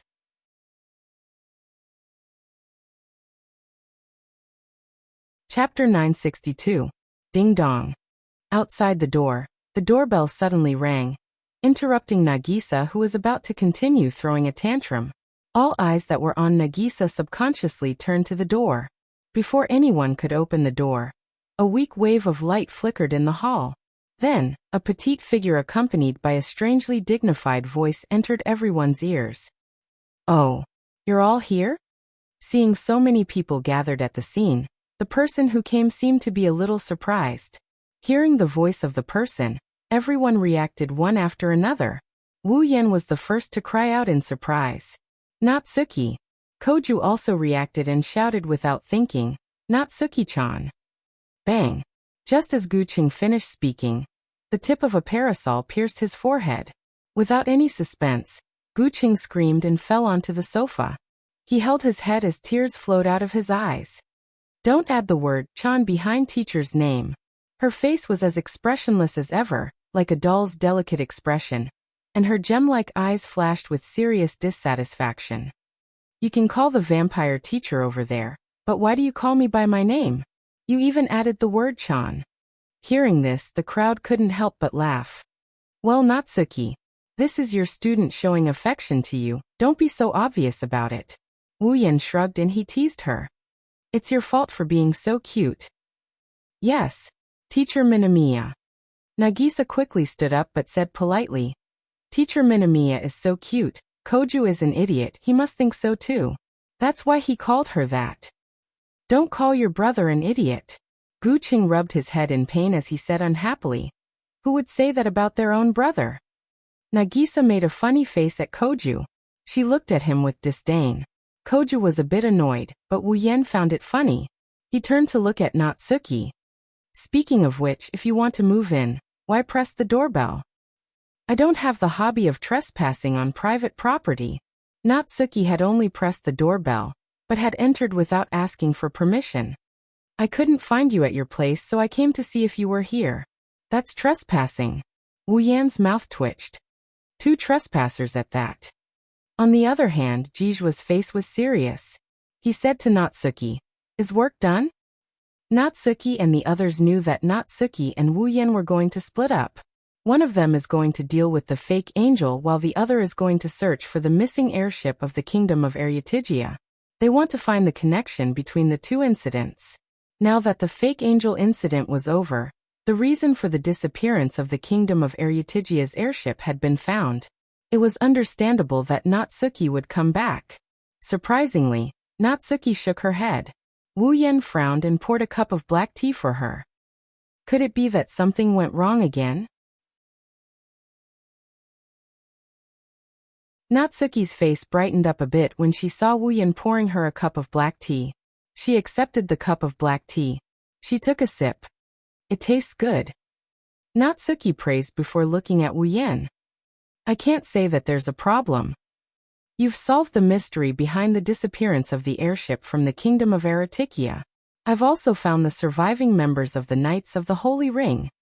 Natsuki smacked her lips. "Including the princess who escaped. Isn't that great?" Kotori glanced at Natsuki expressionlessly with a lollipop in her mouth. "Or could it be that something has happened?" Natsuki shook her head once more. Soon after, she looked at Kanon, who was sitting beside Kotori. She seemed a little nervous. "The reason I'm here this time is for her. For Kanon-chan." Kotori, Nagisa, Yakaina, and Koju were stunned. "Kanon?" Wu Yan was taken aback. He looked at Kanon, who didn't know what to do because of Natsuki's words. Natsuki didn't explain, she just said something. "Akatsuki, open the door." "Huh." Koju was confused by Natsuki's words. Natsuki hit him with her parasol again. "I told you to open the door, so open it. Damn it." Koju's forehead turned red after being hit twice by Natsuki. "Is this my home or your home?" Koju complained, but he still stood up and walked to the door. He opened it. For a moment, the entire place was deathly silent. Guqing, who had opened the door, had a blank expression on his face as he frantically retreated step by step. As he retreated, the sound of footsteps could be heard. Guqing maintained a blank expression as he retreated to the main hall. At that moment, a figure walked into the hall from the corner of the hallway. Looking at that figure, Everyone present was stunned. Kanon was even more shocked. She was originally calm, but now her eyes were violently fluctuating. Her long silver hair swayed as she walked in the windless hall. She didn't look like a soldier, but she was wearing a military uniform that reminded people of a military performance. She was also wearing high-quality leather boots, just like a beautiful female knight in civilian clothes. However, her otherworldly temperament caused her knight-like attire to change into a princess in plain clothes. In addition to her breathtakingly beautiful face, the young lady who was dressed like a strong woman was completely transformed into a noble princess. Her eyes were a deep blue, like ice crystals that had been frozen for eternity. She glanced at everyone, and her eyes lit up when she saw Kanon. A perfect smile appeared on her face. Looking at the beautiful girl who was smiling, no one present was able to react in time. The girl was indeed very beautiful. No, using the word beautiful was not enough to describe her appearance. It should be said that she was simply too beautiful. Of course, if it was only because of her beauty, the crowd would not have reacted so unbearably. The reason why they were collectively stunned was because of the young girl's appearance. If she cut her hair to shoulder length, her height to less than 1.6 meters, and her age to less than 4 or 5 years, she would be Kanon's other side of the mirror. That's right, she looks too much like Kanon. She looks like Kanon's older sister. You. Kanon pointed at her in disbelief, but she quickly realized that it was rude of her to do so. She quickly lowered her hand with a timid expression on her face, which made the girl burst into laughter. "Are? Freya? Lihavane." Calling himself Are, the girl named Freya tilted her head and smiled sweetly at the crowd. "I'm the princess of the kingdom of Aryatigia. The princess that the witch of the gap mentioned just now was referring to me." Princess of the kingdom of Aryatigia. Everyone was shocked, but strangely, they didn't feel the slightest bit of shock in their hearts. Instead, they believed the other party's words. Looking at that extraordinarily beautiful face, if such an appearance could not be called a princess, then there really was no one in this world who was qualified to be called a princess. Princess of the kingdom of Aryatigia. Wu Yan pursed his lips. He looked at Natsuki with a questioning gaze. "Her Highness is here for Kanae Natsuki," Natsuki said bluntly. She did not try to avoid arousing suspicion. Or rather, the reason why the kingdom of Aryatigia sent a flying ship to Itagami Island with this princess is because of Kanae Kanon. Wu Yan had a feeling after hearing Natsuki's words. It seems like there's more to the fake angel incident than meets the eye.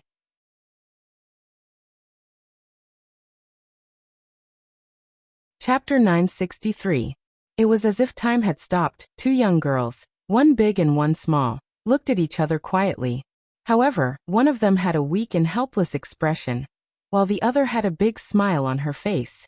Everyone stared at the scene of the two girls quietly looking at each other. Then they sized up their appearance and temperament. In the end, the conclusion was that they were similar. They were too alike. Both their appearance and temperament were very similar. Everyone would believe them if they said they were sisters. The only difference was that Kanon's temperament was more holy and timid. Freya's temperament was different from Kanon's. Noble, gorgeous, elegant, smart. No matter which one it was, they all showed her identity as the daughter of the king of Aryatigia. Only someone of such status could cultivate such a temperament. "I finally get to meet you." The first to break the silence was R.A. Freya. Freya. She had a smile on her face. Freya's eyes, which were identical to Kanon's, were fixed on Kanon. The more she looked, the happier she felt. "I've always wanted to meet you, Kanon." It should have been very rude to be addressed by someone you met for the first time, but Kanon didn't blame him at all. Freya didn't blame her. It wasn't just because of Kanon's kind nature. It was also because she felt a sense of familiarity from this big sister, who looked so much like her. She couldn't bring herself to blame Freya. She recalled her meeting with Kensei the day before. Kensei had mentioned that he had other relatives in this world. Kanon couldn't help but feel hopeful. Kanon's mouth opened and closed, but she didn't know what to say.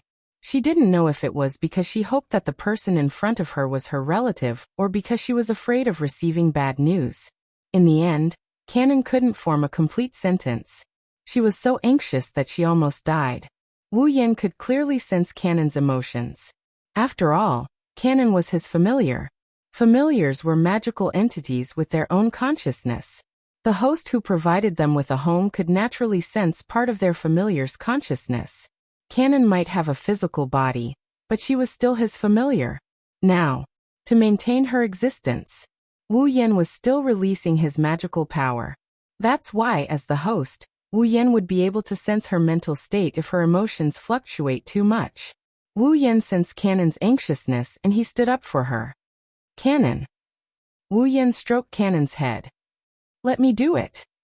Canon, who had a telepathic connection with Wu Yan, looked at Wu Yan gratefully. She then retreated to Wu Yan's side. Freya flinched as she looked at Wu Yan in surprise. She seems to be surprised by his actions. You are? Me. Wu Yan scratched his face, shrugged. There are a lot of people who are related to Canon, like her teacher, her guardian, and so on. Hearing this, Freya nodded in relief and smiled. You're Wu Yan, right? Huh. This time it's Wu Yan's turn to be surprised. You know me. I can't say that I know you. I only found out about your existence yesterday. Freya tapped her cheeks and said, I'm Canon's guardian at this stage after all. I hope you don't mind me asking around a little. Well, it doesn't matter. He looked at Lala. Freya glanced at him and he pursed his lips. But you seem to be very interested in Canon's situation. Plus, with your looks, can you tell me why you're looking for Canon? And Wu Yan glanced at Canon. Your relationship with Canon. Alright? Freya's smile faded. She looked at Wu Yan and Canon, who was looking at her expectantly. She smiled bitterly. I do have a relationship with Canon. A look of surprise instantly appeared on Canon's face. But Freya, on the other hand, was unusually distressed, as if she had something that was hard to say and was too embarrassed to say it. But in the end she still said it, and the moment she opened her mouth, everyone present was shocked. Canon's father. I'm talking about her biological father, not Kensei Kanase. After a moment of silence he paused. Freya lowered her voice. Her father is my grandfather. Everyone was silent. Grandfather? Wu Yan's eyes widened. Wu Yan wasn't the only one who was shocked. Everyone, including Canon, except Natsuki, couldn't stay calm. You mean grandfather? Grandfather? Wu Yan's eyebrows twitched as he asked carefully. Are you sure he's not her father? Is he your father? It's a pity. Freya forced a smile and sighed. But it's true. Canon's father is my grandfather. In other words, Canon is my aunt. Everyone looked at Ra, who was 17 or 18 years old. Freya paced back and forth between Canon, who was still a little immature despite her charm. Then she fell silent. If the two were to be reversed, then Ra? Everyone could still believe that Freya was Canon's aunt. But Canon is Ra? Freya's aunt. A huge sense of dissonance continuously attacked everyone's heart. Rubbing his forehead, Wu Yan organized his words. Suddenly he realized something and exclaimed in surprise. Doesn't that mean Canon is a member of the royal family? Everyone finally realized this, and their faces stiffened at the same time. Only Canon was at a loss. This isn't that strange, is it? Ra? Freya pointed at her cheeks and shook her head helplessly. Kensei Yanasi is a royal magician of the kingdom of Aryatigia. A large part of his magic requires the help of a member of the royal family. Speaking of which, Ra? Freya glanced at Canon and sighed. A magic ritual like the artificial angel creation, that can artificially create an angel, can't be done without the help of a member of the royal family. If Canon wasn't a member of the royal family, Kensei Kanase's artificial angel creation ritual wouldn't have reached the final stage. Ra. With Freya's words, everyone finally felt a little relieved. Indeed, the technology of artificially creating angels was too heaven-defying. If it could be used casually, the world would have been in chaos long ago. Wu Yan thought that the requirement for the spirit evolution was to use a powerful medium as the source material. Canon is just a super powerful medium. That's why she was able to evolve to the final stage of the spirit evolution. But it seems like the limitations of the spirit evolution spell is greater than he thought. You can't succeed if you're not a member of the royal family of Aryatigia. This limitation was indeed very big. At this moment, Canon suddenly stood up. She clasped her hands and placed them in front of her chest like she's taking a deep breath. Canon took a deep breath. She asked nervously and expectantly, "Then my father, is he doing well now?" "Are?" Freya was taken aback. Looking at the expectant look in Canon's eyes, she smiled. Her smile was dazzling. "After the people in the palace found out about you, the fact that grandfather had an illegitimate daughter was also exposed. In order to avoid grandmother's wrath, grandfather ran away." With a face full of smiles, he said the words that made everyone present sweat profusely. "La." Freya looked straight at Canon. "But he's doing well, there's no doubt about it." "Is that so?" Canon heaved a sigh of relief. She put on a sacred smile. "That's good." Wu Yen, Kodari, Nagisa, Yakaina, Koju and the others smiled as well. They looked at Canon with love. This kind-hearted girl would always think for others. She didn't even think about the fact that her so-called father had abandoned her and lived alone in the palace, a life that almost everyone envied. But Canon didn't even grumble. However, it was also because of this that Canon was the Canon in everyone's heart. She's so pure and kind. They have to admit that Canon is beautiful. In all sorts of ways.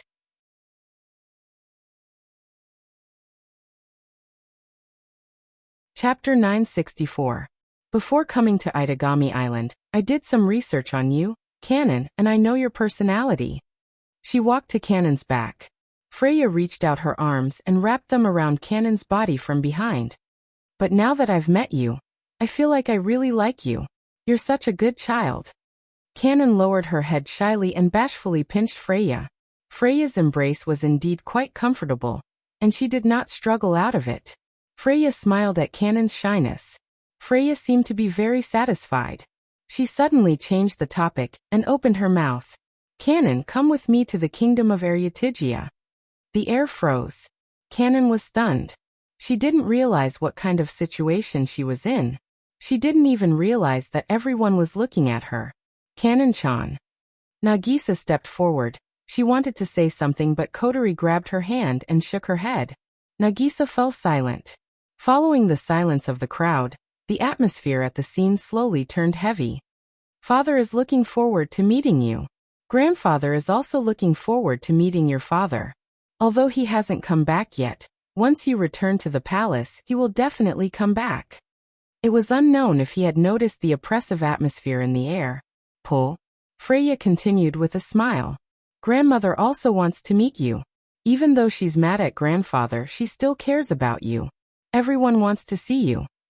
Hearing this, Canon fell silent. Her blue eyes scanned the room. She glanced at Kodari, Nagisa, Yakaina, and Koju. Finally, her gaze landed on Wu Yan. "Face RA?" Canon panicked when she heard Freya's suggestion. Canon was happy to know that she still had so many family members. She felt the same way as the others. She was looking forward to meeting her family. But, in this place, she also had a tie that she absolutely could not give up. She couldn't give it up. Its crystal-like eyes met Wu Yan's wine-red eyes. It's Wu Yan's familiar. Canon could sense Wu Yan's emotions. Reluctance, pity, and hesitation. These emotions. At the same time, Wu Yan's thoughts flashed in his deep eyes. Canon could feel it. But she could feel more. He understood and supported her. Yes, if Canon chose to return to her family, Wu Yan would definitely support her. Even though it would be a joke if his familiar left him, Wu Yan didn't treat Canon as a familiar. She was a real person. Canon was a real human to begin with. She wouldn't have turned into his familiar if it wasn't for some unknown reason activating his monster mark. At the very least, Wu Yan won't restrict Canon's freedom, and he won't interfere with her decisions. Even though this extremely lovable and kind-hearted young girl had already made him like her a little. However, just when Wu Yan thought that Canon would agree, Canon suddenly stopped. When Freya spoke, Canon's tender voice suddenly rang out, surprising him to the extreme. "No." His voice was as soft as a mosquito, but everyone present could hear the determination in his voice. Kanon turned around and saw that she was facing Ra Seiji. Freya opened her mouth to speak. I want to stay here. Why? Unexpectedly, La Rose's expression changed. Freya didn't reveal any strange expression. Instead, she said regretfully, as if she already knew Kanon would make such a choice. But at the same time, she also wanted to know Kanon's reason. This time, Kanon is no longer timid. She looked straight at Wu Yan with a smile that belongs to her as usual. Here I have my family too. Wu Yan, Kotori, Nagisa and the others all laughed. However, Kanon's next sentence caused their smiles to freeze on their faces. Kanon's gaze gradually turned shy. She turned her head away shyly. Her voice, which was as soft as a mosquito's buzz, drifted into the ears of the people who were completely frozen. Also, I've become Sensei's woman. That's right, Kanon is Wu Yan's woman now. To be more precise, she's Wu Yan's familiar. As vassal beasts residing in the blood of vampires. Unless the host died, the vassal beasts would remain in the host's body forever. Even if the host died, the vassal beasts residing in the host's blood would die with them. The betrayal here isn't like what happened to Koju, where a group of familiars threw a tantrum and refused to listen to him. It's true betrayal. For example, Koju's familiar may be disobedient, but it still exists in his body. When he's in danger, it's a bit rough and uncontrollable, but in the end, it's to protect its master's safety. No one has ever heard of a familiar leaving its host's body to gain freedom. Therefore, in a way, the relationship between the host and familiars couldn't be broken. As Wu Yan's familiar, it's reasonable for Kanon to say that she belongs to Wu Yan. However, this sentence, in the ears of those who did not know the cause and effect of this matter, it was different. Belongs to Sensei. La? Freya's smile froze for a split second. She quickly recovered, but it's a bit forced. She looked at Wu Yan, who's also frozen in place. La? Freya swept a glance over his body, her gaze gradually becoming thought-provoking. From the reports, you haven't known Kanon for more than a week, right? She's looking at him in a new light. La? Freya walked up to Wu Yan like she's getting to know him for the first time. She's smiling like a mischievous little girl. I didn't expect you to act so quickly. It seems like I've underestimated you. No. Wait, Sensei. Wu Yan was about to explain what happened when Nagisa started tearing up. She looked at Wu Yan like a naive girl who got cheated by a heartless man. She looked at Wu Yan like a naive girl who got cheated. Why you? You even? Kanon-chan. No. It's not like that. La. It's LA's turn this time. Freya interrupted Wu Yan's explanation. She looked at Nagisa in shock, her eyes filled with disbelief. Don't tell me that even this cute little girl over here belongs to you as well? This. Wu Yan's forehead started to sweat. Kanon's side might be a misunderstanding, but Nagisa's side might belong to him too quickly, but their relationship isn't pure. Wu Yan's reaction is a tacit agreement in the eyes of others. No. It can't be. Gu Chung was stunned as if he was struck by lightning. His body trembled violently. It was obvious that his heart was shaken. Surprisingly, he's a very popular person. Her beautiful eyes closed as she smiled. La. Freya moved closer to Wu Yan, her beautiful face enlarged in Wu Yan's eyes. Then she smiled. It seems interesting. Why don't you let me join as well? Huh? Wu Yan is dumbfounded. No. Nagisa couldn't take it anymore. She jumped up and hugged Wu Yan's arm. She rushed at Ra Yan. Freya shouted. It's fine if it's Kaneon-chan, but you absolutely not. Nagisa Gu Qing jumped up before anyone else could react. What are you doing? Let go of me. Coach-kun. Nagisa, who was defending her rights, turned her words into arrows, piercing Koju's fragile heart. Shut up. What? Gu Cheng's body trembled and trembled again. Finally, he could no longer suppress the trembling in his heart as he roared and pounced over. Let go of me. Bastard. Wah. No. Let go of me. It seems interesting, I'll join too. No. Let go of Sensei. Kanon-chan. Come and help me. Why yes. Didn't I tell you to let go of me? They looked at La, who was hugging Wu Yan's arm together with Kanon.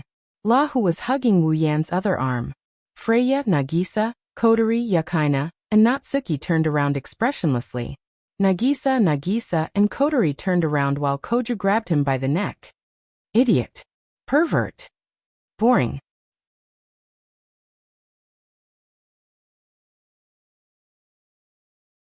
Chapter 965. Bang! Wu Yan collapsed on the sofa like a corpse. He stared at the ceiling with a lifeless expression. Tears streamed down his face. Wu Yan couldn't help but cry. Why am I always the one getting hurt? You're so noisy. Kotori walked in with cannon. She glanced at Wu Yan with dissatisfaction.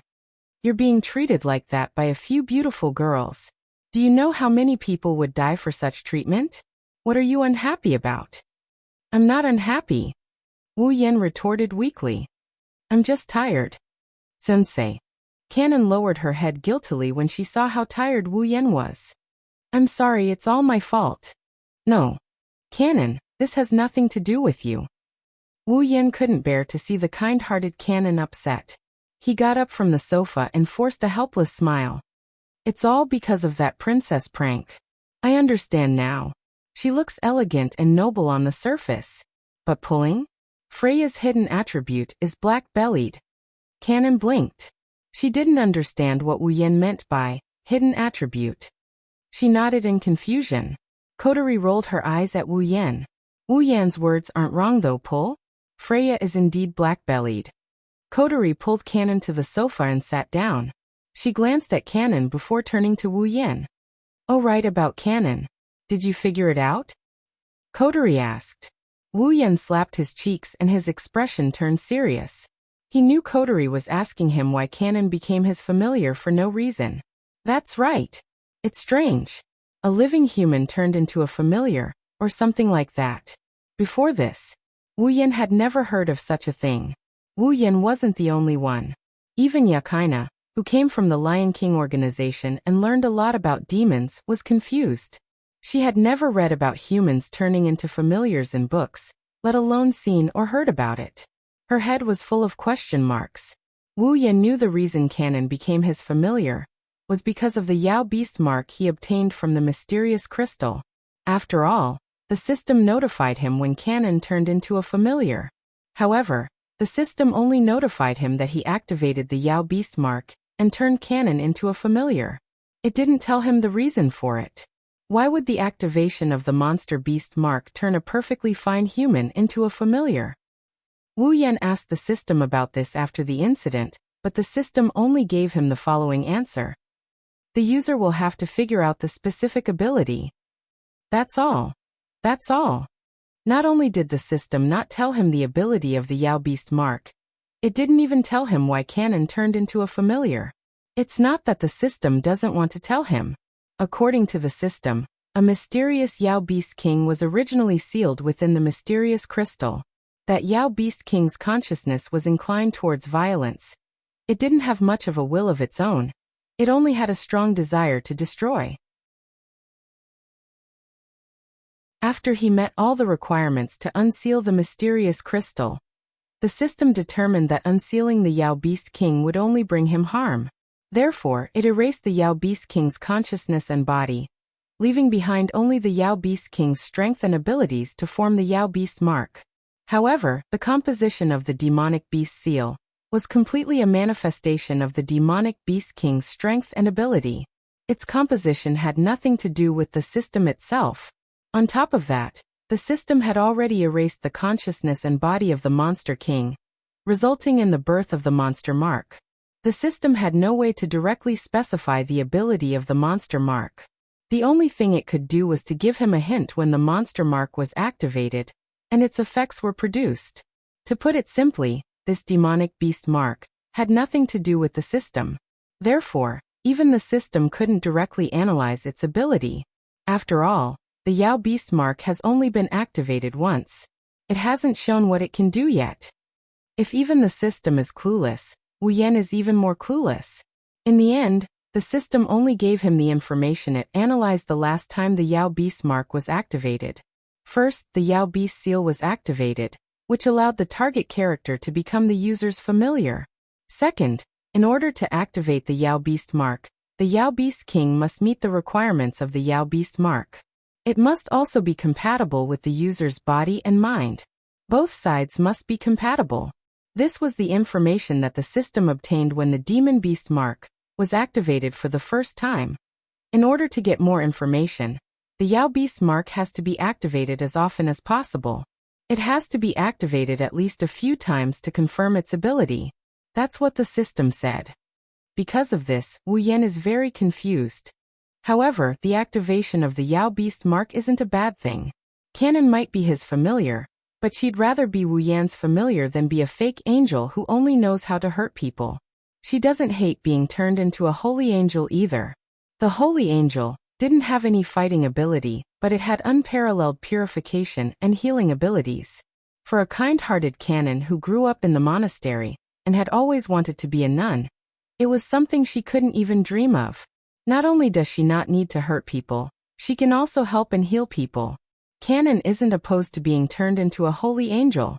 Not only that, but the holy angel also retained a part of her angelic nature, allowing Canon's nature to transcend the lower dimensions and become an existence of a higher dimension.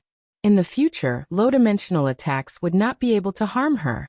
She might not have any combat abilities, but she's invincible in healing, and can purify filth. Now, Canon was that kind of existence. Moreover, Canon has a good impression of Wu Yan. That's why she's not against becoming Wu Yan's familiar. After telling Kotori all the information he got from the system, Kotori fell into deep thought. She held the jewel in her mouth, but didn't do anything. She's helping Wu Yan analyze the information he got from the system. Wu Yan praised Kotori in his heart. As expected of the commander of Ratatosker, he pulled Canon, who has no idea what the system and the Yao Beast mark are, to the side and waited for Kotori to speak. In other words, since the Yao Beast mark has only been activated once, there's no information to prove its abilities. That's why the system wants you to figure it out on your own, right? Yes.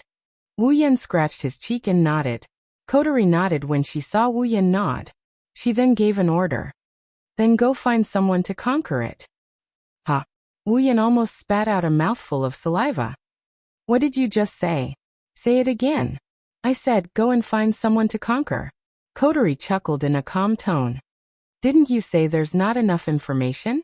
Then let your demonic beast seal activate a few more times, and the information will naturally come out.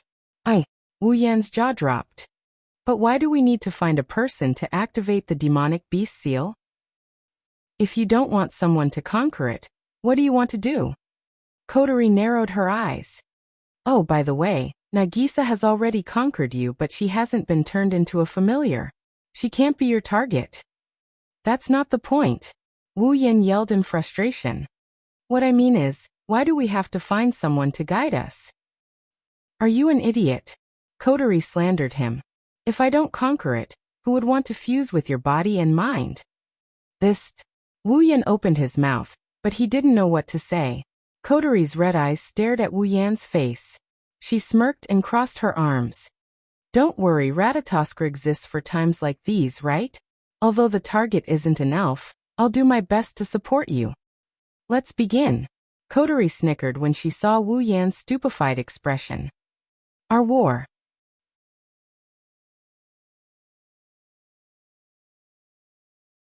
Chapter 966.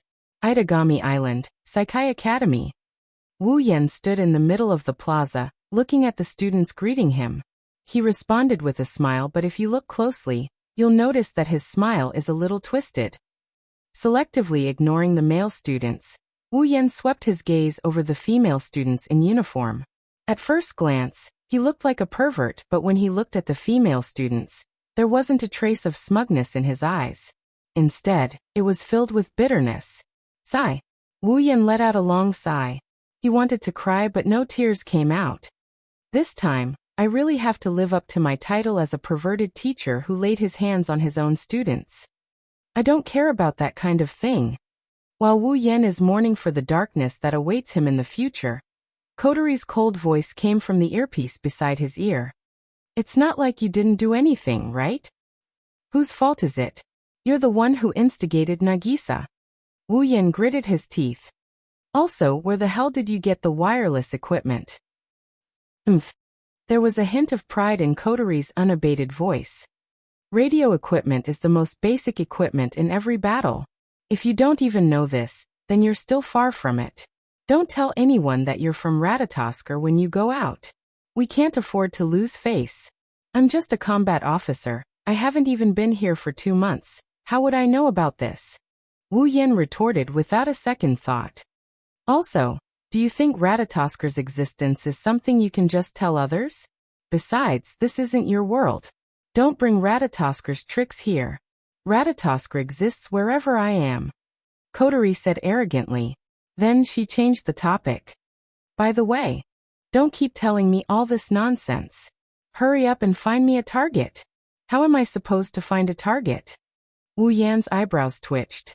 There are so many students in Saikai Academy, but I don't know many of them.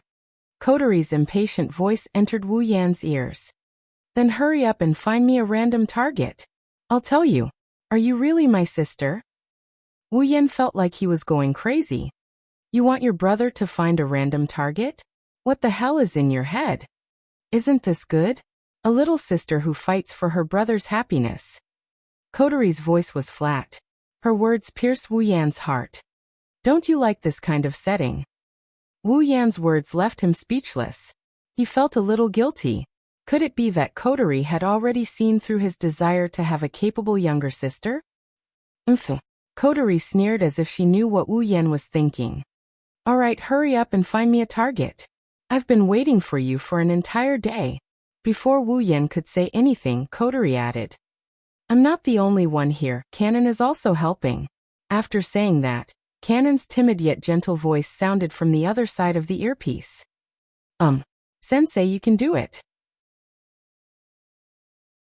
Even though she's cheering him on, Wu Yan couldn't help but feel weak all over. He exhaled helplessly and resumed his scanning mode. Now that school was over, except for those students with clubs who were still active in school, the rest of the students who had nothing to do would be returning home at this time. Therefore, there were quite a few students who passed through this path to leave the school. And among them, there were quite a few who were particularly beautiful. Of course, this is just a relative term. In other people's eyes, this might be the case, but for someone like Wu Yan who has a bunch of wives that are as pretty as flowers and jade, they aren't enough to move his heart. This is why he hasn't decided on a target yet. However, part of the reason is that he doesn't want to drag normal people into his life. If he really does, it's fine if he doesn't succeed, but if he does, she will leave this world with him and go to the Spalier world. Plus, with the summons of life intertwining, his fate with the person he loves will be forever linked. Therefore, Wu Yan can't just pick a random target like Koteri said. It's fine if he doesn't succeed, but if he succeeds, it will be a lifelong thing. Therefore, even if he really wants to pursue a girl, he must be very careful. At the very least, he can't drag those normal people who don't like to take risks into his life. For example, Asuna. Although she struggled to survive in SEO for 3 years, she's a gentle person who likes to live a peaceful life. Being able to be with the person she loves, being with her daughter Yui, is all she wants.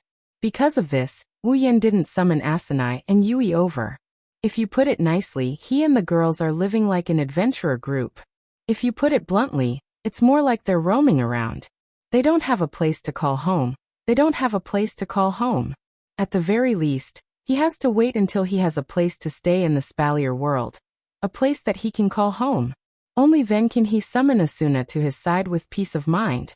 Even Mikoto, Shokuha Masaki, and the other girls who don't want to live a peaceful life think that he's their heaven and earth. I have to think about the people I love. With this thought in mind, Wu Yan glanced at the girls while sizing them up. All of this happened without anyone noticing. Otherwise, Wu Yan would have been treated as a pervert at this time. Why are you standing here? A familiar voice entered his ears, causing Wu Yan to be slightly dazed. He turned around and saw Natsuki in a white gothic costume, holding a fan in her hand. Wu Yan immediately saw her. Don't you usually run home as fast as you can after school? Natsuki crossed her arms in front of her chest. She stared at Wu Yan with those big eyes of hers that seemed to be able to talk. She looked confused. Why are you behaving so strangely? Are you planning something again?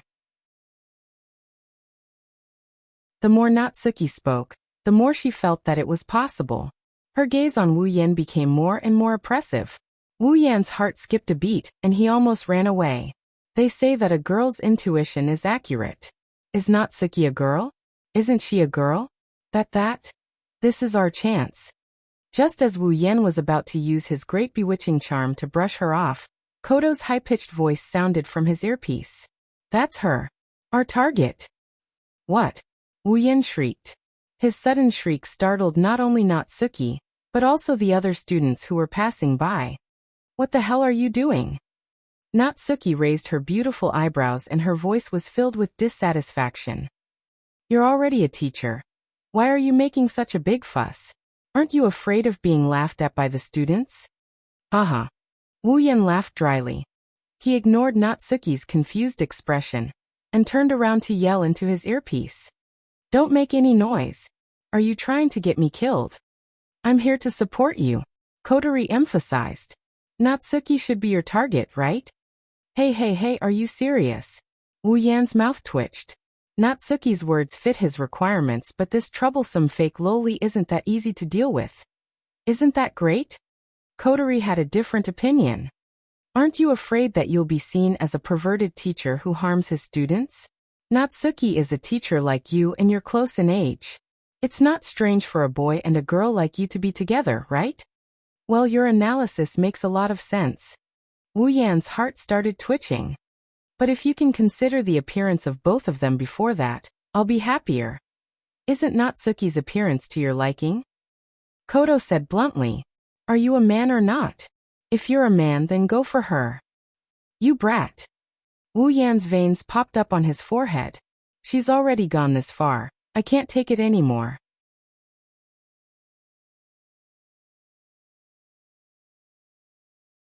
Chapter 967. Hey Natsuki. When Wu Yan turned around to face Natsuki, he had a bright smile on his face. He was acting weird just a second ago, but now he changed so quickly that Natsuki was stunned. She didn't know that a certain wolf was baring his fangs at her. What do you want to do next? Huh. Natsuki regained her senses, and she looked at Wu Yan in confusion. What do you want? Nothing. It's nothing. Just answer me. Natsuki stared at Wu Yan with even more suspicion. She tried to read his expression, but all she saw was a bright smile on his face. His wine-red eyes are also filled with joy. Other than that, Natsuki couldn't see anything else. Nayu narrowed her eyes and snorted. The fake angel incident has come to an end. Kensei Yanase, Sorcerer Tsukasa, and the other related personnel have all been arrested. Yesterday, the people from the Lion King organization have also taken away that troublesome princess. I can finally relax. At least, I won't be wandering around the school like you. In other words, Wu Yan interrupted Natsuki with a grin on his face. You're free, right? What do you want? Natsuki's tone became more and more impatient. Her eyes showed a bit of displeasure. If you have something to say it quickly. Wu Yan's smile didn't change, but he felt helpless. As expected of the Witch of the Void. No matter how cute Natsuki looks, no matter how strong she is, she's still a witch. At least, every word she says is filled with malice. I need to reorganize my emotions. Wu Yan also removed the fake expression on his face. It was replaced with helplessness. It's really nothing. I just heard that a new coffee shop opened nearby. I heard that the black tea there is good, so I want to join you. Let's go there and have a seat. Natsuki heard Wu Yan's words. As expected, Natsuki, who loves black tea, was attracted. She glanced at Wu Yan. You actually invited me to drink black tea with you? That's really rare. I've always been like this. Wu Yan said in a matter-of-fact tone.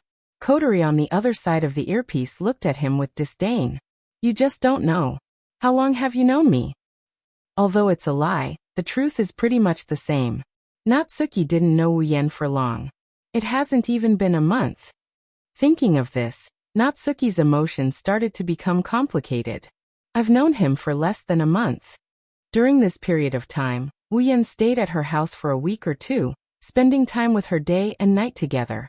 Even after he moved out, As a teacher of the same school and a temporary colleague, Natsuki felt like she had known Wu Yan for a very long time. Natsuki suddenly realized that she and Wu Yan have only known each other for less than a month. Natsuki let out a sigh and returned her attention back to the topic. A new coffee shop? Although I'm also very interested. But is the black tea there really as good as you say? Natsuki knows Wu Yan's ability to make black tea. It can be said that the black tea made by Wu Yan is the best black tea she has ever tasted in her life. Even now, even after Wu Yan moved out, she still extravagantly teleported to his house just to get a pot of black tea. If there really is a black tea that tastes better than Wu Yan's, Natsuki is looking forward to it, but at the same time, she doesn't believe it. Wu Yan chuckled as if he could understand Natsuki's thoughts. Well, in terms of taste, it's naturally not as good as mine, but it's also unique. Occasionally, I'll try different flavors of black tea. Although I only heard about it from the mouths of the students, since it's so good, it can't be bad, right? Originally, I wanted to find someone to accompany me. That's why I have been looking for people to accompany me. Wu Yan calmly said. Then he looked at Natsuki. You're free anyway, right? Why don't we go together? When Natsuki heard Wu Yan's words, she felt that something was wrong, but she couldn't pinpoint what it was. However, black tea is her only interest.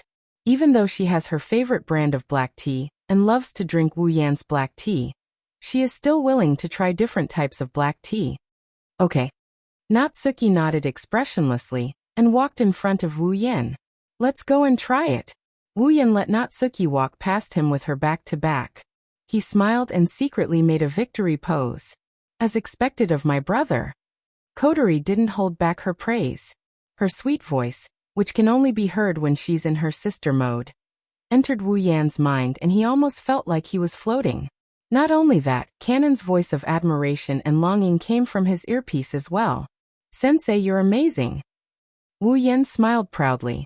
He turned around and saw Natsuki walking far away. He quickly followed after her. On the other side, Kotori pulled off her earpiece. She had the confidence of a commander. She turned around and looked at the people in front of her. Kanon isn't the only one there. Nagisa, Yakaina, and Koju are also there. Basically, all of Kotori's friends and family in this world are there. However, when they stand side by side, their expressions, how should I put it? They are conflicted. Kotori glanced at everyone, ignoring their expressions. Are you all ready? Let's go if you're ready. Wait. Upon hearing Kotori's words, Koju couldn't hold back his anger and spoke with a twisted expression. Are we really going to help that vampire sensei conquer Natsuki? Kotori-chan, I don't think it's appropriate. Yakaina couldn't stay calm when someone spoke up for her. After all, she's already experienced it once. Compared to Koju, she's more agitated than him. Sensei, didn't she already? Are you and Nagisa there? Why did you attack Namiya-sensei? Also, why are you supporting him?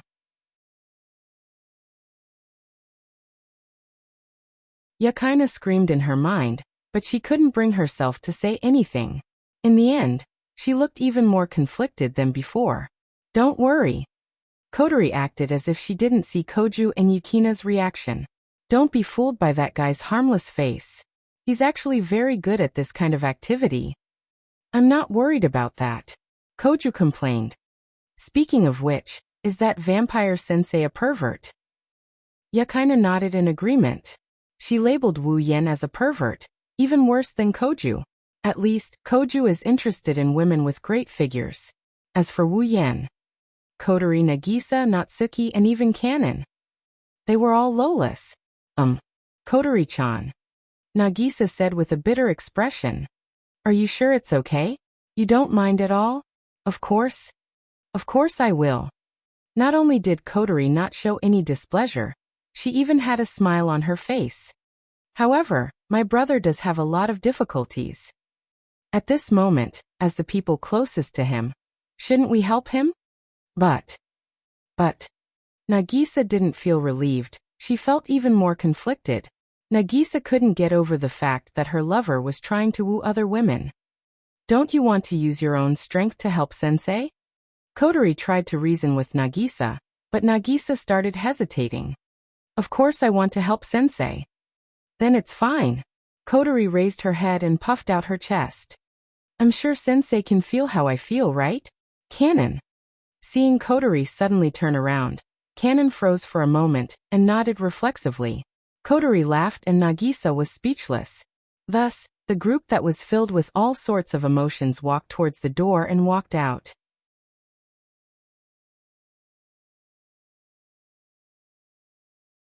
Chapter 968. Itagami Island. In a corner near Saikai Academy, there is a coffee shop. It wasn't very big, but the interior decoration was quite luxurious. The walls were painted in a golden color, and there were lace curtains hanging from the edges. On the ceiling, there were luxurious chandeliers that looked like they would be used in a ball. There was a chandelier hanging from every table. Although it wasn't night time, they were still emitting a soft light. Natsuki and Seiji sat across from each other at a table in the corner by the glass window. The steaming black tea gave off a rich color and aroma. Even though there were only 2 cups of black tea on the table, it didn't affect the two of them at all. Natsuki came here for the red tea. It doesn't matter if she doesn't have anything else as long as she has the red tea. Wu Yan, on the other hand, has an ulterior motive. Coming here is just an excuse. It doesn't matter as long as Natsuki is here. One kept staring at black tea while the other kept sneaking glances at Nayu. As a result, a strange atmosphere began to spread around the two of them without Nayu noticing anything.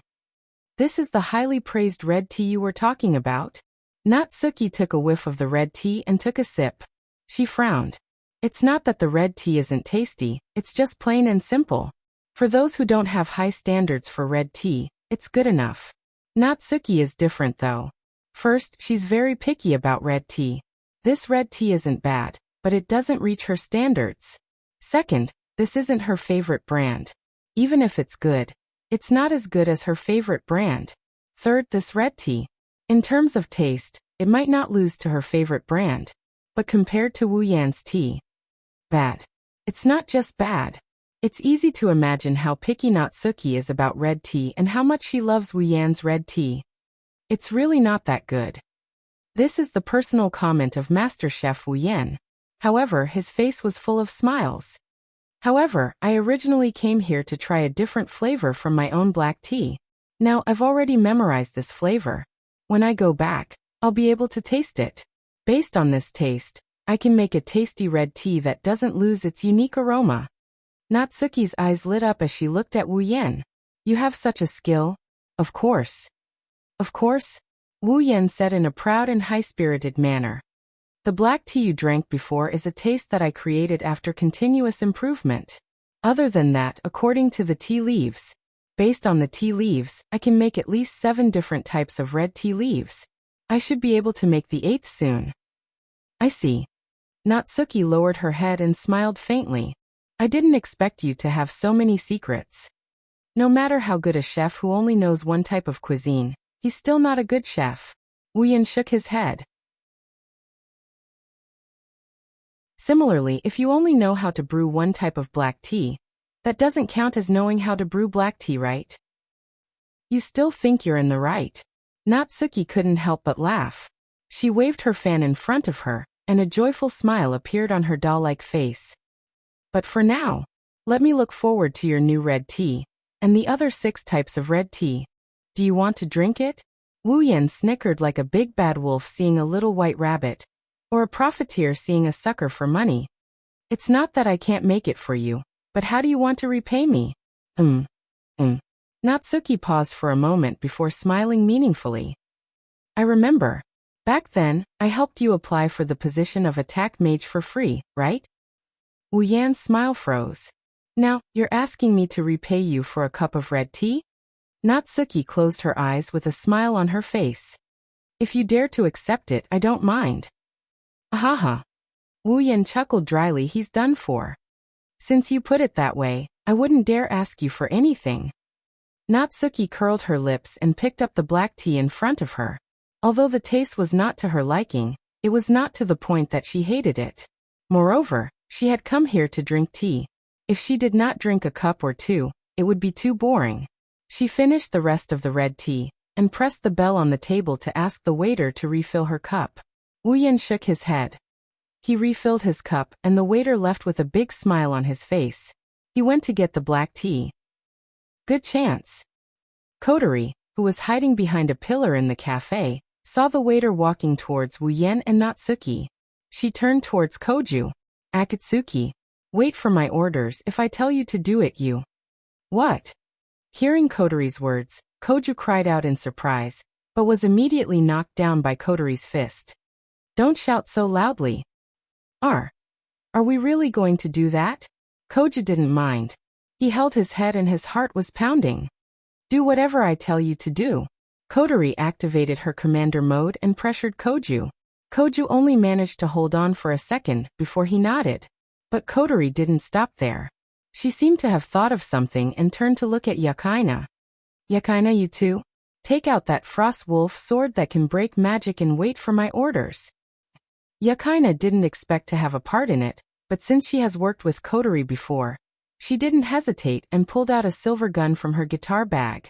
It's the Type 7 Assault Demon Subduing Machine Gun. This was the name of the gun, also known as Snowfrost Wolf. It's a weapon developed by the Lion King organization to fight against demons with special abilities. It's shaped like the streamlined silhouette of the latest fighter jet. That's why it's called a machine gun. It's said that there are only 3 such guns in the world, and it's the most powerful weapon for personal use. After all, it's a weapon that can kill a primogenitor. Of course, no one knows if it's been used to kill a primogenitor or not. There are only a few primogenitors and there are only 3 7 assault demon subduing machine guns. There's no proof that it can kill a primogenitor. However, it was a fact that it could kill immortal vampires. The Frost Wolf Spear was engraved with a quintessence vibration wave activation spell, which could instantly erase all mana from the target it pierced. That was why demons who lived on mana, even vampires, would die if they were pierced by it. No matter what, vampires weren't truly immortal. The only ones who could truly be immortal were the true ancestors. Kodori looked forward and stared at the waiter. When the waiter was about to reach his seat, Yakaina took out her frost wolf and stared at the waiter. Now, Akatsuki. Guchin gritted his teeth and his expression turned serious. With a flick of his hand, an extremely small golden electric current shot out like lightning and struck the waiter's foot. Ah! The waiter only felt his legs go numb, as if he had been electrocuted by something. Then his whole body went limp.